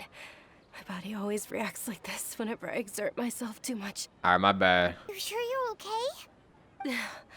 I'll be fine after some rest. I'm more worried about Dia. After all, none of this would have happened if I hadn't insisted on coming out today. Nah, she's tough. Don't worry. She literally has a vision. She would wipe the floor with them. Don't worry. Yeah, don't worry. Huh? What? Where'd the camera go? My lady, Traveler, found ya. You good? Dia, you took care of them so fast. Any more of them? Or rather, did anyone follow you? Nah, I just checked. Dia, your arm. Oh, is she actually injured? Oh, this? I'm fine. It's just a scratch. Normally, they wouldn't have been able to land a hit on me at all, but I'm still getting used to this new greatsword. Oh. Please, let me take a closer look. Come on, it's nothing. Us mercs aren't as fragile as you think. Hold on, you said something about a new greatsword. What happened to the one you were using before? About that. Well, I sold it, because I was low on Mora. Stuff like this happens every now and then. And she broke. It can't be. The anonymous donation that was used for the venue's final round of preparations? It's... Aw, that's sweet. Hey, Miss Dunyarzad, I wasn't trying to make you cry, and I'm not gonna lose my commission because I made my employer cry, am I? Okay, making your employer cry won't affect your commission, but selling your weapon without permission and getting hurt? I'll have to reevaluate your performance. You're so unreasonable, my lady. Thank you very much, Dia. This is cute. Don't be like that. I get embarrassed really easily. Uh-oh. She's still dying, though. Are you feeling unwell again, Dunyarzad? My lady, your condition. Traveler, can you take her somewhere to rest? I'll look around the area to make sure we're safe from an ambush. Leave it to me. Truly. I'm sorry for the trouble, everyone. Nah, you good, you good. Are you feeling better, Dunyarzad? Yes, much better. Just give me a few moments and I'll be good to go. Yeah, look at that sunset. Dehia's expression just now when she mentioned your condition. I didn't realize you were concerned about it. I guess I shouldn't continue to keep it a secret. So what you got? I was actually born with Elazar. I knew it! It's terminal now. I knew it! How did she get paralysis and then come back from it? Can't believe it's Elazar. Oh, you've already heard of Elazar. In that case, you probably know about its severity. Yeah. Sumeru's current medical advancements still haven't been able to find a cure. The disease's progression can only be delayed through environmental therapy. Dunyarzad. There's no need to be sad. I've always lived with Elazar and I came to terms with it a long time ago. Compared to the simple fact that I'm afflicted with this, its effects on my life have been much more painful. Damn. I know that my family loves me dearly. They've done all they can to provide the best environment for me. This so that I can live for sucks. that much longer. However, I know I will one day succumb to this. Well, this is actually awful. So we now have two people that have Elazar, and they're both terminal. Yep. There's definitely nothing bad about to happen in this story. Did you know? Before I ran away from home this time, the world outside of my home didn't even know that I existed. Since I was a child, all I could do was sit on my bed and stare at everything outside of my window. I'm sure my family's worried and disappointed in me for running away, but I just didn't want to have any regrets. Oh yeah, I mean, that's kind of controlling. I wanted to meet other people. To me, there's nothing more beautiful than being able to meet and speak with others. Yeah. Not to mention the incredible time spent preparing for the festival. The joy on everyone's faces here, and all the support I've received from friends like Dia. Imagine being born with a disease that'll eventually kill you, and you're not even able to meet new people and experience life because your parents are too afraid of losing you. That would suck ass. This way, when my final day does arrive, it will be less sorrowful. At the very least, many people will remember that I once existed in this world, right? Don't say that. You still have happy times. As long as you don't forget Paimon, Paimon also won't forget about you. No, even if you forget Paimon, Paimon will still remember you. Thank you two so much. I apologize for the depressing conversation. She's glowing. This is out of character for me. Nah, it's not. To be honest, Lesser Lord Kusanali gave me the courage to do all of this. If it weren't for her encouragement, I wouldn't have taken that first step. You're already super strong for never giving up. For real. People who have to deal with shit like this and still have like positive attitudes and positive outlooks on life are the strongest. Thanks.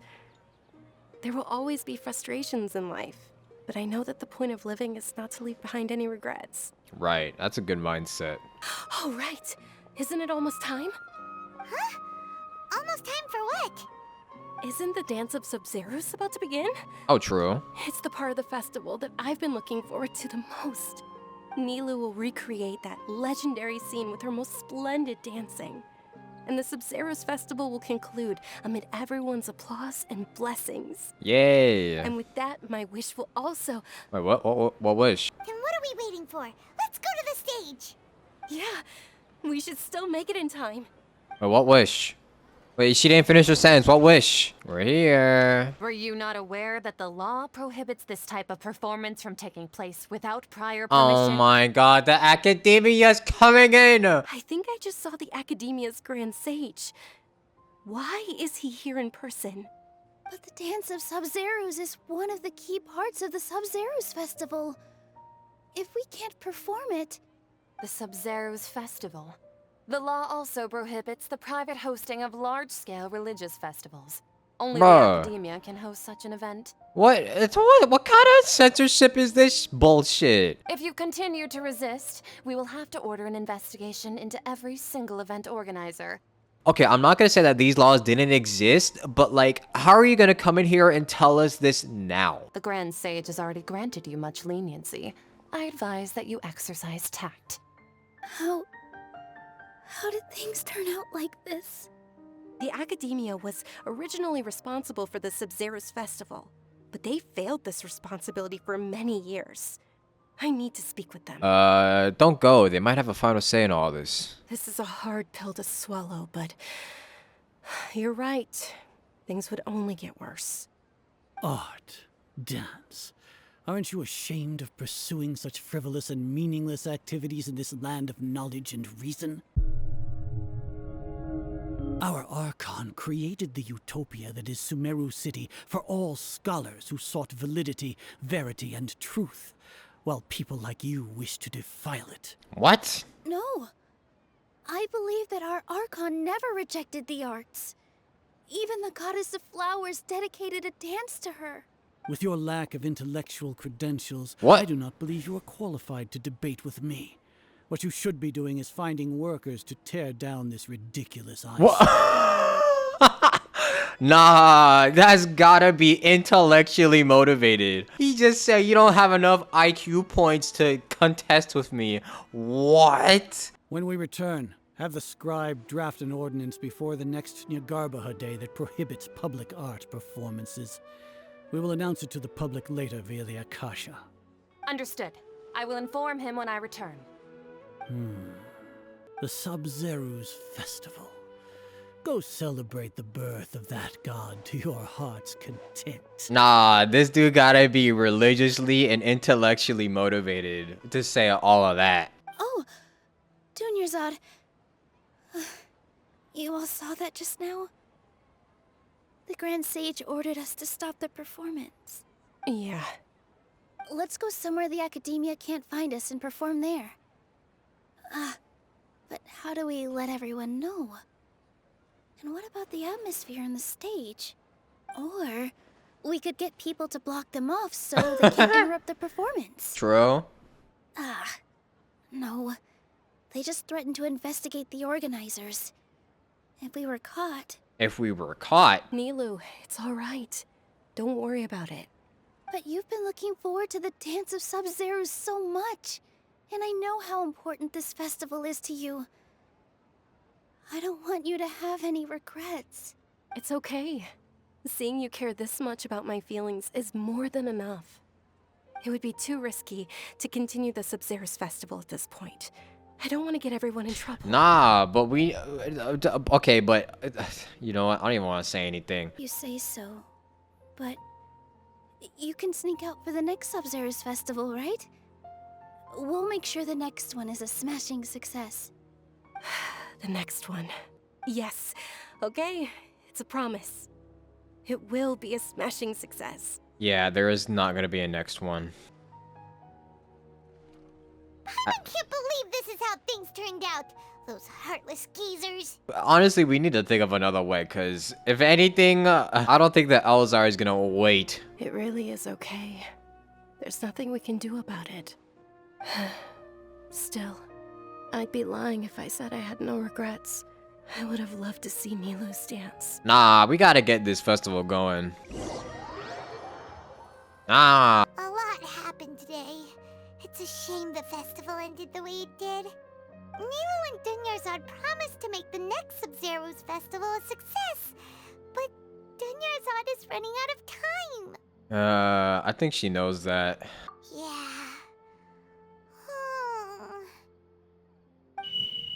What the hell?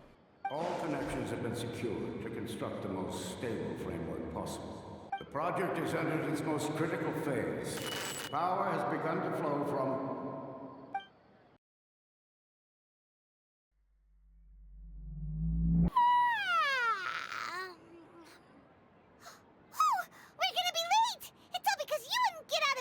What? Me? You could have gotten out of bed first. We should go meet Dunyarzad right away. Bruh, how are you gonna blame me when you could have gotten out of bed first? Good morning, Dunyarzad. Sorry we're late. Not at all. I arrived early. You seem kinda tired. Did you not get enough sleep? I'm doing well. There's no need to worry. Shall we go? Let's start with the stalls over there. Something ain't right with this woman right here. Sure. Traveler? Why are you just standing there? Let's get going. Ooh, they're selling food over that way. Let's go take a look. This is a stall offering foods from the Haftmewa feast. Wait. You are quite well informed, miss. I thought most people nowadays wouldn't know. They're all plants. Oh, Paimon's a little disappointed. Huh? Actually, what is the Haftmewa feast you mentioned just now? It's one of the Sub-Zero's festival's traditions. People used to set their tables with 7 different foods to symbolize What? the 7 virtues of the Dendro Archon. Deja vu. Appear to be in the form of the moon. Okay, and we're back. Really? Paimon thought it looked like some kind of food. The moon signifies... It's escaping me for now. Wait a moment. Is he really looking it up in a book? Oh, right. It means illusions and lies. Wait, it is... what? But if you trust your intuition and overcome your fears, the sun will surely rise. Is this deja vu? Understood. I'll keep that in mind. Oh, it's nothing. I'm just learning as I go. Guess that was still pretty interesting. Okay, on to the next stall. Jesus Christ, it gets louder every single time. All right, soldiers. Now that you have your Yalda candies, don't forget your loyalty to Lesser Lord Kusanali. Dismissed. Yes, Knight Ferris! What's going on? Is this a play? Ferris, the Knight of Flowers, is another Sub-Zero's festival icon and one immensely popular with children. It's all thanks to Miss Dunyarzad's sponsorship that the children can meet the Knight of Flowers. Oh, do you want some Yalda candies? I happen to have some boxes readied here. Take a look and pick whichever one you want. What's to pick? Don't these boxes all look the same? It's not that simple. Each box contains a random flavor. It's up to the luck of the draw. Flavors include lavender melon, hara fruit, sunsetia. Okay, let's try and pick a different one this time. Ooh, how interesting. And there's also lizard tail and oni kabuto. Ugh, why do those flavors even exist? Traveler, help Paimon pick one. Paimon wants to eat the sunsetia flavor. Great! These boxes of candy are numbered 1 to 5 from left to right. Which one do you want? Okay, it should be number 4, right? Definitely number 4. Ah, excellently chosen. Number 4 is indeed sunsetia. Paimon bet you had incredible luck, and Paimon was right. At just now, I don't think that was luck. That was all skill. That's just a skill diff. Oh, you can see in his eyes, he's like, something ain't right. I don't know why, but I knew it must have been number 4. Huh? How's that possible? It's obviously random. Why do I keep having this sense of deja vu? Maybe we didn't sleep very well last night. Or maybe we slept too much. I'm sorry, Dunyarzad, but I need to leave for a moment. Oh, sure. Huh? Where are you going? You're just gonna walk off like that? The flavor of deja vu. Why does that kind of go hard? A feeling of deja vu? Oh, Paimon knows what that is. It's when you feel like you've already experienced whatever is going on. In that case, Paimon also felt something like that today. But that's just our brains playing tricks on us, isn't it? So why'd you run here in such a hurry? I want to do something I normally never would. So that's it. You're intentionally doing things you usually wouldn't and seeing if you still get that same feeling of deja vu. Welcome, you two. Are you here for lunch? What would you like to eat? One coconut chocolate cake, please. Got it. You don't look like you're from these parts, but I gotta say, you've got good taste. I'll give this order to the kitchen. Uh-huh. Coconut charcoal cake? Isn't it that burned thing that didn't look tasty at all? Oh, Paimon understands what you're trying to do now. You'd never normally order something like this. Didn't we get introduced to this guy before as well? How does he not recognize us? That thing? Are you really gonna eat it? Oh yeah. It's just a cake. Isn't this going a bit too far? Here it goes. I mean, it's just cake. It's probably good. How was it? The look on your face is telling Paimon that it tasted awful. No, it actually tasted really good. Then, you mean... This flavor, I've definitely eaten this before. That's impossible.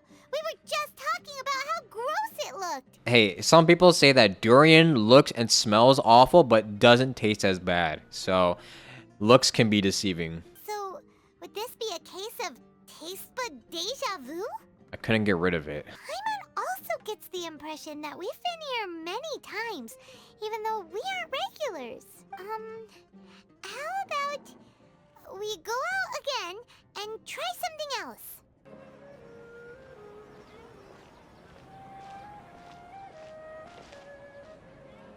Is she gonna be at the table again? It's the sunset. Dunyarzad is sitting by yourself on that bench over there. Oh, God. What a coincidence, Dunyarzad. We meet again. Why are you sitting here all by yourself? Oh, I ran into some kidnappers just now. Yeah, I know it. Thankfully, Dia came to my rescue. I started to feel unwell after that, so I sat down here. Kidnappers? Oh my goodness, are you hurt? I'm okay. Dia's arm got scratched, but it isn't serious. Whew. That's a big relief. But, Dunyarzad, you seem a little down today. It's the Sub-Zero's festival, and you've been looking forward to it so much! If we mention the Elazar to her, is she gonna be surprised? Not at all. I've always been like this. Excessive physical exertion or strong emotions tend to aggravate my illness.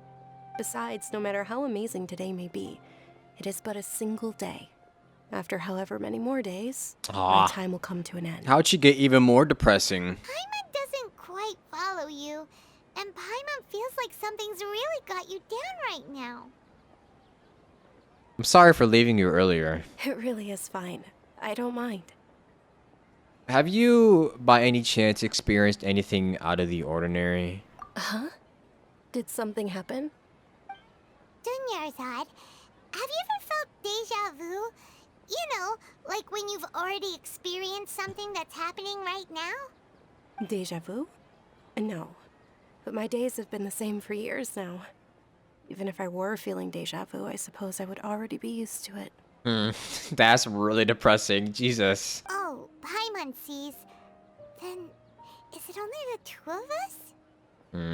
It's almost time. Huh? Time for what? Nilou's Dance of Sub-Zeros is about to begin. Let's go. What is going on?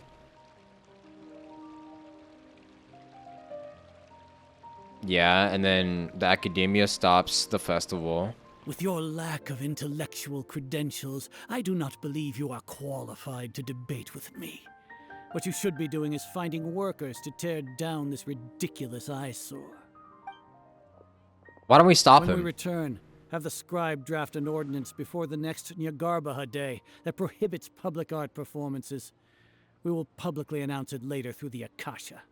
Understood. I will inform him when I return. The Sub-Zeru's festival. Go celebrate the birth of that god to your heart's content. Okay.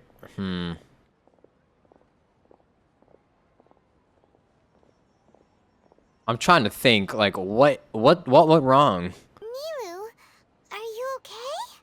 Oh, Dunyarzad. The Grand Sage ordered us to stop the performance. It's okay. There's nothing we can do about it. But you've been really looking forward to this. I don't want you to have any regrets. It truly is unfortunate, but I don't want to cause trouble for anyone. Didn't the Grand Sage say that he might investigate the organizers? True, but... well, okay. I'll just have to try again next year. The next festival. I probably won't be around by then. Wait, what did you just say? Her sentences get even more depressing. No, nothing. I'll be heading back to rest. Thank you for your help, everyone. Paimon can't believe what those heartless geezers did! I feel like this outcome was inevitable. Did Dunyarzad already go back? We should also return and get some sleep. So, in the end, you still couldn't figure out what that deja vu feeling was all about? Maybe it really was because of exhaustion. I'm feeling pretty groggy. Same here. That's why Paimon stopped thinking about it halfway through the day. Okay. Then, how about we settle in and get a good night's sleep? Oh, For what now, the? we can Yo. chalk things up to exhaustion. We can do more thinking tomorrow. Observing a modest drop in the output of Jnana energy, but values still remain within normal parameters. Continue to monitor for variances in the data and find the cause as soon as possible. Why does Paimon feel so tired after so much sleep? Anyway, we should go meet Dunyarzad right away. Good morning, Dunyarzad. Sorry to keep you waiting. Not at all. I arrived early. Huh? Paimon thinks you sound kinda tired. Did you not get enough sleep? I'm doing well. There's no need to worry. Shall we go? Let's start with the stalls over there. Great idea! Let's get going! Traveler? It's all thanks to Miss Dunyarzad's sponsorship that the children can enjoy the Sub-Zeru's festival. Oh, are you interested in Yalda candies? I have some boxes of candy here. Pick whichever one you want. Not much of a choice. All these boxes look the same. It's not that simple. Each box contains a random flavor. It's up to the luck of the draw. Flavors include lavender melon, hara fruit, sunsetia. Can we get the spicy one? They all sound pretty tasty. And there's also lizard tail and oni kabuto. Huh? What were those last two?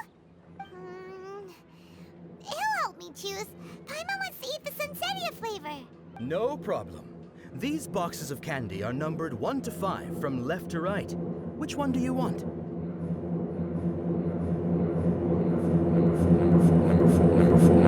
Oh, I like your confidence. No hesitation at all. Oh, congratulations! Number 4 is indeed sunsetia.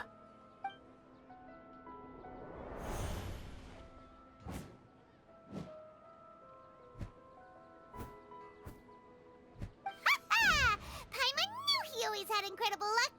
Oh, he's finally figured it out. Paimon's not really interested in the other flavors. Ah, wait. How did you know? Don't tell me that you already knew which flavor was in each box. Ooh.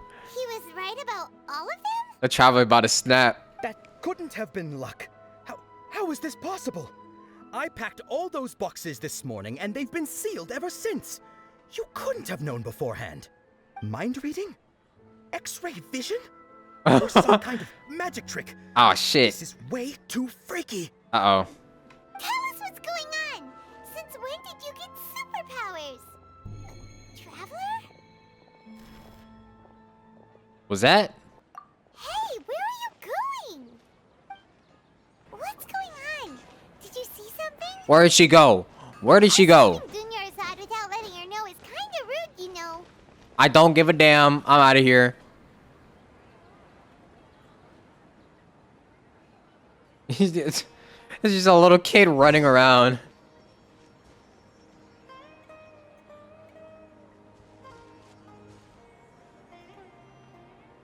What are you looking for? Why did we come here?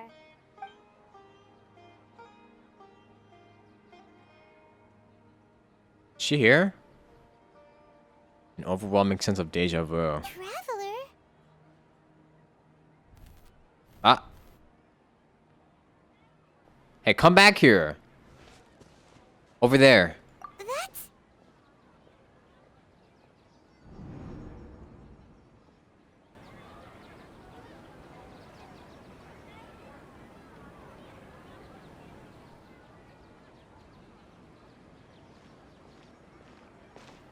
Yeah, I know what you're up to.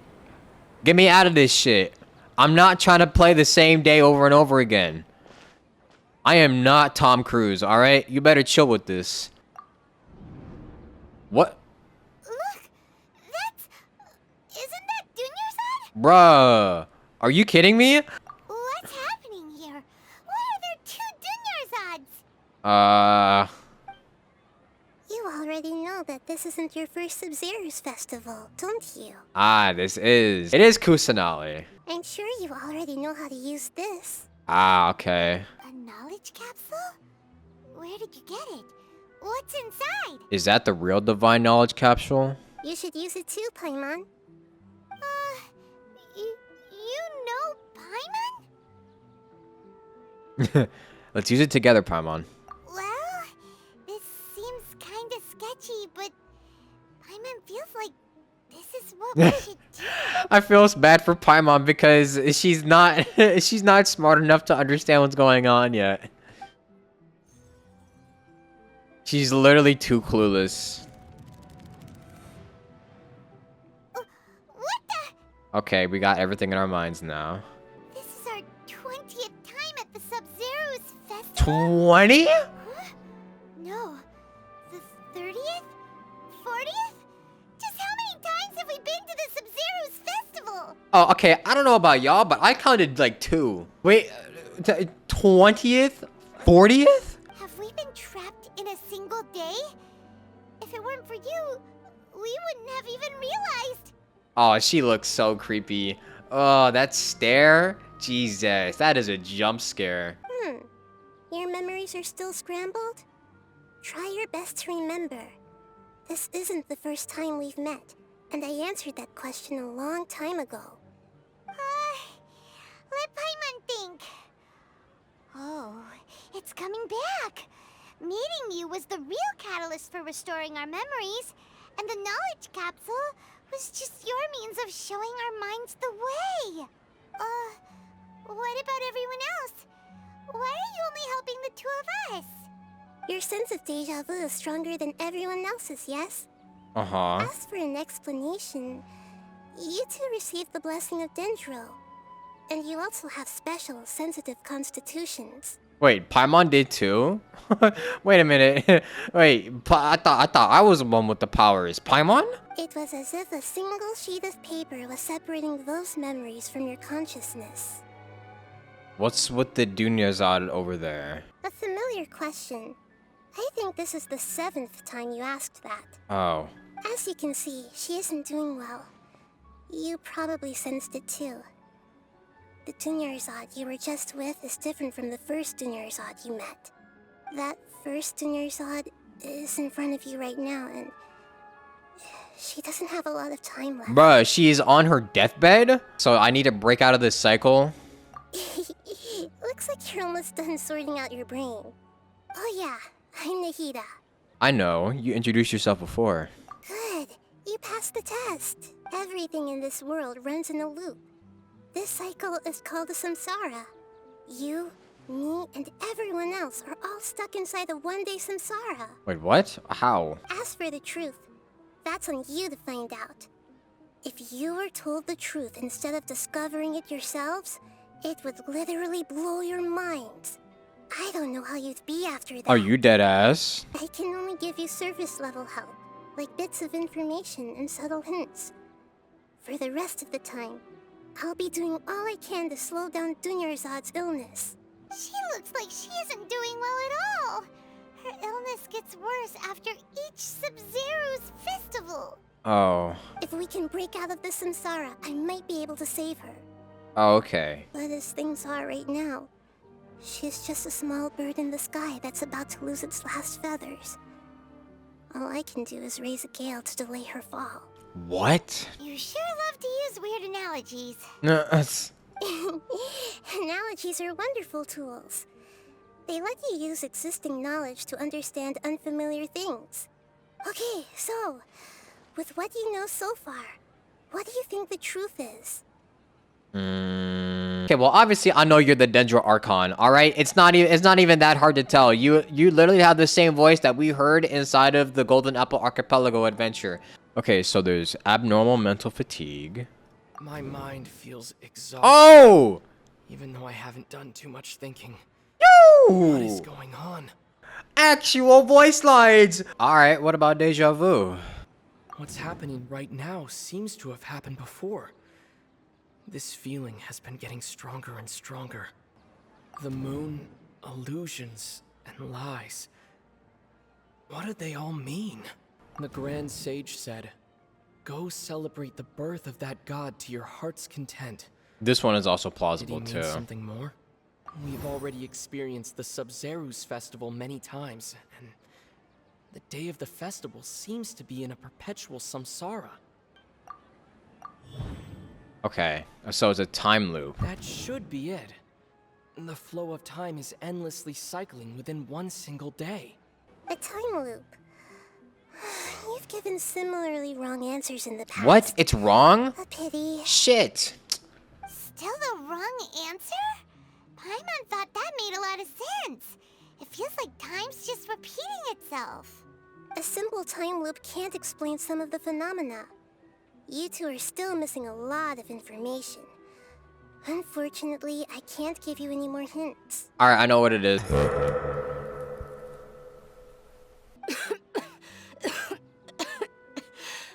Dunyarzad. She is literally dying by the second. How long has it been? The Sub-Zeru's festival is happening every day, but that doesn't mean we can waste an infinite amount of them.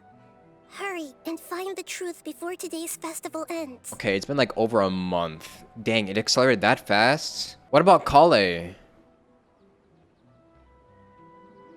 Let's think about our current situation.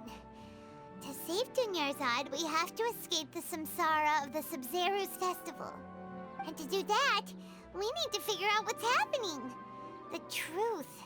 Nahida rejected the idea of a time loop, so we must have missed something, right? Paimon's memories say that we've already done this many times, but let's go talk to people again. It's more productive than sitting here and scratching our heads. Why don't we start with those stall owners? I feel like I've already figured it out, sort of. Hey there! Hey, it's you guys again. Where's your cultured friend? She's feeling a little unwell. I see. Did you come back to buy something? I guarantee the freshness of my products. I harvested them from the forest just yesterday. Have you felt anything strange lately? Huh? What brought this about? I hurried back from the forest yesterday, and I'm selling produce here today. I haven't felt anything strange. To put it another way, if you really think about it, Was yesterday truly yesterday? Did you actually come back from the forest yesterday? Okay, that's a little bit more confusing, Paimon. What kind of philosophical nonsense is this? Are you two daydreaming? Didn't you know that no one dreams in Sumeru? Go somewhere else if you want to find someone to daydream with. There are no dreams in Sumeru. Point. Is this a dream? It's... Is everyone dreaming? It's so weird that people here don't dream. Why is that? Anyway, if this all really were just a dream, we would have woken up a long time ago. Let's keep asking around. Why was that thing so bright on her face? Oh, it's you two. Was my divination so accurate that you felt compelled to compliment me in person? We actually did run into a situation, but I'm not sure if it's related to your divination. That's exactly why we came back. Help us better understand it. Help you better understand it? Well, that isn't exactly what I excel at. So, you're admitting that you don't have a clue? Fraud. Anyway, what kind of situation did you get into? You've actually divined our fortune many, many times. Huh? Hold on a second. I thought you guys just lost your wallet or fell for a scam. What you just said, are you serious? Does that kind of thing actually happen in real life? Oh god, this guy's brain is about to explode or something. I knew you weren't going to believe it. Marvelous. Truly marvelous. I believe you. Recall the interpretation of your divination. The moon, illusions, and lies. It really felt like an omen. When you say it like that, the divination does sound like it's related to what's going on. Can you read any more into it? It's illusions. Illusions and lies. We're being lied to. I believe that the Archon's revelations are never more than vague hints. Anything more specific is beyond the reach of mere mortals. The book only says, if you trust your instincts and overcome your fears, the sun will surely rise. So that's how it is. Looks like fortune-telling is just fortune-telling. It's no good for practical problems. We haven't made any progress. Who else can we talk to? Let's try talking to Dihya again. Paimon remembers that we tried talking to her a couple of times, but she always thinks we're playing pranks on her. You think she'll brush us off again? She does care a lot about Dunyarzad, though. If we tell her that she's dying, she's gonna freak out. Yeah. If we tap into Dia's strong sense of responsibility as a mercenary, then she'll definitely take us seriously. Or she'll punch us in the face. At this time of day, Dia's probably just finished beating up those kidnappers. Let's go find her. I'm fine, my lady. It's just a scratch. Perfect timing. Both of you are here. Paimon, Traveler, you came at just the right time. Listen, there was a dangerous Yeah. I got a dangerous situation. A gang of kidnappers came you and you defeated them. Yep. And you also sold your sword so you could get another sword. Yep, I know. Huh? You saw? Then why didn't you jump in earlier? If someone was protecting Miss Dunyarzad, I could have went all out. Anyway, can you do something for me? You want the Traveler to take Dunyarzad somewhere to rest up while you check to see if there's still any kidnappers around. Did Paimon get that right? How did you know what I was going to say? We need to say something convincing. Dia sold her greatsword to raise additional funds. And then she was injured because she wasn't used to her new weapon. Submit this one. Tell her, Traveler. You sold your greatsword to support the festival. I didn't tell anyone about that. Including Miss Dunyarzad. You couldn't have known. And just now, you literally took the words right out of my mouth. What's going on? All right, so this is the situation. All right, we got it right. I wonder what happens if you get it wrong. It's kind of hard to believe what you just told me. First, let me make something clear. Most of us desert dwellers might not be the scholarly type, but we do have basic common sense. Haven't you noticed something off about Dunyarzad? She's quieter than usual. Uninterested in anything and really gloomy. That is depressing. Yeah, she isn't the same as before, but her parents said that this is how she was like at first. Huh? At first? I don't quite understand what you're all talking about. I'll go rest on the bench over there. She's not even real. My lady, are you angry? She's a robot. All right, I'll give you the benefit of the doubt since you knew about my greatsword. Let's make this a quick trip. Miss Dunyarzad isn't completely safe here. Okay, so we managed to get Dehya on our side, so that's good. Hey, Nahida. Nahida, we brought a friend. Are you busy? I thought I told you that it won't help to bring anyone here. Well, I mean, she broke out of the cycle. Maybe, kind of. I don't know. We just wanted her to see the real Dunyarzad's condition. The real Dunyarzad? Where and who are you talking to? Huh?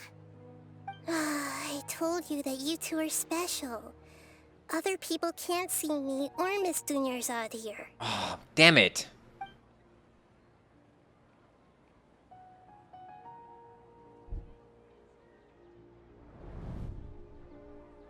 She really can't see anything here. Hold on. Over there. Is that? Wait, did she see her? Wow. How perceptive. Does she have invisible antennae? Miss Dunyarzad, she's lying down here, isn't she? How's she doing? Her condition's really bad, and she's basically in a coma.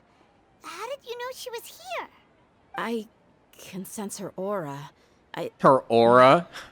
There are also lingering feelings of something like regret or disappointment. What happened? Oh my god, it's an empath. She's an empath. Do you believe us now? The Sub-Zero's festival has been repeating itself. Okay, so she's broken out of the cycle. You think kind the of. sages are behind this? Yeah, they've always been against us. Wouldn't surprise me if they're using the Akasha to intentionally repeat the Sub-Zero's festival as a sick joke.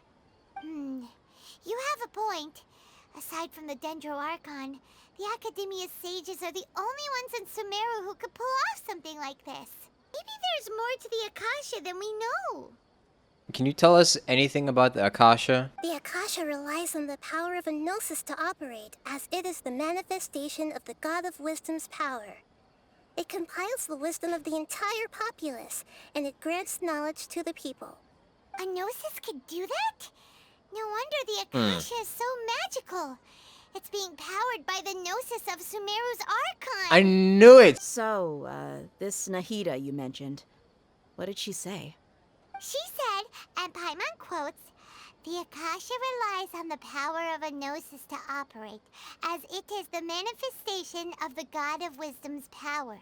It compiles the wisdom of the entire populace, and it grants knowledge to the people." So if the Academia has a Gnosis already, I have a feeling we've already lost if the Gnosis is already out of Nahida's body. I get the grants knowledge part. That's what people have always used the Akasha for. But compiling the entire populace's wisdom?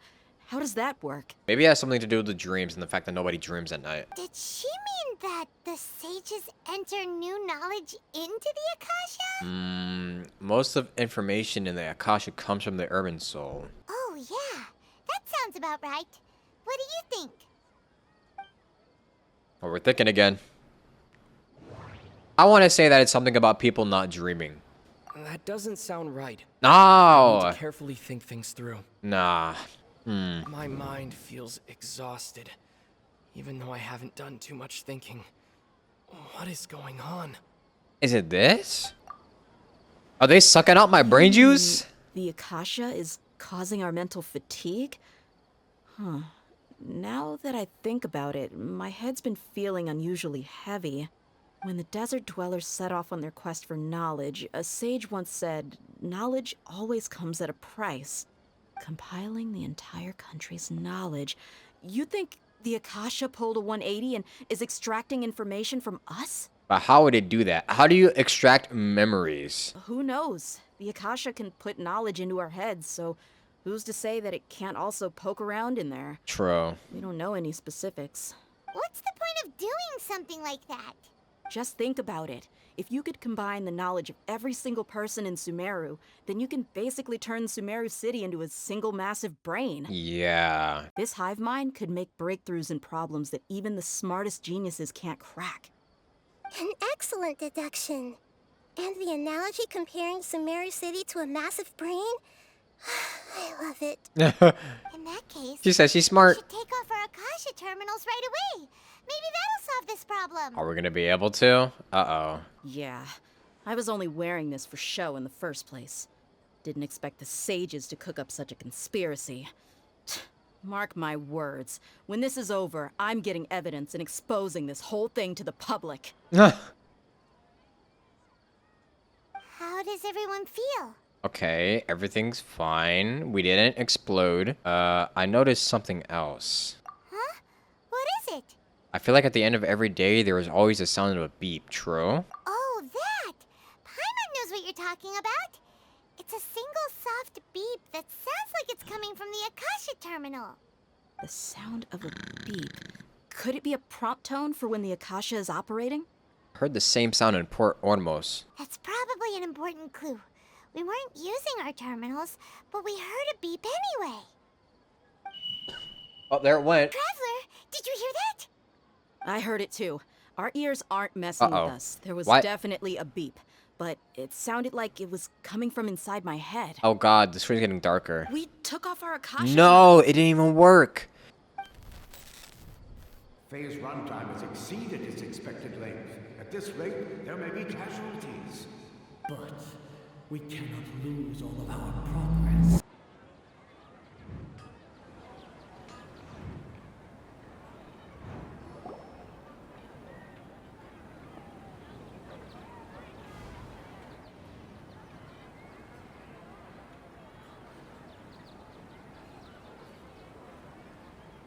Paimon remembers everything!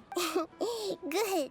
You adapted quickly this time. Okay, good. We didn't lose all of our progress. We definitely took off our Akasha terminals last night, but we still heard that beep. Why is that?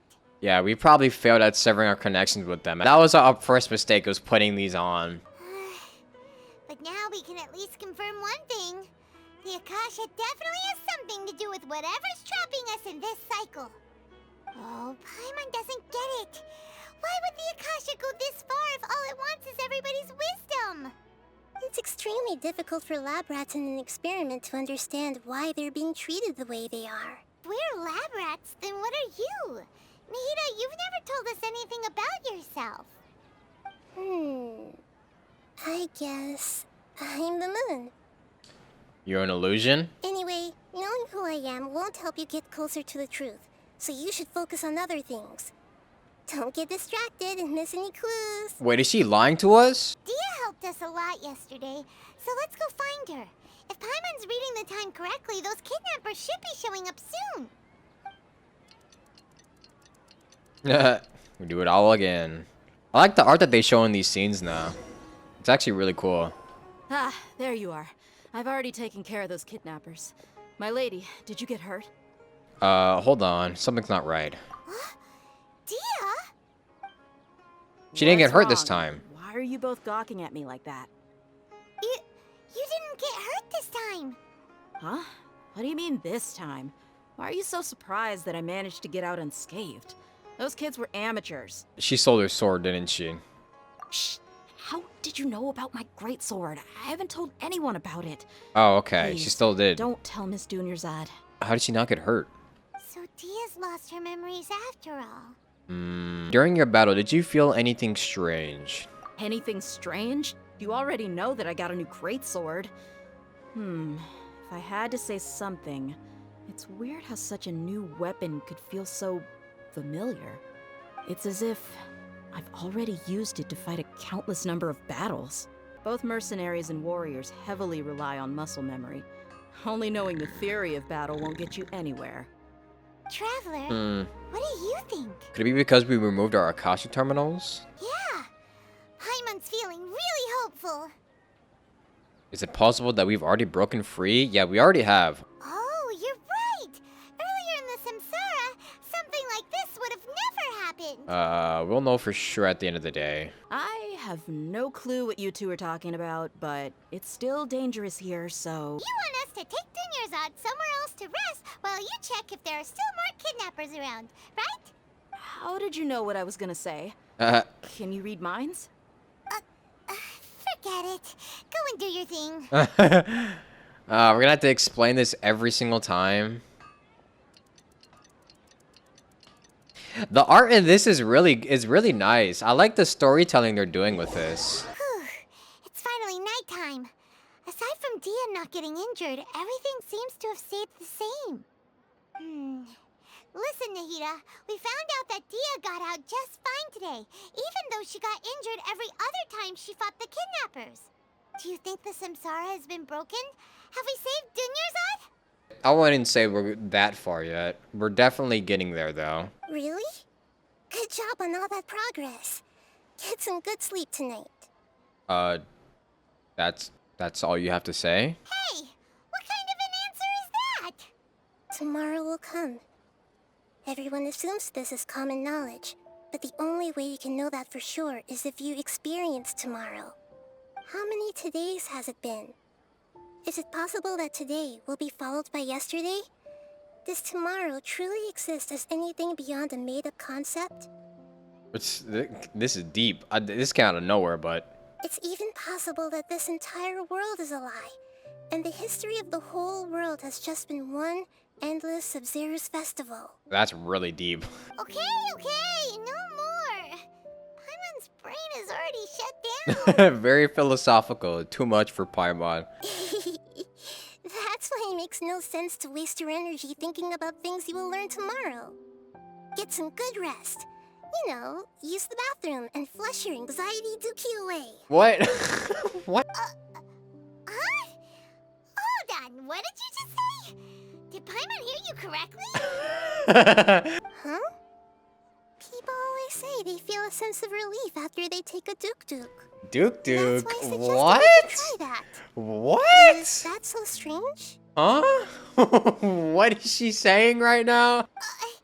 It's so strange and so against common sense that Paimon's at a loss for words. You were sounding kind of smart just a minute ago. We're gonna get some rest. Yeah. Even though it's happy and lively at the Sub-Zero's festival every day, it feels like it's been a long time since we've really gotten to relax. Let's go back to our room. Continue the harvest. Compared to what we stand to achieve, these sacrifices are trivial. We're still in the same day. Why did she tell us to go back? All she literally said was just, nice job, go back to your rooms. Good job, team. Get ready for the next round. Nahida, you already knew last night that we didn't break out of the Samsara? Why did you tell us? Would there have been a point? You would have spent the night with new worries, with tomorrow still out of reach. In that case, you might as well rest within that brief moment of hope. An opportunity like that doesn't come by often, and I thought it might help you clear your minds. Paimon's at the Duke did that! Whatever. Duke. Guess you were looking out for us after all. Of course. In the time we've been together, you two have been everything to me. Paimon's flattered and everything, but maybe you're taking things a little fast. She is so unserious. What I mean is, even though I had asked you to solve this puzzle, you two are still the only ones who can see me and sense my presence. Yeah. In other words, if you weren't here, I may as well not exist. That's why you two have been everything to me. Get it? Nahida's talking about confusing stuff again. That was not that confusing. So, Traveler, did the new clues yesterday help you gain a new understanding of the situation? The time loop theory is indeed incorrect. Huh? Why are you scrapping your previous theory? Deia's fighting skills have been improving, and Dunyarzad's illness has also gotten worse. Yeah, you're right. Gosh, how did we not notice that? In a simple time loop, people's physical conditions should also reset. So, what's your new hypothesis? Mercenaries rely heavily on muscle memory, and Dia was able to use her experiences to avoid injury in later samsara cycles. The beep is a prompt tone for Akasha operations. We still hear it every night, even though we removed our Akasha terminals. Okay, we got that. If all our memories of a day are erased at the end of that day, then we would unwittingly relive the same day again and again. Maybe this? Yeah, the memories are deleted. They just keep deleting our memories every single day. Oh, then the beep we hear every night could just be indicating the deletion of our memories. That's why when we wake up, everyone thinks the Sub-Zero's festival hasn't happened yet. It's already the next day, but everyone still thinks it's the day before. But muscle memory can't be erased. That's why Dia has been getting better at using her greatsword. Now everything makes sense. I see. A brilliant deduction. Nahida, tell us if we're right or wrong.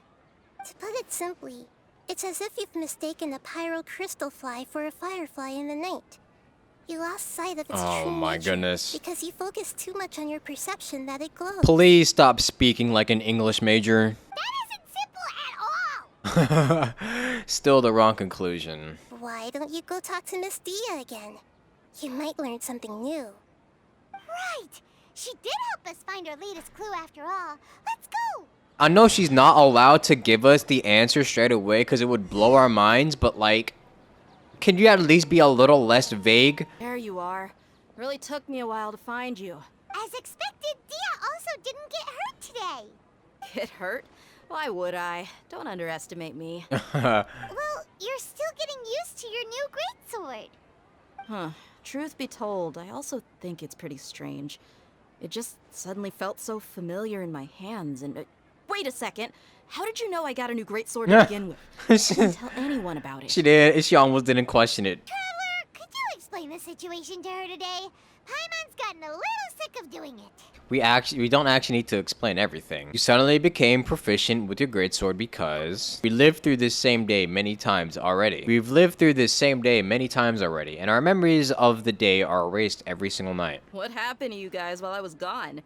Did you get brainwashed by some cult? Don't think too hard about it. Just take what we're saying at face value.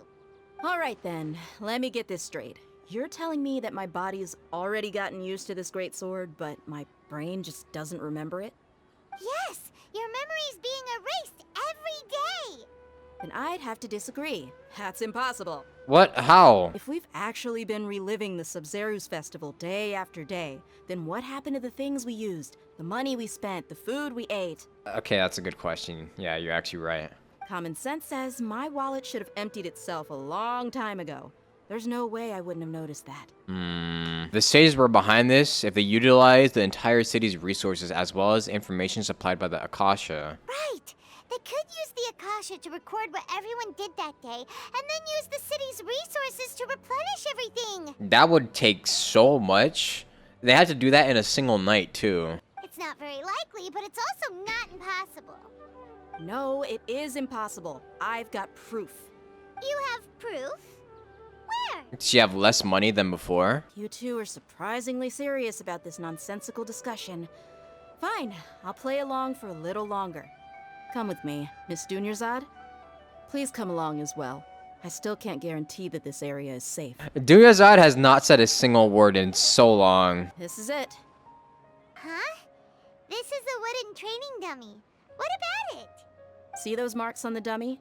Those are the result of several days' worth of practice. Let's say the sages didn't replace it every day. Shouldn't it be hacked to pieces by now? That's true, but what if they did? Then the sages would have had to reproduce every mark I left during previous training sessions. I'm a professional fighter. My martial school has always emphasized the importance of refined control. The force, angle, and entry point of each strike is calculated and deliberate. That's why I remember every mark on the dummy, as well as my state of mind as I made each strike. It's just as they say. Each swordsman has their own unique style, and even the same swordsman can't make the same cut twice. It would be impossible to copy these marks. Is it really impossible? What if they used some fancy machine to carve every single mark? People often say that a camera's photo can never replace an artist's painting because the former has no spirit to it. The same thing applies here. At a mere glance, I can differentiate carved marks from the results of combat training. I mean, it does make sense, but I don't know. Whew. I hope that cleared things up for you. Hey, is this that new brain exercise game that's been super popular with the scholars lately? It's surprisingly fun. No. Anyway, it's getting late. I should escort Miss Dunyarzad to Nilu's stage. See you later. No. Dang it. Well, back to square one. But at least we've reached some other conclusions in the meantime. We're not in the real world. Yep, that's true. So, can we think of any new ideas right now? I suddenly realized that something is strange. How come we've never thought about leaving the city? Huh? Leaving the city? Oh. You're right! It's really strange how we never thought of such a simple solution! Many things should become clear if we can confirm the flow of time outside of the city. What if we go all the way back to Leeway? I can't believe it! Did we miss this because we're tunnel visioning too hard on our other theories? Or because we're just too tired? We should have thought of this long time ago. I mean, I didn't think of it either. How about we go back and ask Nahida? Maybe we've forgotten something about leaving the city. You're back early today. Did you find something new? Sort of. We're mostly sure now that we're not in a time loop. And we also aren't in the real world. But at the same time, we have a new question. Have we ever tried leaving the city? Leaving the city. As far as I remember, you've mentioned your plans to do that What? twice before. Oh my god. This sucks. We did? But we don't remember anything. What happened after we talked about those plans? What did we say when we got back? Let me think. I don't think you ever actually told me what the outcome was. Oh, it's probably more accurate to say that both times you never came back the whole night. But you two sometimes stay out the entire night anyway, so at the time, I didn't think too much about it. So we don't end up coming back? It is true that sometimes we lose track of time during our investigations. Before we know it, it'll already be the next day. But still, neither of us remember anything about leaving town. That's kinda strange. In theory, I should have already awakened all your memories. Let's try again tomorrow. Yep, something here's definitely fishy. Let's get to the bottom of this tomorrow.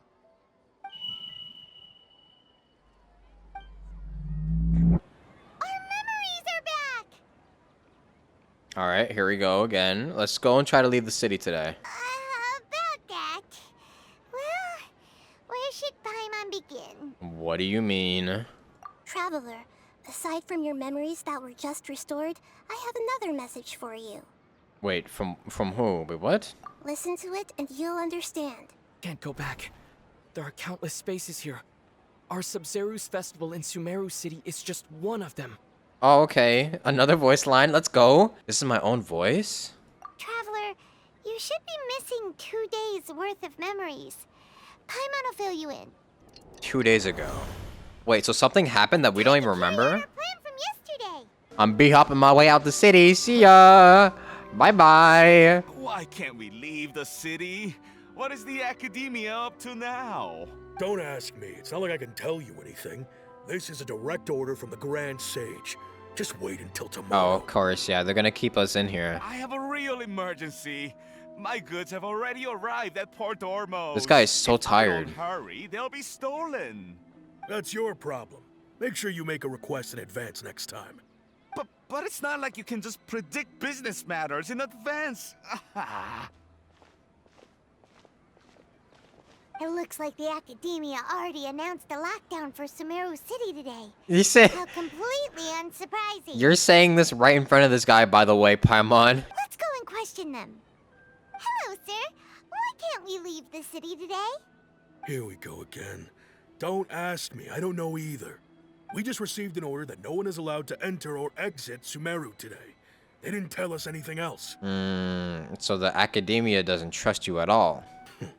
Angering me won't get you anywhere. If I had that kind of insider info, I would have left this stupid post long ago. Why don't you leave with us then? It looks like he really doesn't know. If we can't get anything out of him, let's take matters into our own hands. Why don't we climb over the walls? Those guards can't be everywhere at once. This is a good spot, and the guard hasn't noticed us at all. Let's hurry! Stay here, Paimon. Huh? Why? Are you going to leave Paimon behind? We need someone to stay and witness events from this side. But what if things get really weird out there and you get into some trouble? Then Paimon won't be able to help you. I think she's kind of right. Paimon knows that Paimon can't do much, but we've always been together, haven't we? Don't worry, Paimon. Aww. Okay. Paimon will wait for you. Promise Paimon that you'll come back as soon as possible. Just a quick look. Aww. Okay, okay. Paimon's cute. And please, be careful. I'll be fine. Hopefully. And then it stops there? Memories! Let's go and try to leave the city today.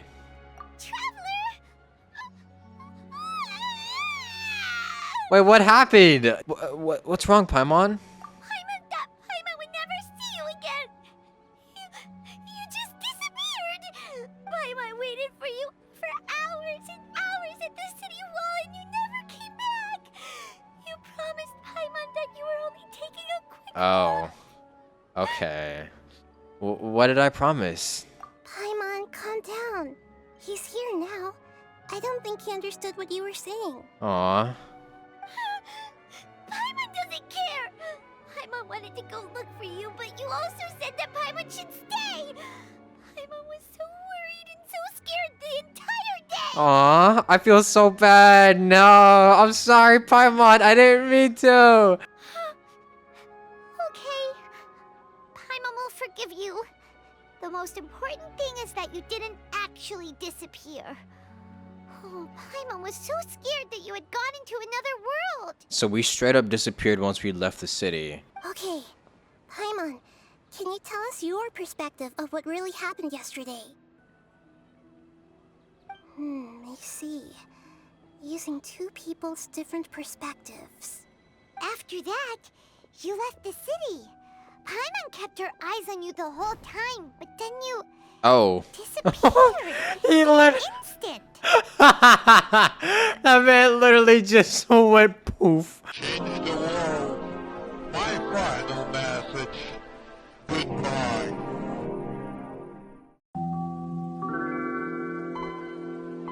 You sure that's what you saw? You weren't zoning out or anything? No way! Paimon was watching you with the fullest attention. What's your perspective, Traveler? You sure you don't have any memory of this? Yes. I don't even know that yesterday existed. Guess that explains everything. You also lost your memories the last 2 times you tried to leave the city. Those days' memories can't be awoken. So, if we leave the city, our memories will be completely erased? Huh. So they didn't just restrict access to Sumeru City, they're also erasing the memories of those who leave. It really sounds like something big outside of the city is being hidden on purpose.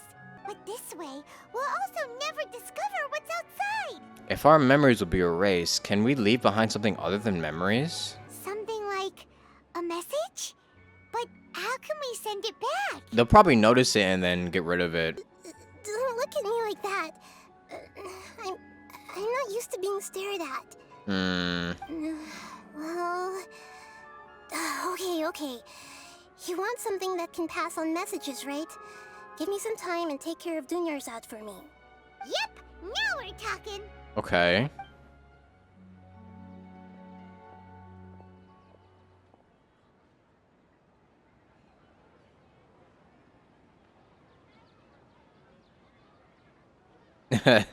We're just passively waiting. Do we have to eat at all during all of this? I'm sure we have to eat during some time.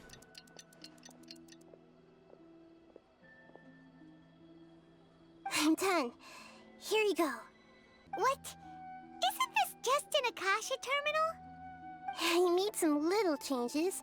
Akasha terminals are already capable of sending messages. I just tweaked it so that it could connect to any node. To make something like this? Nahida, You really know the Akasha like the back of your hand. Anyway, we can use this now to record a message, right? Yep. I'll help you save the messages. It should be pretty easy to use. I just can't guarantee the user's status and signal coverage when they're outside the city. We'll never know until we try. At least we're taking the initiative now. Yeah, it's gonna be worth a try. Okay. Will this work? I don't know. Let's go then. Let's expose those sages. I still think you should stay. Why? All right. Paimon isn't as worried about being separated since it happened once yesterday. Nah. But Paimon still isn't happy about it. Okay. Well, see you tomorrow, Paimon. There's everything that's happened so far. So that message was what I left for myself when I left the city? Yes. Although the signal was choppy and had some interference, we still managed to receive 2 messages from you when you were outside. Okay, now that you understand what's going on, let's hear the messages together. So what happens? He literally disappears into thin air. Is the world on fire? Can't go back. There are countless spaces here. Our Sub-Zeru's festival in Sumeru City is just one of them. I've entered another space. Before me are flowing sandstone and howling fish. Impossible and surreal sights. What? All these spaces are empty except for the occasional ones that contain mute puppets rather than people. I can't sense any human presence. Okay, so they're... That's one heck of an info dump. It sounds like you left the Sumeru City space when you set foot outside of the walls. But everything looked completely normal when Paimon was looking out from the inside. That's unbelievable. Wait. But if we take your word for it, the other spaces all had very weird contents. There's another part here. We only received it last night. These spaces have been disappearing one after the other, absorbed by something like a sun in the sky. And now, even the final space has also disappeared. Okay, so what are the spaces? Are the spaces like different Sumeru cities? Behind me, a lot of spaces just appeared again from thin air. I get it now. Those spaces are actually... Dang it. No, we were just so close. Why did the message end right there? What did the traveler want to say? What are those spaces? Okay, you know what? I'm actually glad that they voice acted these parts as well. Probably because yesterday just happened to end at that moment. Oh, right.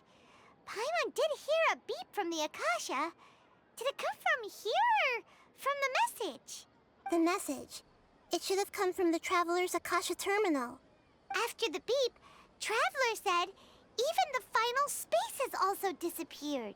So a final space disappears and then new ones are formed, but... Traveler, what do you think that final space could have been?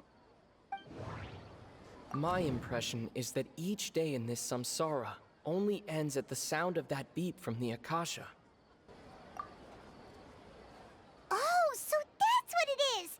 After the sound of the beep, the final space, the Sub-Zeru's festival, also disappears, and we're taken to the next day.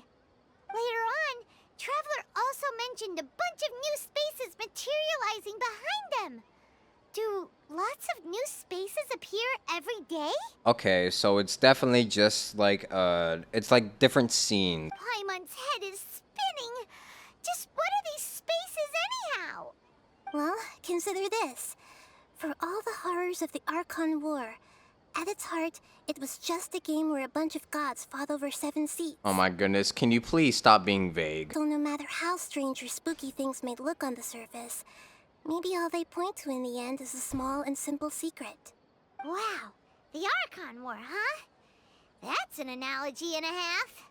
A secret.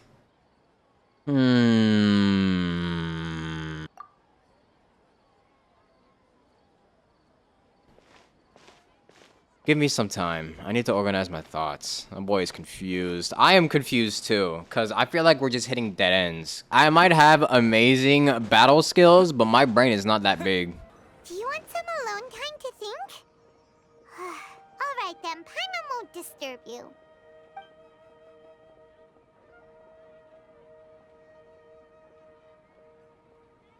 What is he thinking about? Dang, he thinking for a long time. He thought for hours. The dance of Sub-Zeros is about to begin. I'm going to go watch it. The Dance of Sub-Zeros. It's that time already. Okay. Why don't you go ahead, Dunyarzad? We still have some other stuff to do first. Okay then. See you later. Have you figured it out yet, Traveler? Time is ticking away. I think I know the answer now. Awesome! What is it? Paimon wants to know. Oh, wait, no. Let's meet up with Nahida first. You can tell us both together.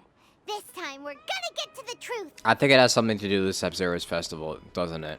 You're back. I've been waiting forever for you two. Judging by the looks on your faces, are you ready to take your Sub-Zero's exam and graduate from the festival? Ask away, Miss Nahida. Okay. First off, have you discovered the hidden truth? Okay. All the bizarre spaces I saw outside the city had one thing in common. A lack of human presence. Those spaces remind me of... dreams. Like the one I had in the Avidia Forest. Except these have no sign of human presence. So, okay, wait. These two could go together then. People in Sumeru don't dream. What a strange phenomenon. It's this and this. We are all in a dream. It isn't that the people of Sumeru don't dream. Rather, the Akasha is taking their dreams from them. This is some actual like Naruto Tsukiyomi type shit. People in Sumeru think they don't dream. But the truth is, the Akasha steals their dreams without them knowing it. And those spaces with no human presence are stolen dreams without their host. That would explain why they sounded so weird when he was trying to describe them. So didn't I guess this before? People in Sumeru do dream after all. In fact, we're all in one big dream together right now. Correct answer. Now, how did you conclude that the Akasha is capable of this? It is the manifestation of the God of Wisdom's power. Oh, okay. Ah, got it. Those dream-controlling creatures in the forest also get their power from the Dendro Archon, right? Oh, That would explain why right. the Akasha has the ability to control people's dreams too. But is stealing everyone's dreams really how the Akasha compiles their wisdom? Isn't there anything more to it than that? Dreams are fantastical, complex, and full of imagination. People's brains are the most active when they're dreaming. True. Despite me never remembering it. In other words, dreams are rich bundles of human wisdom. So in other words, the complete opposite of how Hypatia understood it. Paimon remembers her saying that the sages think dreams are foolish delusions, and the fact that no one dreams is a blessing from Greater Lord Rukkhadevata. So it was all a dirty trick? So the Greater Lord and the Academia basically tricked everyone. Those dudes were right the entire time. Yo. The real story is that the sages from the Academia are using the Akasha to steal people's dreams for their own use, huh? Yep, and they don't intend to stop there. Oh? By the sounds of it, you understand the current situation pretty well. So then, what about the samsara? Those spaces kept disappearing before my eyes. But as soon as that beep sounded, many more spaces materialized. Those dreamscapes kept vanishing. But as soon as that beep sounded, more new spaces appeared. Okay, so what was that? Correct. The Akasha is keeping each person's brain in a constant dream state, but also separating their consciousness from their own dream. Okay. Their disembodied consciousness is placed inside the collective dream of the Sub-Zero's festival along with everyone else's, while their now vacant dreams are harvested by the Akasha. No one is any the wiser as another day passes in the dream, and so begins another samsara cycle. So basically, we're all asleep right now. People wake up to yet another dream about the Sub-Zero's festival. The dreams that belong to them are once again harvested by the Akasha, and so it continues. So, this is like a dream factory, and the Akasha is a dream harvesting machine. Did Paimon get that analogy right? I knew this technology was too good to be true. Very good, Paimon. Using analogies well is an excellent habit to get into. Okay, so that beep we keep hearing is actually from our real-life Akasha terminals. Taking off our terminals in this dream doesn't do anything. Ah, that makes sense. All right, last question. Who am I? Oh, who are you? Who is she? I wonder. The moon, illusions, and lies. All of them. They say that alchemical divination is the Dendro Archon's divine revelation. So then, if Nahida has referred to herself as the moon... You're the moon. So you noticed. You are Lesser Lord Kusanali. Of course. Wow, what a shocker. Oh my goodness, I never would have noticed. I totally didn't know that for over a month now. I thought that one would be the hardest question. That's why I put it last. That wasn't hard at all. Even Paimon guessed that. Everything about you is different. We just didn't want to expose you is all. Truly. Now that you mention it, Nahida, you've been hinting to us since the very beginning. It's funny, thinking back to when we were asking all over the place for info about Lesser Lord Kusanali. Paimon didn't expect to meet you like this. I have a lot of questions for you, but this doesn't seem like a good time. Yes, those can wait until we're back in real life. On the other hand, I'd be happy to answer any more questions you have about here and now. Oh, okay, that's a lot of questions. Why couldn't you simply tell us the truth? You asked me this question before. My answer was, it would literally blow your minds. Now that you know this is all a dream, this answer should hopefully make more sense. Have you heard the saying, don't wake a sleepwalker? Likewise, if someone suddenly had told you all this instead of you learning it on your own, your notion of reality and dream would be thrown into irreversible confusion. I couldn't expose you to that kind of risk. Oh, okay. That's why I could only give you very subtle hints and some suggestions. Long story short, I'm really sorry I had to keep you guessing. Okay, well, I guess I'll take that instead of literally having my mind blown. So how did the sages manage to keep people from noticing this? Firstly, this dream we're in is completely based on reality. People have already experienced this Sub-Zero's festival, so it would be very difficult for them to find anything that strikes them as surreal. Secondly, you're probably wondering why people don't have any memories from earlier samsara, right? That's because people don't remember their dreams most of the time anyway. Me. And in any case, their actual dreams are being taken away from them by the Akasha. So whenever they wake up in this dream of the Sub-Zero's festival, they don't remember anything from their previous identical dream. Bruh. That reminds Paimon. Traveler had a dream when we were in the Avidia Forest, but couldn't see what it was about after waking up. Is that an example of what you mean? Yes. Only after receiving the blessing of Dendro can a person gain the Dendro element's dream-enhancing power. That explains the feelings of deja vu. Meanwhile, everyone else has no idea that they are in the Sub-Zero's Festival Samsara, while their dreams are stolen from them over and over again. Damn, so I would be an NPC in this. Okay, wait, does this include everyone inside of Sumeru, or does this include everyone that's just inside of the city? About the side effects of a mass-produced dream. Can humans really keep dreaming forever like this? Will it ever end? And if so, when? We might say your mental fatigue has already answered this question. Eventually, there's only so much that people can tolerate. Especially those whose health is compromised to begin with, like Dunyarzad. This relentless exploitation takes an even harder toll on them. People's lives are at stake here, and nobody knows a thing! We've got to put a stop to this! They've literally already killed a couple people, I'm pretty sure. Okay, so why is the dream about the Sub-Zero's festival, though? I know, right? Why did they have to base this dream on my birthday? Could it really just be a coincidence? No, probably not. Even you don't know the reason? Wow, now that's strange. The Academia sages are determined to harvest lots of dreams in a short time, no matter the cost. They have to be up to no good. Unfortunately, I don't know anything about it. Traveler, do you have any information?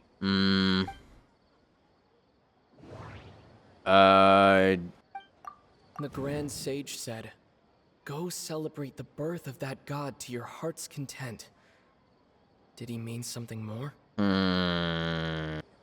This one, yeah. Celebrate the birth of that god? He literally meant it when he was throwing shade that time. Could it mean Damn, that's kind of cold. deceiving the people of Sumeru with no regard for their safety? No matter what they're trying to do, this is unforgivable. After we end the Sub-Zero's festival, Samsara, we have to look into them. How can the sages of the Academia do this behind their Archon's back? This is ridiculous!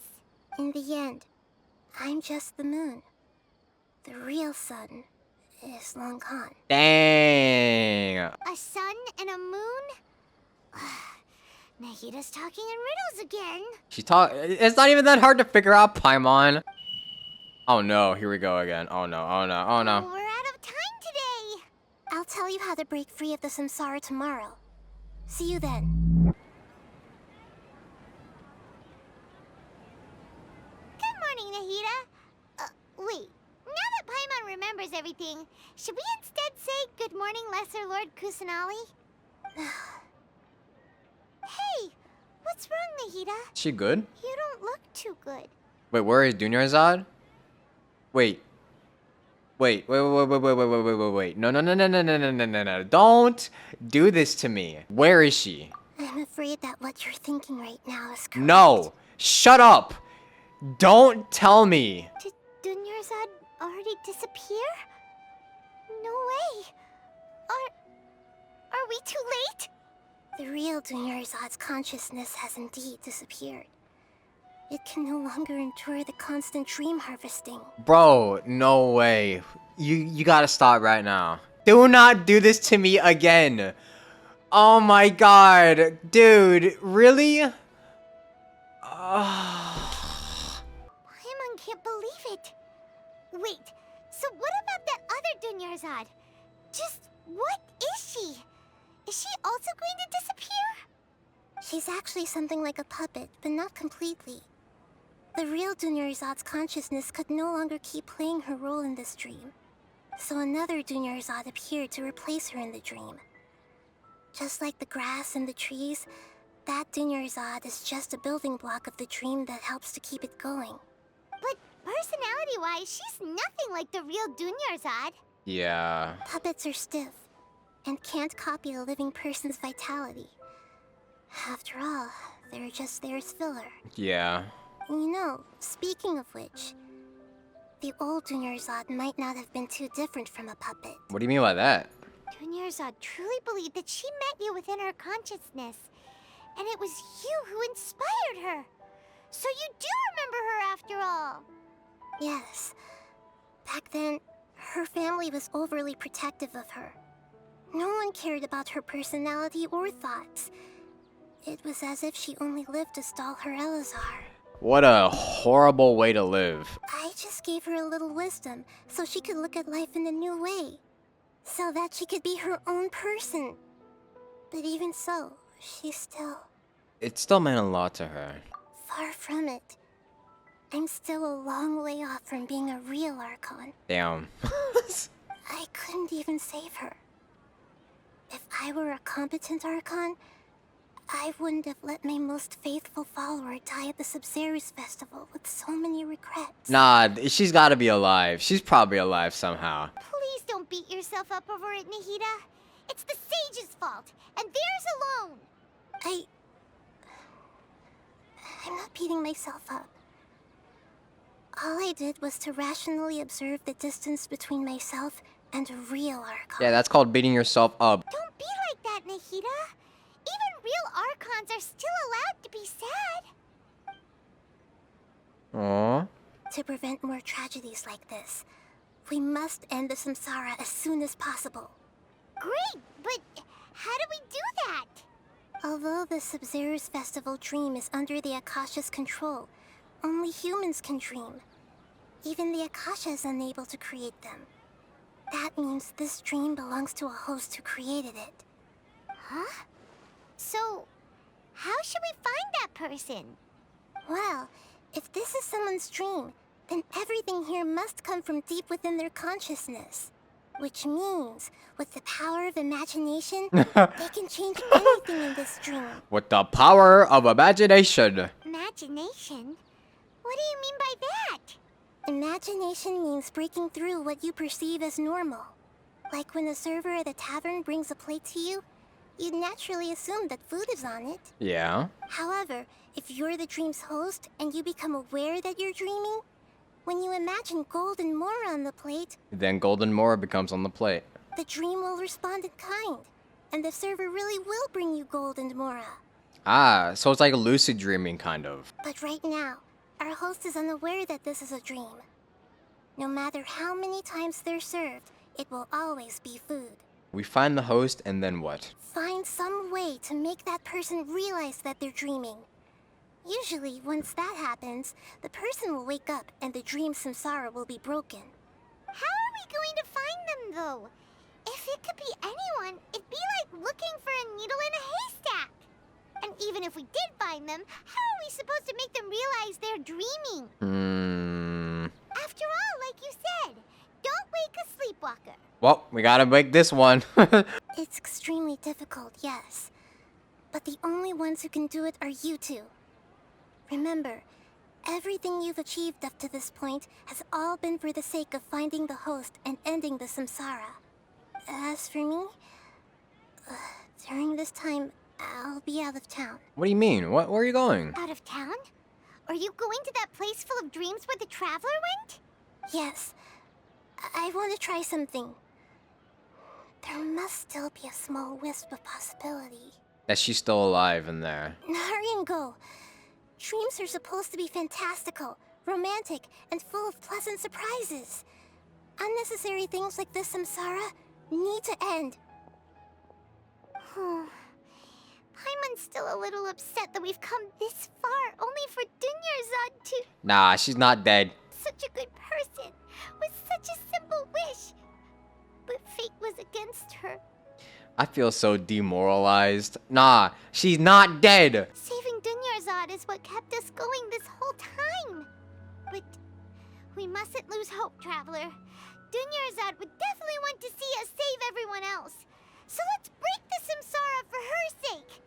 Paimon's wondering, do you think the sages would get one of their own to be the host of this dream? Feels like it would be easier to control it that way, no? Unlikely. Knowing the plan, they'd probably become aware that they were dreaming. So who wouldn't realize this was a dream? Huh. That's true. Plus, the sages probably weren't counting on there being other factors beyond their control. Like Nahida and us. So, who do you think the host of the dream is? Maybe the Night of Flowers. Oh, that would make sense. Ferris, the Night of Flowers, is a symbol of the wholesome Zeru's festival, right? Pretty core character. Yeah, true. Let's go ask him some questions, shall we? You're back. You left in a hurry last time. Is everything okay? Everything's fine, just... it's a little hard to explain. Would you mind taking part in a little experiment with us? An experiment? That came out of nowhere. I'm listening, though. What do you need me to do? Could you... make a wish? Imagine a wish coming true before your very eyes. I don't know, a wish for like money. You want me to make a wish? Is that a new Sub-Zero's festival tradition or something? I don't know, dude. You just wish for like money or a partner or something. Less questions, more wishing! Okay. My wish. Okay. I'm a little nervous saying this out loud, but I want Miss Dunyarzad to be happy. Oh. No! No! Why'd she say it like that? I noticed earlier that she looked a bit down, and she wasn't really talking to anyone. She just doesn't seem like herself. She's always so gentle and kind, and all the kids love her. I've also wondered if the reason she asked me to be Ferris Knight of Flowers is because I'm special to her, or something. So, you have a crush on Dunyarzad? Oh, is it that obvious? After what I just said, I guess it is. No, this can't get any worse. When she placed the hat of the Knight of Flowers onto my head, she said to me, I want everyone to have a happy Sub-Zeru's festival. What she didn't realize was that I'm not that interested in how everyone else feels. In that moment, I just wanted to be her Knight of Flowers for the rest of my life. 50 years, 100 years, I'll serve her till the end of time. I have a little bit of information that might make you very upset. Okay, yeah, that was a bit much. Felt like the right moment to get it off my chest, but that was pretty embarrassing. Okay, I'm ready to make my wish. I would like Miss Dunyarzad to appear in front of me right now with a smile on her face. Here goes. Please come true. Please come true. Right? She'll appear. She's not Gonna dead. Open my eyes. Oh, oh, you're What? What? Bucky. What? Sorry, but only one portion of Yalda candies per person. Back home you go. What? Huh? What? Nice try, you two. Anyway, never mind. I don't need to see her appear right in front of me. As long as she's happy. Guess he isn't the host of this dream after all. Should have expected it wouldn't be this easy. It seems like everyone who knows Dunyarzad loves her. But none of them has any idea that she... My lady, step back. Oh. No. Ah. That sounds like Dia! Oh, right. This is when Dunyarzad bumps into the kidnappers. I'll teach them a lesson they won't forget. Alright, bro, we need to chill. Okay, well, then again, these are just puppets, so we could go off on them. Huh? But Dia can handle them. Hey, Traveler! Don't worry. I'll help. He about to go off. I'm blowing off some steam.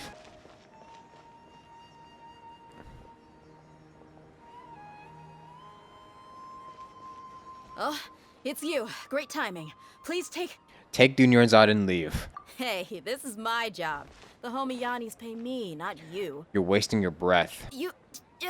Fine, all right. Knock yourself out. Why are you so worked up anyway? It's not like I don't trust your fighting skills. Anyway, watch yourself. So you got yourself some backup. Suit yourself. You're going down. If this is technically a dream, then we could practically slaughter these dudes with no consequences, since they're also just puppets. Traveler, were you just taking your anger out on those guys? I'm fine. You and Nahida both. Dunyarzad wouldn't want to see you two like this. The Traveler gets really angry when he loses people. Oh, and speaking of her, Paimon just remembered something. Remember how during the first Sub-Zeru's festival, before the Samsara started, we came here with Dunyarzad because she wanted to pick something up?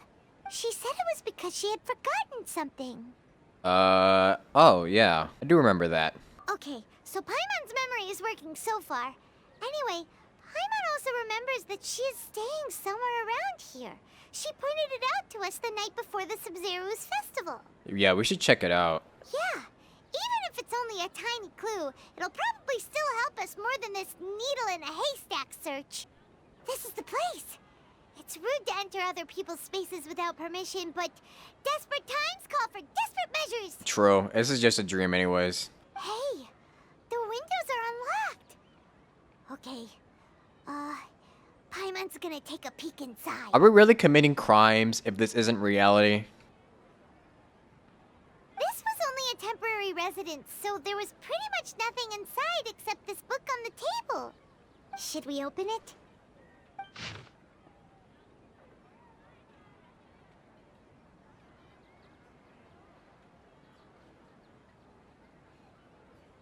Wow. Dunyarzad wrote all of this. Sounds like she was always thinking of us even while we were away. Even though she was also busy preparing for the Sub-Zeru's festival and had all her health problems to worry about. She must have wanted to give this to us as a gift on the day of the Sub-Zero's festival, right? If we hadn't found this book, we never would have known. But now that we know, we can't even thank her. Dang. This is getting depressing. Please. I guess I'm coping, but please, just give me a bit of hope at least. Hey! Where are you off to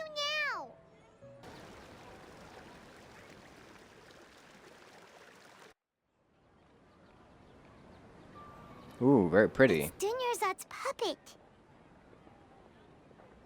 I guess. I feel better if I say this out loud.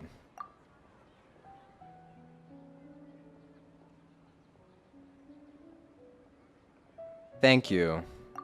Traveler, Aww. you must be exhausted. Come to think of it, we've been stuck in this place for a really, really long time. Heck, even the last time we were chatting happily with Dunyarzad feels like an eternity ago. Yeah, we've been in here for such a long time. That's a lot of times to get to know Dunyarzad.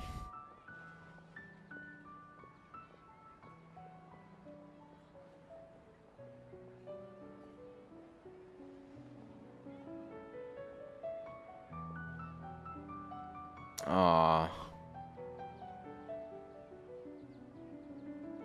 No, man. This is so depressing. Paimon still remembers when we were sitting here, and the way her eyes sparkled when she talked about Nilou's Dance of Sub-Zerus. I can barely recall it now. There will always be frustrations in life. What? But I know that the point of living is not to leave behind any regrets. Is she speaking?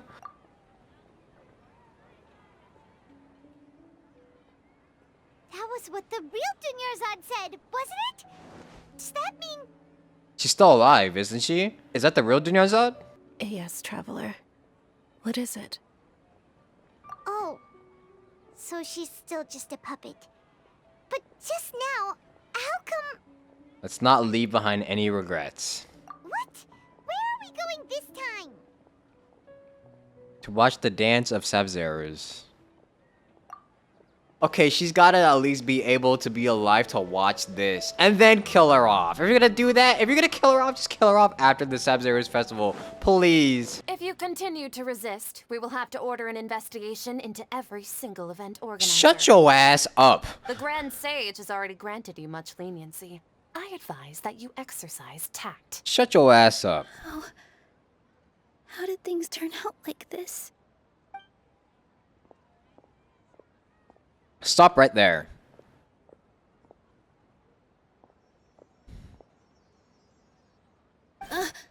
Traveler? You don't have to get involved. He's a sage from the academia. I don't want to drag you into this. I don't give a damn. Traveler? Traveler? What the heck are you doing? If you get arrested by the academia, that's another day gone to waste.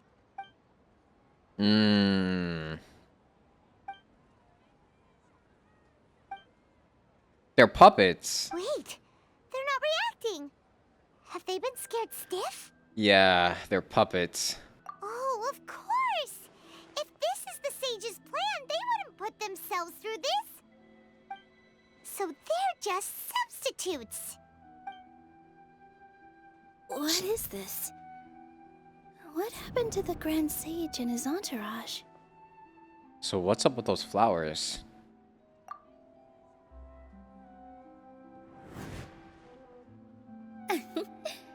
Like I said, they symbolize the goddess of flowers.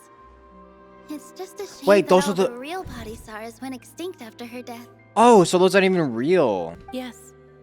The Greater Lord brought forth new Padisaras in memory of the goddess of flowers.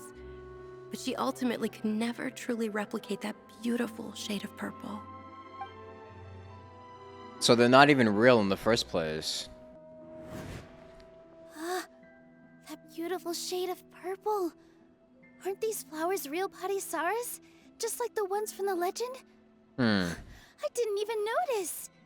Dunyarzad, Did you find these? But didn't you just say all the real flowers went extinct after the goddess of flowers passed away? So, how? Yeah.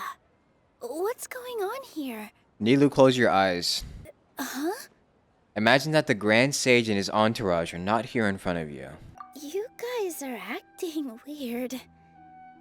But okay, I'll try.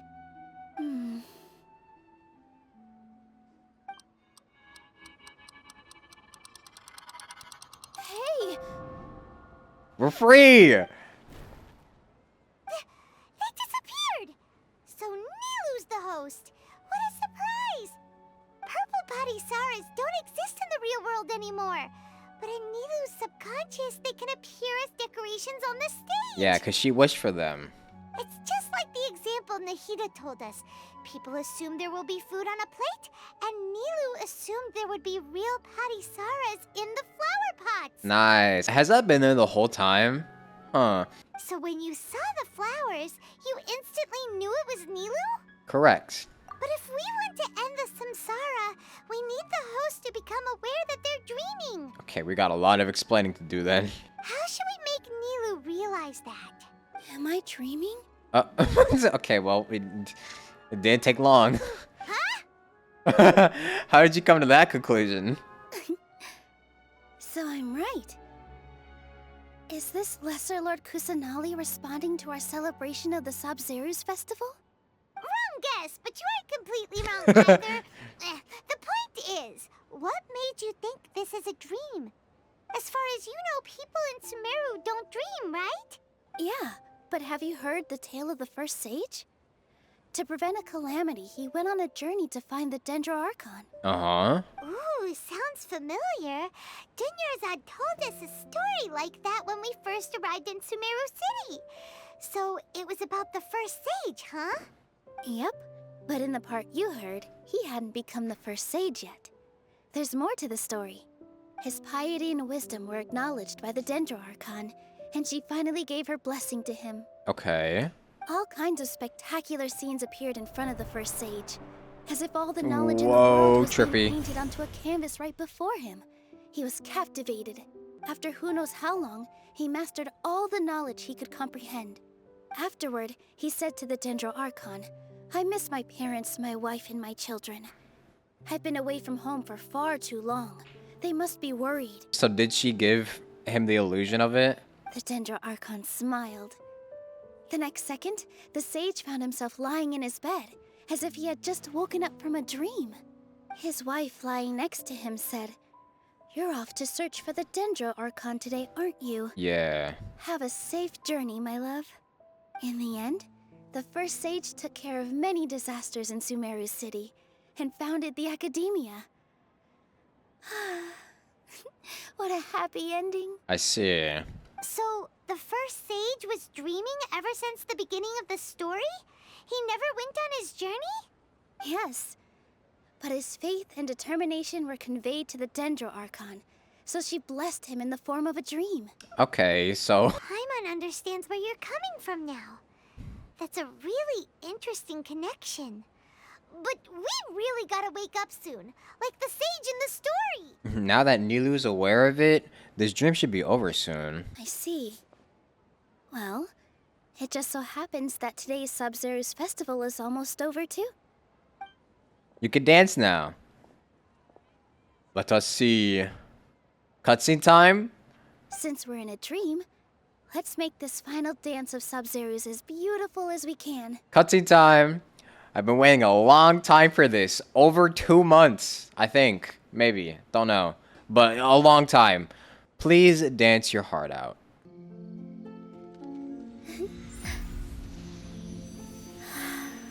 Oh, this is about to be pretty.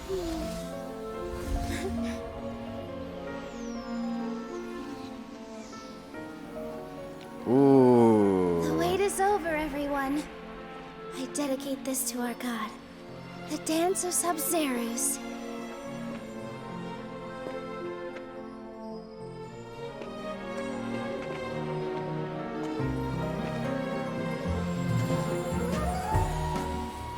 Ooh, it's a banger.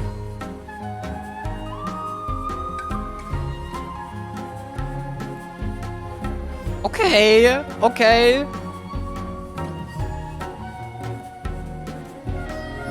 Oh, this is a jammer. This is so pretty too. Oh, oh.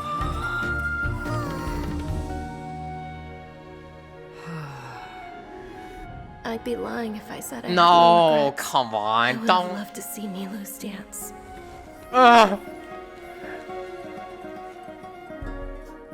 Oh no, she's dead. She really is dead.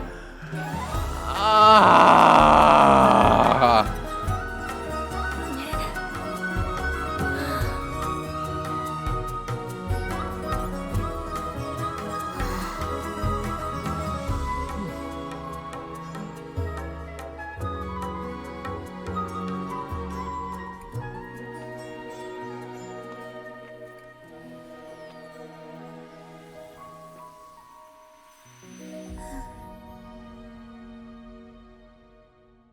Man.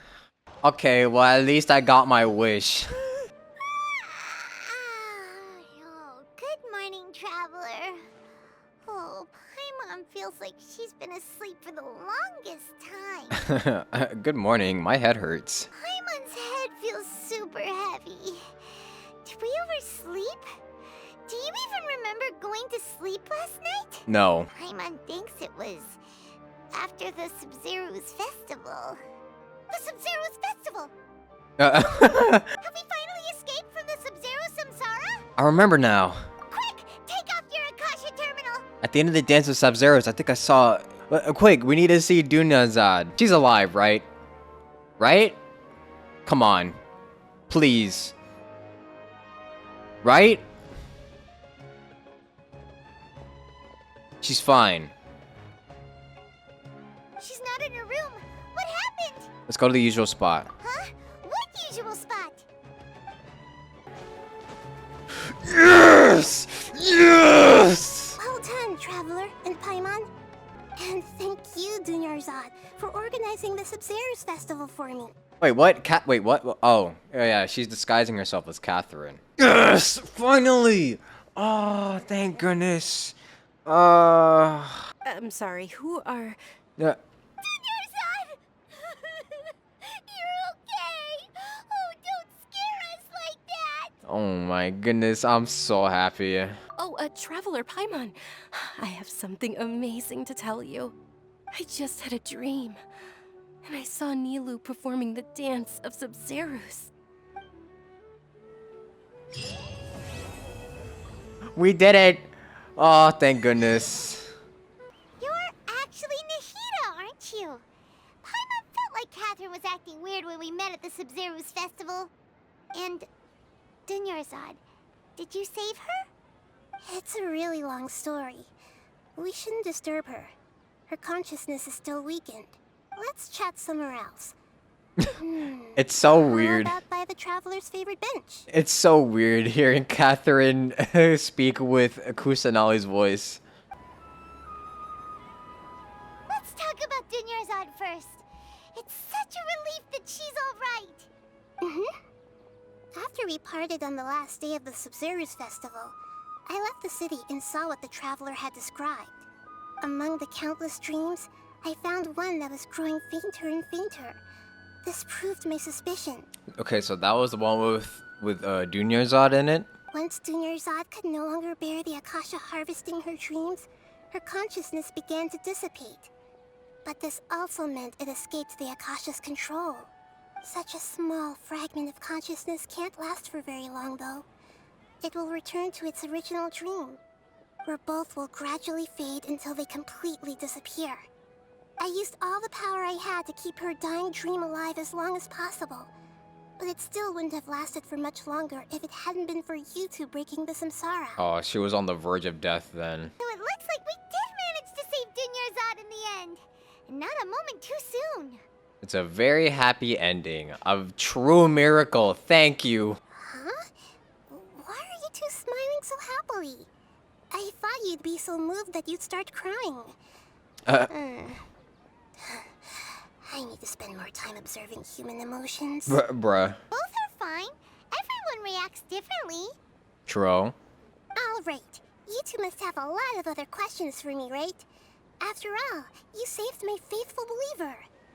As your reward, I will answer any and all questions. Okay, so about what I saw in that dream. At the Avidia Forest, there was this incense that made the traveler fall unconscious and dream of a huge tree and a red sky. You also heard someone's voice, right? It said world and forget me. Yeah, so you do know! We've been wanting to ask you what that was about, and if the red sky was related to Conria. It seems like the traveler established a connection to Irminsul. That was a message left by Greater Lord Rukkhadevata's residual consciousness in Irminsul. Perhaps her last memory before she died. As you two probably know, Greater Lord Rukkhadevata disappeared after the disaster in Conria. The timings of these events do line up, so your suspicions are reasonable. A message from Greater Lord Rukkhadevata? We thought it was from the Scarlet King! So do they want the world to forget them, or do they want the world not to forget them? The Scarlet King? That god who died even longer ago? Some present-day desert dwellers still worship him. You probably just heard some of their conspiracies. Okay, so what does the message mean? I still haven't managed to decipher it. Even the Akasha isn't currently capable of doing that. Greater Lord Rukkhadevata's residual consciousness in Irminsul seems to be contaminated with something that has a very dangerous aura to it. Yeah. Many devoted scholars go mad as soon as they connect their consciousness. I've warned the Academia about this many times, but people still keep falling victim to it. It must be like some sort of conspiracy shit that makes their mind go nuts. But I believe this is the key to saving Irminsul. That's why I've kept trying to decipher it. So the tree in the vision was Irminsul? Oh, Tainari also said that Irminsul is sick. Is it because of the contaminated consciousness? But even if you can't figure out what that vision was all about, it seems like our search for you was all in vain.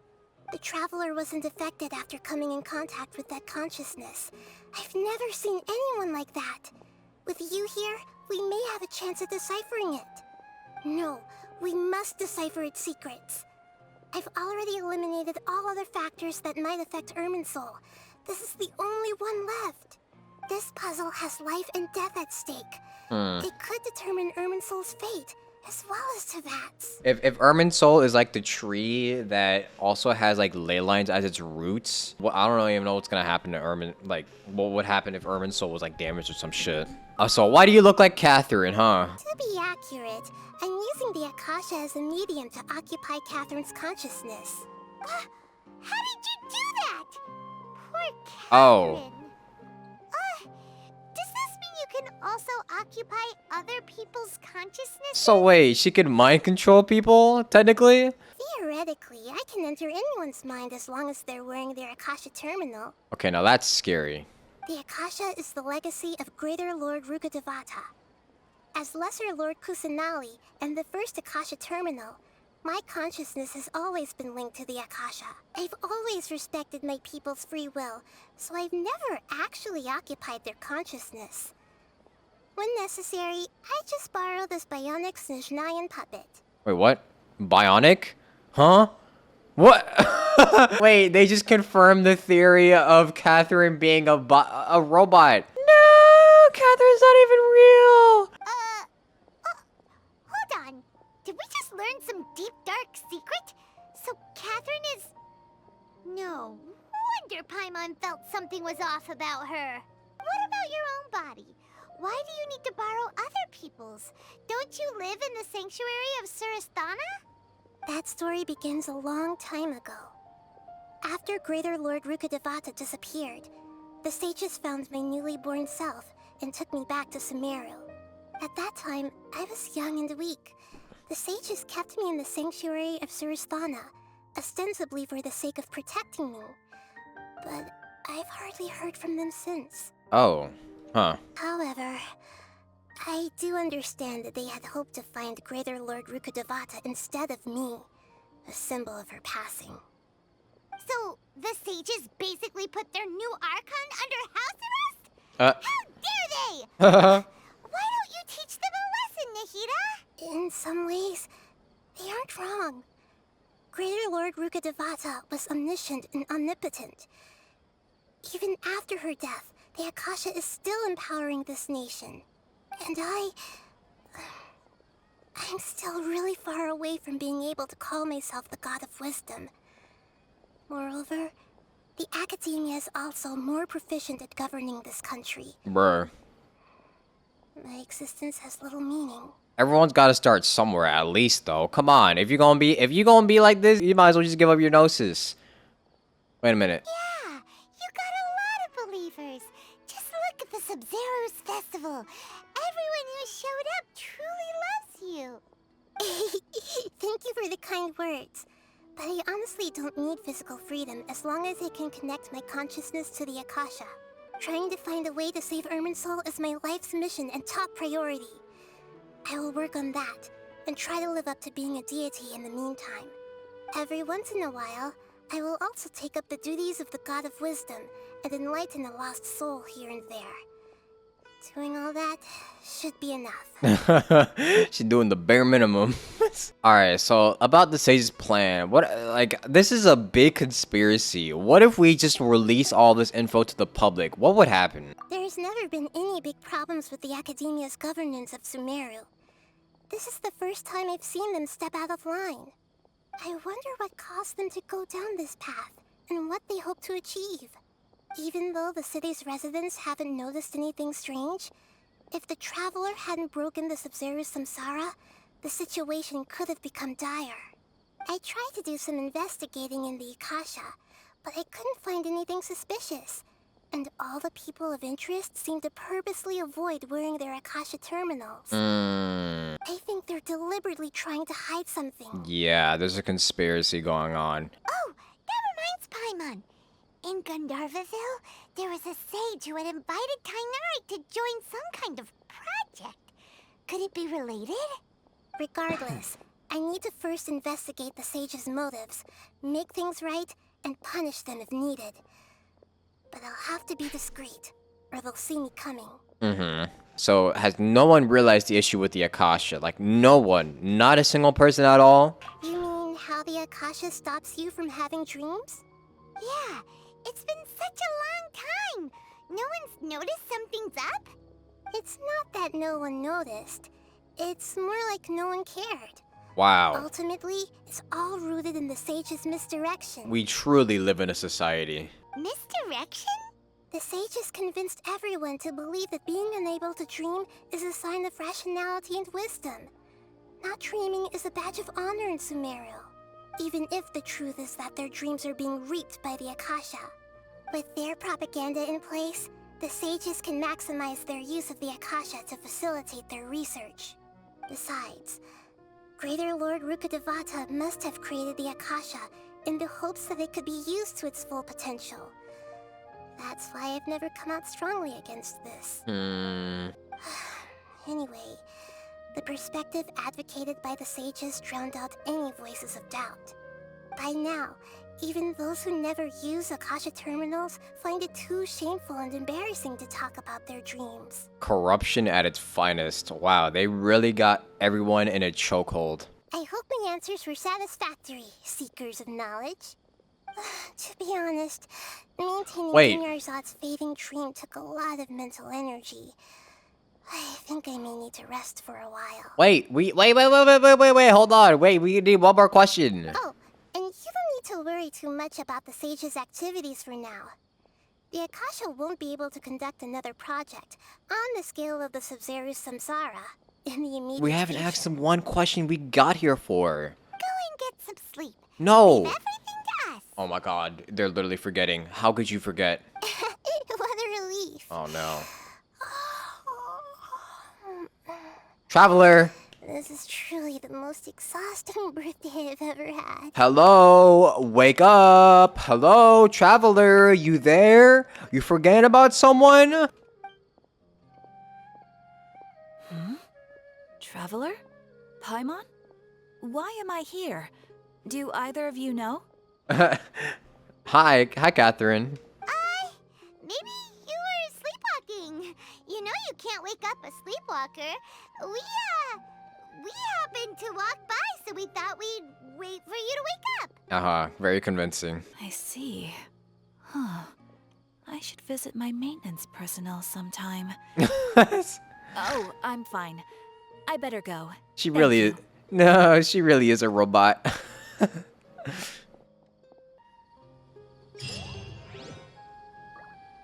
Wait, so we literally go through all of this and we completely forget to ask her about our sister. My man's is losing track. He's losing focus. Come on. You gotta pick it up, man.